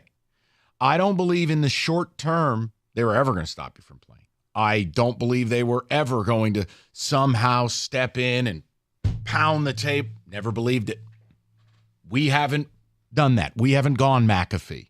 We haven't gone Stephen A. or Feinbaum. We haven't done that. I don't think anybody at this station has, because we live in reality. But David and I are on the side of this. After Michigan basically thumbed their nose at you with that crayon-written letter last night, and you didn't respond, I'm starting to wonder if something's going on that we don't know about, and Michigan might skate. Now, again, forget about, that's not right. That's not what we're discussing. Forget about, I won't like the sport anymore. We're not discussing that. I'm asking you which of the two scenarios is more likely. Now, Rico, you've pitched pragmatism and patience, meaning you believe Petiti is getting his ducks in a row. Yeah. That there's no way we get to this point. Ask yourself this question. I'll throw the number out, 248-539-9797. Ask yourself this question, whether you're a Michigan fan or not. Why would Michigan have been preparing for war if the only thing at stake was a fine? Mm-hmm. We've got judges on speed dial. We got a TRO. We're gonna fight. Okay, hold on. Okay. If the only thing at stake was a fine or a 2-game suspension, why would they have gone through all that trouble? Flip side. No. Just the flip side is, Reek, why would Petiti, if the only thing that was ever going to happen was those two, why would this have drug out for over 3 weeks? Why would you make the conference look like a clown car? Why would you grant the coaches an audience, grant the ADs an audience, and go to the presidential level if that was all there is? None of it really makes any sense anymore. I'm actually with David on this. I'm starting to wonder if Wolverines are going to pop a bottle. See, I would simply say this, Mike. You got to pick one. Don't simply say. No. You pick one. I'm picking, and I'm saying chocolate or vanilla. That I think that they're getting their ducks in a row, knowing Michigan is threatening to sue. Okay. Let's run this past lawyers. Here's what we're going to do. Is this legal? Is this right? You guys tell me. And I don't think that they're on our timetable. I don't think they're on Michigan's timetable. They're whenever they're ready. They're whenever they're done. They're kind of like the feds. We get to you when we get to you. But when we come to you, no, we got about a 95% chance of winning. I think that they are lining up everything so that if this does get litigious, they have all their ducks in a row, and they're not going to get crossed up because they didn't present this or do this in the right particular time. For Michigan, you know that there's a lot out there probably we haven't seen or heard because, as you said, you're getting the band together. You got the judge on speed. You got all of this stuff prepared. And to say, well, Michigan's got other stuff on other teams. I don't hear other teams preparing legal briefs. I don't hear other teams wondering, well, are they going to come? Should we have this guy and have this guy ready? And are they going to take our coaches? Other teams are like, yeah, we do share secrets with each other, but we're allowed to do that. Whereas Michigan is more, this is war to them. And if you knew it was a fine, if you knew it was a nothing burger, right, you don't react this way. So that's why. That's the question. 248-539-9797. Think about it. Because it is, guys, we can remove ourselves from any of our fandoms. And it's just, why would Michigan prepare for war if there was a mosquito at the door? It doesn't add up. And the inverse would be, why would Tony Petitti put his job at risk if he was only going to do the bare minimum? Why would you allow your conference to look like ass for the better part of 3 weeks? None of it adds up. So which is more likely? Now, David, I know how we started the day. Let's check in. It's 5 o'clock. There's no news. You feeling okay? Yeah, you hear that? I'm feeling just fine. Pop those bottles. We're celebrating. Greater Life's missing a case of that church wine. Okay. It continues. Hold on. So here's my thing. If it's choice B, you have to answer the question that I can't. If Michigan's going to skate, why were they prepared for war? And why would Petitti take it this far if he wasn't, again, Harvard law, not some bumpkin? That's the one thing I can't figure out, even though I agree with you. It's because you have to be prepared. That's what the Cold War was, right? Everyone was prepared. David, it didn't happen. Football. This is football. This is not an international conflict. But Rico's right. Michigan's treating it like that, though. But why? If let's say in their world, they're not wrong, wouldn't you deny the allegations in your response? You would think so. Because think about this. They also were prepared to go to war early this season. They were. Over the allegations. And then in the end, they decided, maybe we'll just go ahead and give self-imposed sanctions to ourselves. But they were prepared to do the same thing and then realize we're going to get, let's just nip this in the bud right here. I think Michigan is trying to drag this out as long as they can. Oh, no doubt. They keep playing. They're building a runway, which is the smart thing to do if you're playing for a national title. They're building a runway. And I'm not acting like they shouldn't do it. Right. And I'm not acting like fans shouldn't want it. It'd be dishonest. But what I'm trying to figure out is Petitti this stupid? Or is Petitti this calculated? I think Petitti's calculated. We live in an instant society where when Michigan turned it in, we wanted the answer right then and there. That's not how the real world works. That's fair. That's how social media works when you get into the Twitter beefs. But the real world doesn't work that way. Hey, there you go. There you go, buddy. Oh, here we go. I think this goes in. Does it? There you go, pal. Little lift your spirits on How about a we do Thursday some afternoon. windmilling? Little 2015 MSU OSU. There we go. You wondered if Geiger made the kick. There's your answer. Hey, take a picture. It's the last meaningful game they ever played. David, go ahead. Hey, I saw the Holiday Bowl. Gus didn't, but I did. Where's that at? I'm the opposite of you, Rico. I think Petitti's dumb. Okay. I think he's treating this like... And I'm not mad at it. But, David, do you understand why I'm asking the question? Oh, yeah, for sure. So, people, which side are you on? I don't think there's a wrong answer because I'm not having the argument of, did you cheat? You did. Should you be punished? Yes, you should. We're not even dealing in that. Who cares? I'm asking, which scenario do you think is playing out? That Michigan is going to get off with a fine, Petitti's going to lose his job, and the Big Ten Conference looks like a collection of idiots, or Petitti, as Rico put it, he's not on your timeline, my timeline. That he's a Harvard law grad. He's not a moron. And he has to have the goods if he was ever going to take it this far. Remember, a week ago, he walks into the meeting and the meeting goes horribly with Santaono. Because Petitti's like, yeah, no, we got you. Yeah, we got this and we heard this. That's not, none of that's true. Sit down, read this. So which is it? 248-539-9797. We get with the people. Next, 97.1.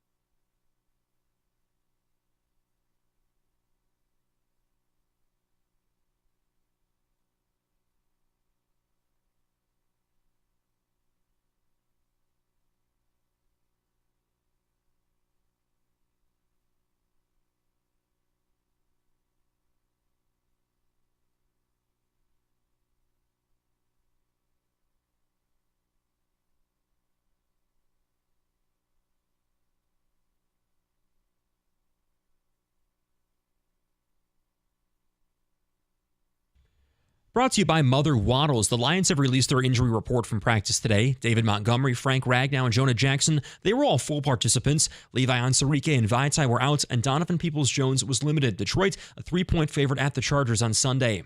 The Tigers have brought in one of baseball's best to be the team's new TV voice. Jason Benetti has been hired as the club's new play-by-play broadcaster on Bally Sports Detroit. He'll call Detroit his new home after 8 seasons with the rival White Sox. Benetti says Chicago is home, but Tigers fans and their passion brought him to Detroit.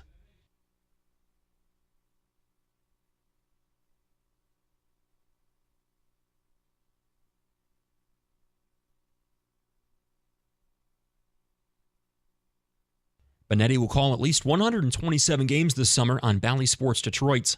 The Wolverines are awaiting potential punishment from the Big Ten for their alleged sign-stealing scheme. ESPN reports there's currently no timetable for when discipline could come down. Big Ten leaders are still reviewing Michigan's response to their notice of allegations. And the Red Wings aim to get back on the winning side of things tonight. They play the Canadiens at Little Caesars Arena. Shane Gostisbehere will be a healthy scratch, and Robbie Fabry is getting off an injury night for maintenance. Puck drop at 7 o'clock. The pregame show at 6:45 right here on 97.1. at the Ticket Update Desk. I'm Luke Sloan. For more, go to 97.1 The Ticket or Odyssey.com.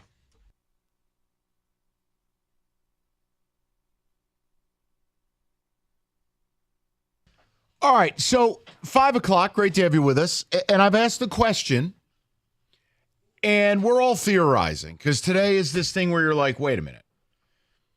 First of all, this has gone on way too long with U of M. I don't care what anybody says. This has been ridiculous. The idea that we're now at the Penn State game and we're still doing whatever we're doing, I know we've had enough. You, the listeners, have probably had enough. Here's the point. Which is more true, or which is more likely? And we sold two scenarios. Tony Petitti's not going to the CFP meeting, and he's going to handle this. And there's no response today. And Michigan's letter, I thought, was pretty toothless, which was like, do you know who my father is? And people do things in pepperoni. And you're like, all right. Is it that Petitti is lining up everything as an astute Harvard Law grad, right? You're not dealing with a local yokel. You're going to line everything up. Double check with his lawyers, double check on the presidential level, and the hammer's still coming. Or you're hearing whispers of the F word, a fine. And we all know what fines are. They're fake punishment. Do you believe somehow, some way, Petitti went over his skis, went too far, made a mistake, got scared? You fill in whatever blank you want. And that Petitti is an idiot who's going to lose his job, and Michigan will largely skate. Which is it? Now, Evan was the genesis of the topic because Evan was holding a TED Talk out here, lecturing people on the matter. But, Evan, you have a theory. Let's hear your theory. My theory is if, and this is just one man's opinion, if the Big Ten was going to sit back and say, you know what, it is just a fine, we're wrong, you're right, I think that would have already happened. I think they got their letter and that decision would have been made. Could it be a Friday news dump? Maybe, but I feel like you do it now because the one thing that has been consistent in the reporting is they don't want the kids to suffer.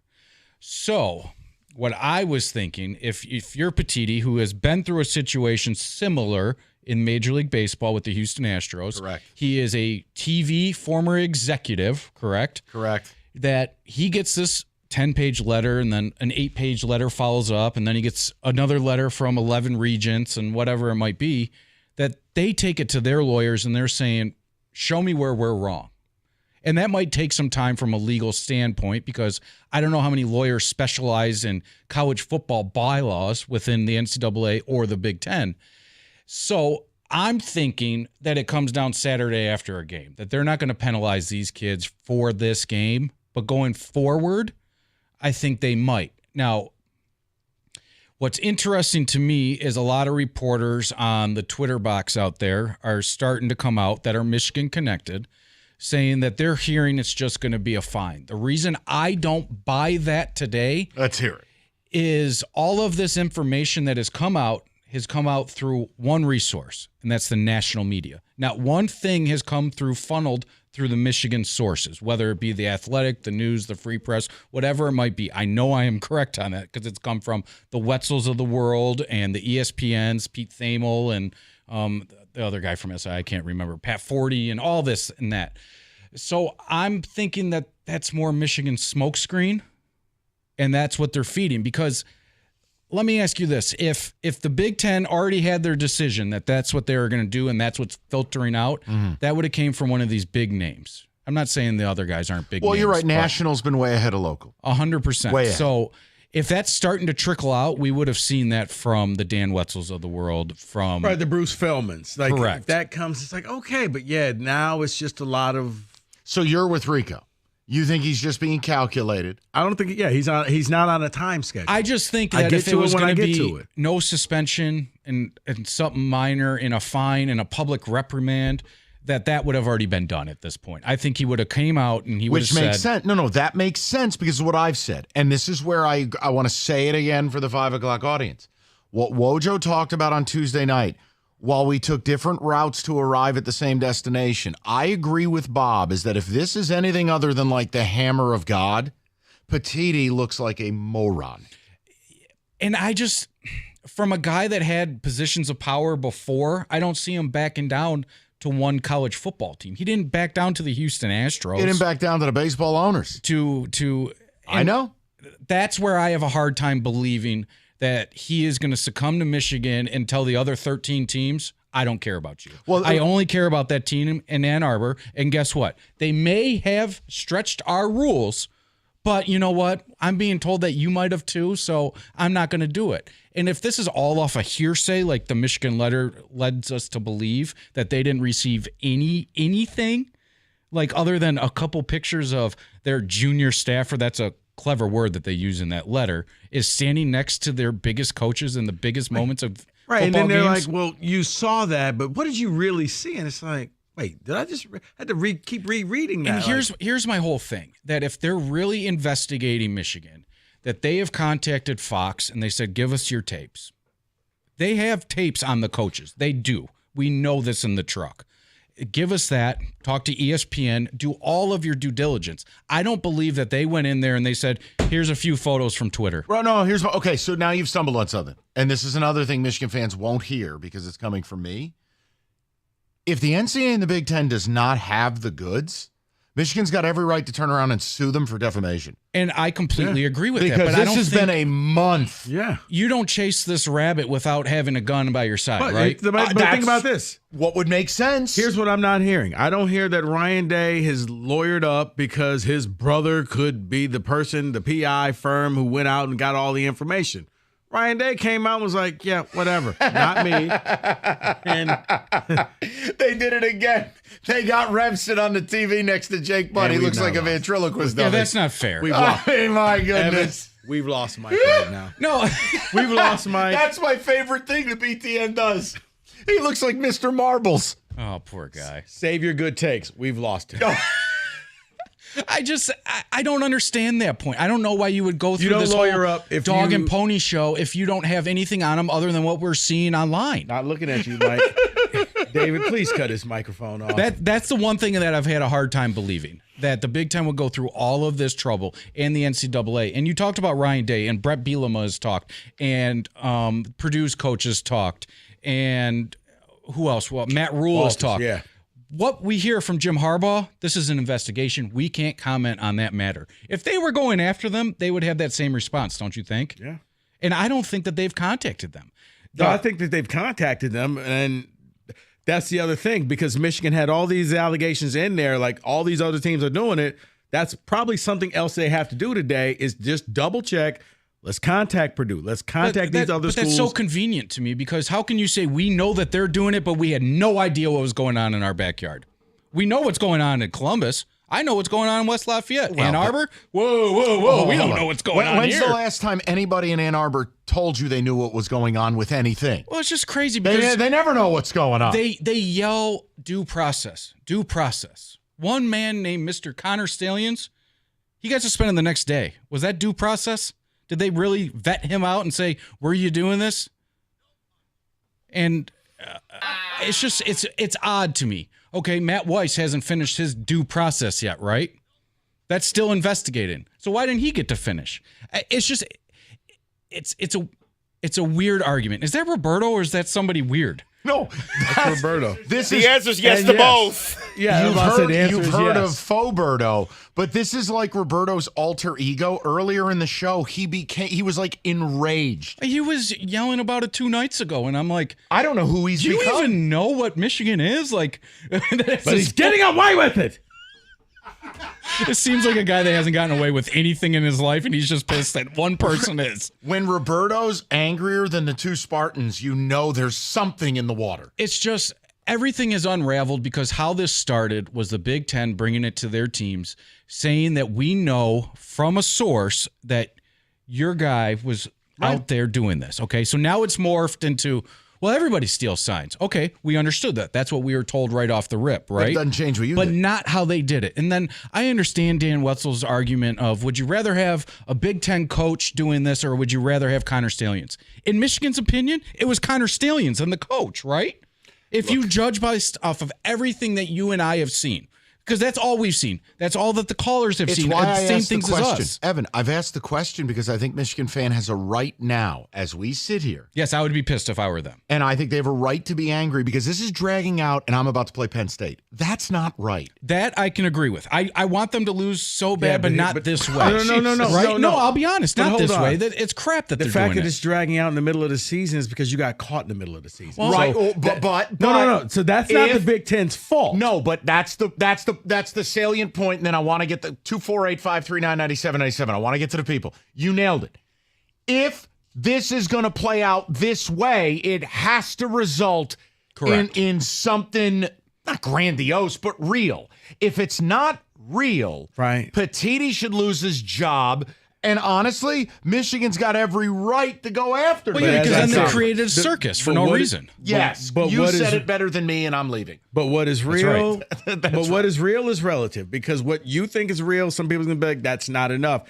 I say this thing has been hyped up. In the end, there won't be a Thanos snap. Okay? No, and you mean and Yeah. Spider-Man disappears? Right. No, and that was what I've warned. How long have you and I warned people about this? They called the show going, launch him to space. Live in the real world with us. That's not They're what you- going to play you know their what? games.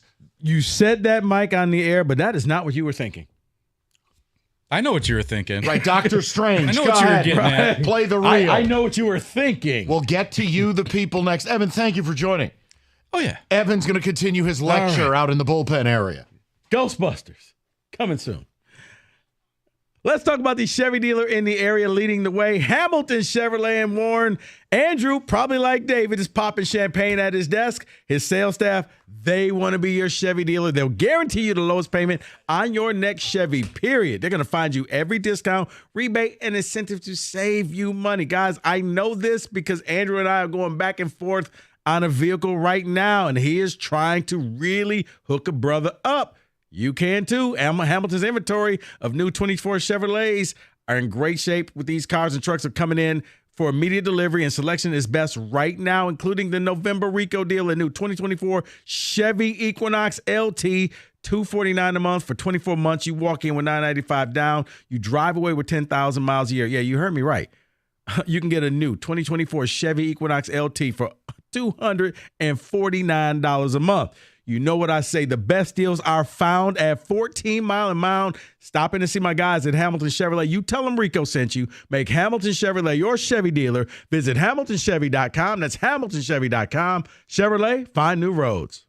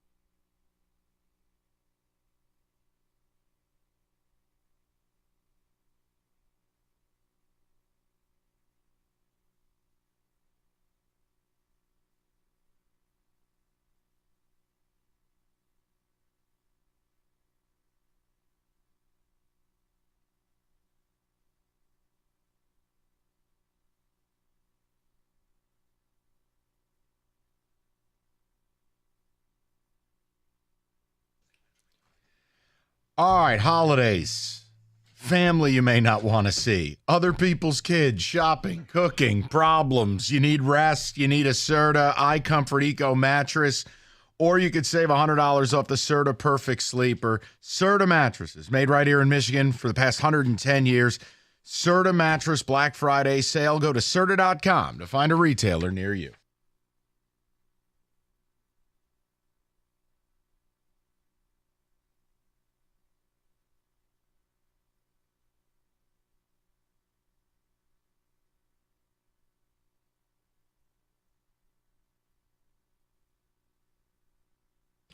All right, straight to the people. Just trying to do the Michigan thing a different way and, I don't know, try to figure it out because I'm kind of with David. I don't know that I'd be popping a bottle yet, but it's at least on ice if I'm a Michigan fan because there's some weird vibes today and some of the tidbits and the fact that the Big Ten didn't come back and bite back at the letter. Or is it simply a grace period while the Big Ten crosses the T's, dots the I's, and then comes back at you? Which is more likely? Let's go to the people. See what they got to say. Go to Bernie, 97.1. What's up, Bern? Hey, Mike. How's it going? Good, man. What's on your mind? Well, look, imagine you were charged with a crime, right? Okay. And then they said, we don't know what the punishment is. It could be light. It could be bad. So you start pulling your defenses together. How much is this going to impact me? Can they really show that I did this? And then right in the middle of that process, someone calls you and says, hey, the judge is going to hand out punishment on Friday. And you're like, well, wait a minute. I didn't get to present my defense. What the hell, right? Mm-hmm. That's when you lawyer up to go to a judge and say, a different judge and say, look, you got to stop this. You need a restraining order. So there's a possibility that Michigan is lawyering up because they feel like we need to present a defense, either because, to your point, there's something real bad here, but at least they'd like to defend it or drag it out, or because they think there's exculpatory evidence where they're not actually going to get punished if this plays out, and therefore they're not willing to accept a premature punishment. Because remember, if you apply for a temporary restraining order, one of the proofs you need to make is that you have a likelihood of prevailing. So you don't just have to convince that judge to stop the punishment preemptively. You have to do it on the grounds that here's what our defense is going to be, and it might win. And Bernie, you know what's interesting is that's the one I never could work my way around was the reporting. And again, you have to consider who's doing the reporting on both sides of this. But like Bernie, the idea, well, Michigan's confident they have a judge on the ready. And it's like, for a football coach? Yeah. We're going to get this in front of a judge and get a TRO done in 10 minutes for football? And Bernie, forgive my ignorance. Clearly, I'm not a lawyer. That was the part that shocked me is like, we're going this far. Man, what else is out there? And Bern, if there's nothing and it ends up being a fine, you're like, why do we do all this? Well, that's where Petitti's got to be launched out of a cannon, and Michigan fans have every right to shred the Big Ten. Sure, and I think that the problem right now is that we don't know what that punishment will be, right? If Petitti called Michigan and said, guys, it's only going to be a fine, so just chill, then they would chill. I think the problem is is it 1 game, 2 game, 3 game suspension, postseason ban, Big Ten championship ban? We're not going to let you hand down anything more than a fine without us getting to present a defense, hence the threat of the TRO. Yeah. Bernie, listen. I think we can all agree this has turned into a circus. I don't know look, I'm not enjoying it. Believe me, this is not fun for me. This is politics, and I'm not into it. But yeah, I need someone to do something. I'll be happy Saturday at noon because for the 3 hours, it's what I do for a living. I want to watch football. I want to talk about games. I want to bet on games. This is no win. There's no way to win doing these shows on this topic. This is Hatfield's and McCoy's. Now, if I'd gone to Arizona State, maybe there's a win. I don't think we've been anything other than fair about it. I haven't been screaming like John Taffer to shut you down. I don't think that's real. I don't even know if it's fair. But the one thing I'll never do is tell you didn't cheat and that you don't deserve punishment. You do. But anything else, this is, hey, pardon me, maybe I'm a victim of the instant gratification generation. I can't fathom how this could be over 3 weeks of circus level stuff, daily drip from the media, and it ends up in a fine. I know. At that point, Michigan has every right to turn around and go, you know what? We're going to sue the conference. That's ridiculous. Yeah, I mean, I think for David to pop the bottles, I think that's a little premature. Oh, David, take a sip of that holy sacrament. Do yourself a favor now. Don't lose Saturday. Please don't lose. Don't lose Saturday. Please don't. Just saying. Or it's going to be some more bottle being popped, but not in Michigan. It'll be in Pennsylvania. No, that'll be Boo Corrigan and his boys at the CFP going, whoop, we don't have to deal with that now. Between Boo and Petiti, like, you know what? Around on us. They're going to look like James Harden after Game 7. Let's go over to Teddy, 97.1. Teddy, what's going on, buddy? What's going on, Mike Rico? How are you, sir? Doing well. So I'm a little bit mad at you, Mike, because you let Evan steal my thunder. I was pretty much going to say exactly what he said. You know, I think you look at Petiti, you know, he definitely came down hard on the Astros. He's definitely got this lawyer background to him, and he wants the punishment.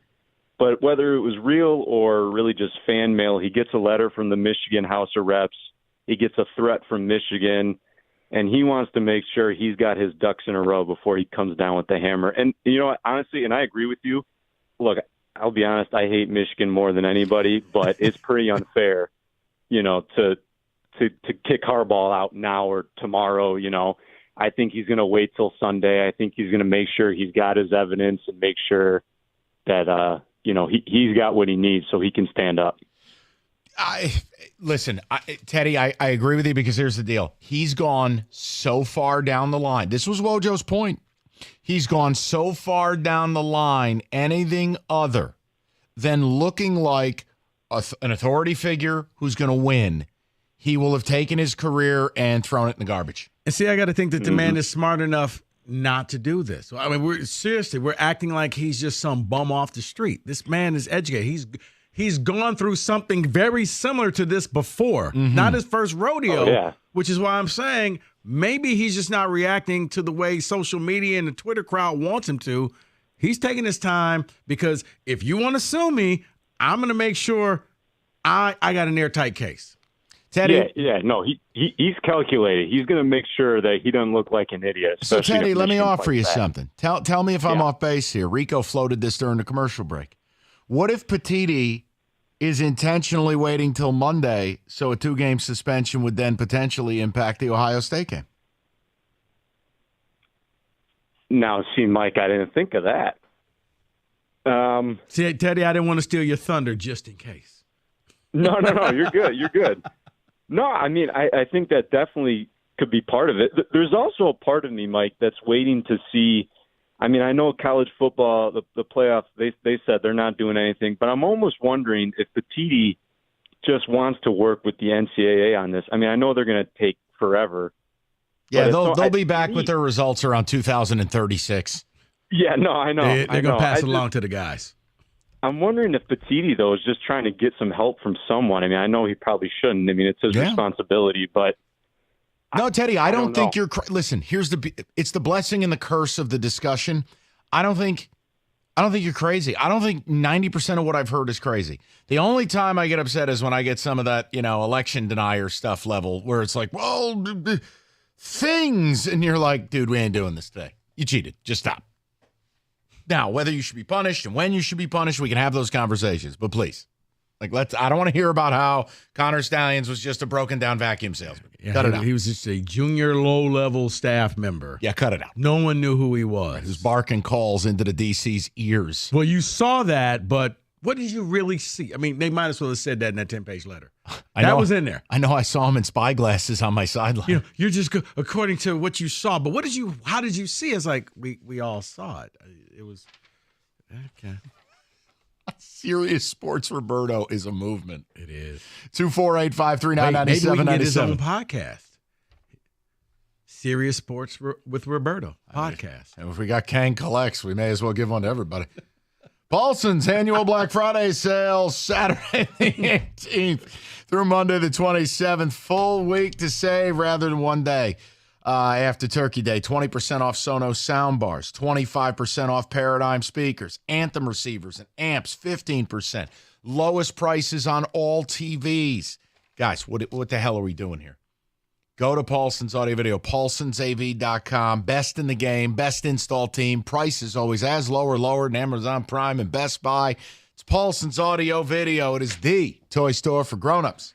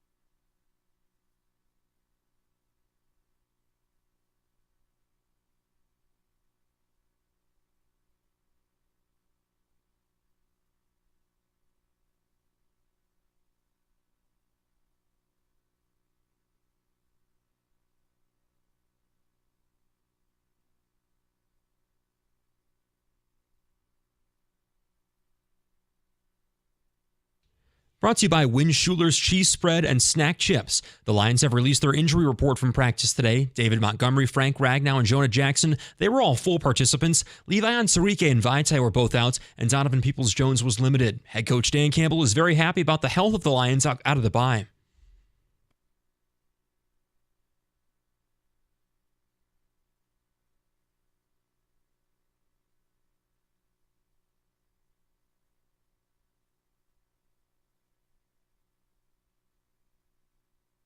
The Lions are 3-point favorites at the Chargers coming up on Sunday. The new TV voice of the Tigers is one of baseball's best. Jason Benetti has been hired as the club's new play-by-play broadcaster on Bally Sports Detroit. Stud. Absolute great hire. He comes to the Motor City Mike after 8 seasons with the White Sox. I'd call that just a little bit of an upgrade. The Red Wings aim for a bounce-back win against the Canadiens tonight at Little Caesars Arena. Puck drop at 7 o'clock, of course, right here on 97.1. And Michigan State, they're also looking to get back on the winning side of things after losing to James Madison on Monday. The Spartans play Southern Indiana at 7 o'clock in East Lansing. I'm Luke Sloan. More at 6 o'clock or at 97onetheticket.com.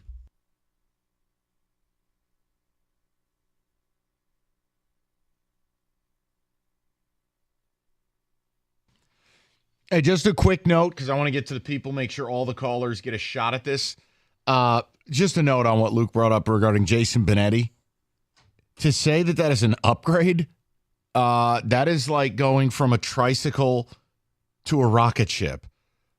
Benetti's one of the best broadcasters in all of sports, not just baseball.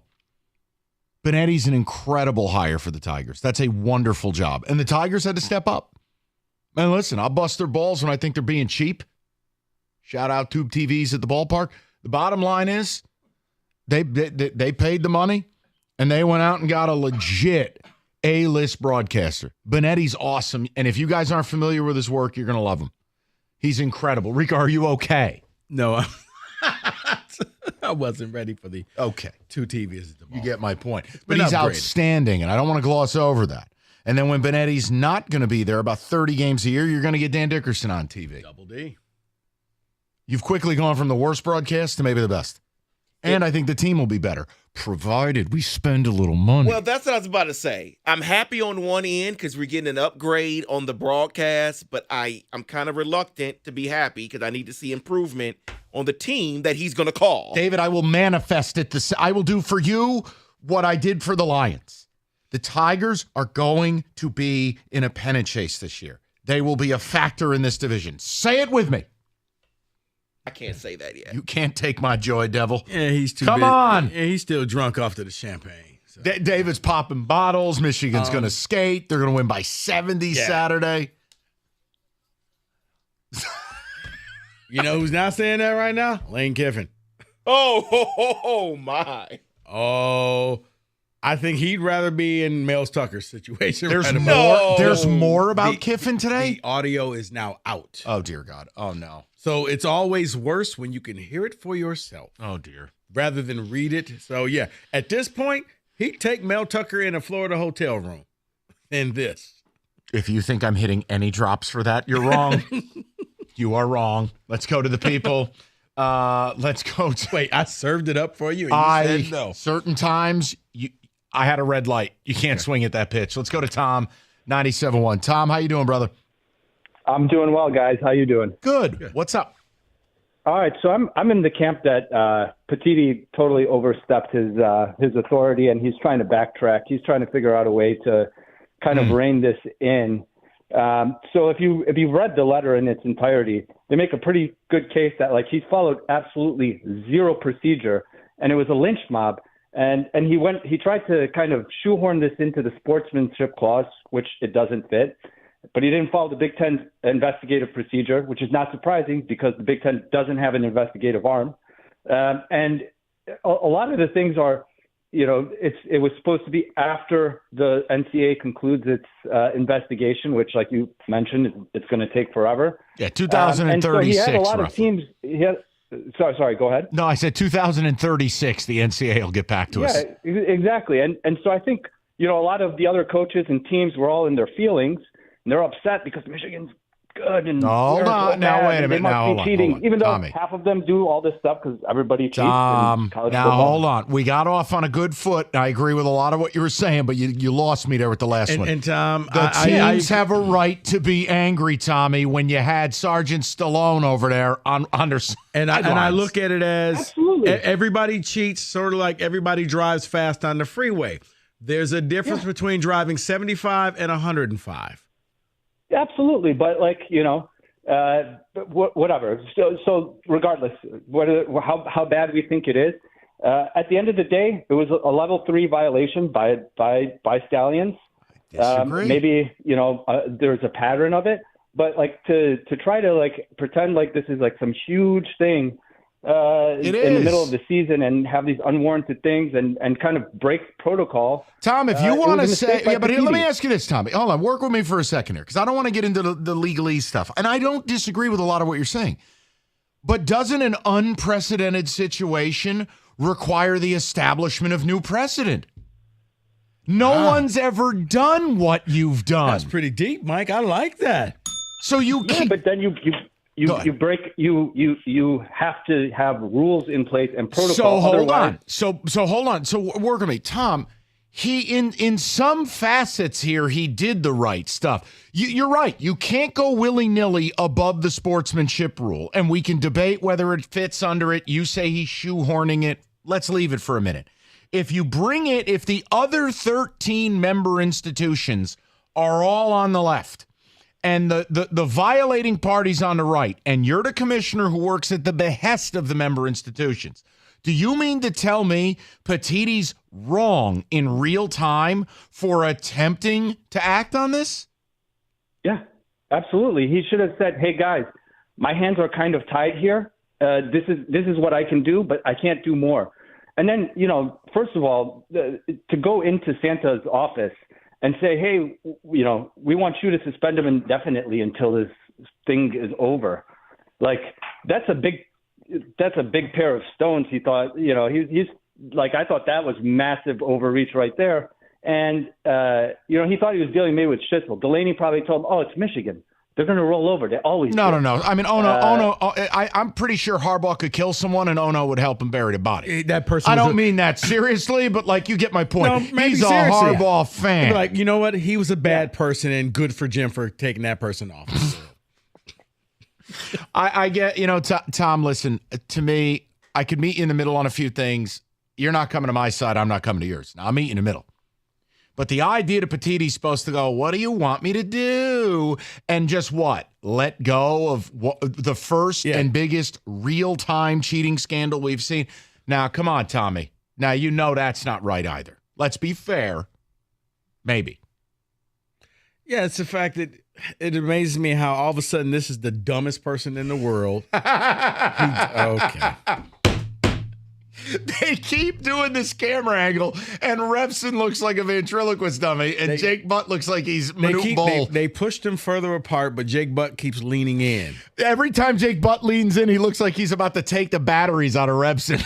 This is the best. I want the Big Ten to run this program on a loop. Anytime I'm having a down day, all I got to do is flip this on. David, can we just record this? This is awesome.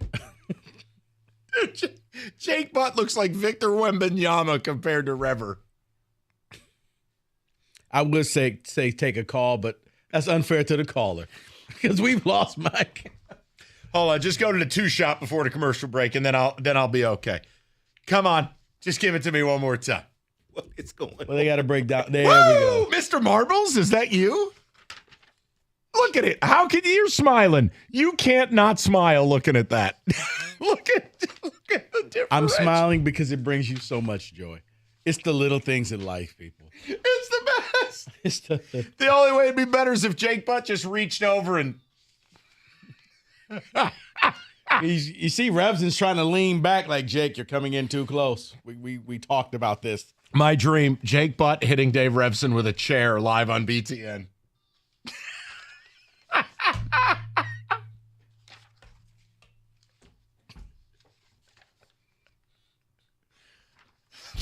An adult talking to a child. It does. Jake Butt looks like he's scolding a schoolboy. You did not turn in your homework, sir. Mike, read something. I can't. Moran Buick GMC, where they make Armand. It's the winter holidays, which for many people could be a complete pain in the ass. Moran Buick GMC wants to help you. The Acadia, $267 a month, seating for 7 people. They got the 23 GMC Sierra double cab 4x5. What, $344 a month, 24 months. Stop in, MoranExpress.com. New stock arriving daily. The best online ordering process. It's fast, it's easy. It's MoranExpress.com. Moran Buick GMC, where you always get the best price, period. It's on Telegraph, just north of Eureka and Taylor, or at MoranExpress.com.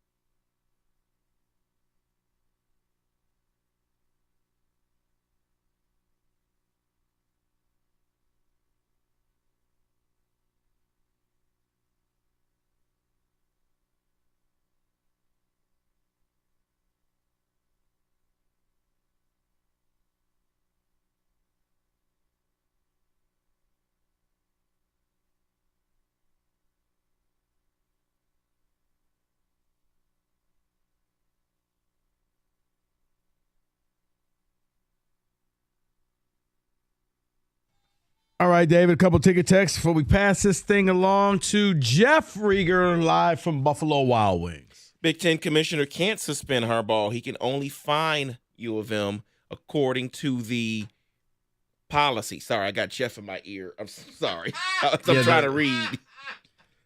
Yeah, there's more to the policy than just the 10-page thing that Michigan sent. Actually, the Big Ten commissioner can do something. And the reason why, because if people are like, oh, well, Jim Harbaugh didn't have to do anything with the new rule in the NCAA, if anything happens under your watch, you're in trouble. You didn't have to be there. See Pat Fitzgerald at Northwestern. It's not me making up the new rules. This was literally a new rule that was put in there. So, yes, he could. Go ahead, David. Perhaps the Big Ten is waiting until after the Penn State game. If it's a 2-game suspension, then Harbaugh will miss the Ohio State game, the ultimate punishment, Mike, in St. Clair Shores. Well, yeah. I mean, that could happen because you could have taken care of this early. I thought it was smart of Michigan at the beginning of the season when you played your first 3 non-conference games. It's like, okay, yeah, you spend it for those 3 games. You didn't need them. You go out there, you win anyway, and it goes away. I thought the same. You didn't need them for the MSU. I would have immediately said, you know what, how about 2 games, Michigan State, Purdue? Maybe if you had to throw in a third, you throw in this Penn State game, but you would be ready for Ohio State. That's what I've been saying the whole time. Right, and that's a possibility he misses. Have I not, David? You For have. everybody who sits there, you just want to say, I said a long time ago, get this over with so you can get back to your season and go and try to win the Natty. Correct. And then let the NCAA do whatever they want to do. But you got the Natty. You got the trophy. But nobody hears that. One more, and then we'll get to Jeff. I think the Big Ten will announce Harbaugh's suspension on Sunday. Could you see that? You think it's going to happen on Sunday? No, I mean, if it's going to happen on Sunday, you just do it early first thing Monday morning. Monday morning is when it would happen. So if it does not happen by tomorrow, David's going to be drunk all weekend. You better pray that your team wins on Saturday. But then I don't think that he's in a rush. I think that Petitti is on his own time schedule. I know we live in a society, everybody wants it right now, right now, right now. This man ain't stupid. This ain't his first rodeo. He's actually dealt with something like this before. It was called the Houston Astros. So he knows I got to make sure this is all correct, just in case. Rieger, I hear the background noise. What's going on, Rico? We're live at the Buffalo Wild Wings in Novi on 12 Mile Road in the Fountain Walk Plaza. Do you know what we're doing? We're giving away tickets. Who's we? Well, the collective we, because Wojo isn't here. Wojo needs to write in case something breaks. If something breaks, Wojo's going to call in, he says. But we're only on for 3 segments, and then, of course, Red Wings hockey happens. But we're giving away tickets, so get down here right now and register to Lions-Packers on Turkey Day. How about that? Okay. That doesn't excite you? I said, Jeff, you're doing a shameless plug. I'd rather talk to you about what the hell you're doing next. Oh, hey, Mike, how are you? Super. So I got 2 things. First of all, Jason Benetti you could not have hired a better broadcaster. Stud. That dude is amazing. Stud. Listen. I got to. It's the difference between Frank Stallone and Sylvester Stallone. I have a fabulous clip we're going to play in some point in the next 45 minutes from Benetti. Uh-huh. I mean, he's so good. I know you've seen this too. You got to go to YouTube. Him and Bill Walton for 4 minutes doing a White Sox game, the funniest crap I've ever seen. No, it's a tremendous hire. And look, it comes at a great time because I think the team is about to get a lot better. Please spend some money, Chris. I just feel like it's everything's looking up if we can just get by this Michigan thing and get back to sports, please. I think you guys have done a tremendous job because I keep flip-flopping. Like when I worked with you for 5 months, Michael, you guys made a song, Flop, flippity flop. Yeah, it was very somewhere obnoxious. in the like system. Every day I came in and I had a different opinion, and you guys busted my balls for it. No, thank you. But dude, everybody makes such good points. Like, I think the best point is I'm in your camp and David's camp. However, when Evan comes on and says that the national media hasn't reported anything, and I look at Dan Wetzel's Twitter, and the last thing he has on there is from this morning. It was the letter from Michigan to the Big Ten. They would know it's all coming from the same place, so it does make me wonder if maybe Rico was right on this and Evan. That's why we did the topic the way we did it. And, I need to get to Saturday at noon. I want to watch football. I've had enough. I mean, look, you might be cheating scumbags, but there's nothing I can do about it. Let's just watch the games, and I want to bet on the games and live my life. I can't continue to do this. This is like election coverage. It's ridiculous. If nothing happens tonight or tomorrow, when 2 o'clock rolls around, what are you guys doing? You guys talking more about this, or you go to the Lions? Oh, I don't give it unless Tony Petitti comes out with no pants and drops the hammer. We're talking Lions, Chargers, and we're talking Michigan Penn State football. Right, you'll hear David slurring a lot, but that's about it. Well, David's getting drunk tonight, isn't he? David, how much backstock of that communion wine you guys keep down there at Greater Life? I don't know, but it's about to get used. David's going to stop off at the liquor store. I need a couple cases of Mad Dog. I got to replace some stuff. I got 8 kids. I got 8 kids. David produced 2 extra kids. David starts the sermon Sunday. I always thought Corinthians was bull. And you two in the back just stand up. Yeah, these are my other kids. Jesus I heard is that, a by myth. the way. Did David say he's going to put 3 more kids? I think I've heard this Yes. correctly. Is that right? Yeah. Yes, but Rieger, That's impressive. That wasn't the biggest thing. What you wanted to hear was he said, I would now have 8 kids. Whoa, there's another kid that we – wait. 2 other kids, right? Thank you. You got That's 3 what I right now. said. Where David has a secret family. It's Gator math. That's all it was. Gator math. Okay, all right, that's it. Tomorrow, TJ joins us. Who said it? Actual football. Hopefully more Jake Butt and ventriloquist dummy on the BTN as well. We'll talk to you tomorrow at 2. See you.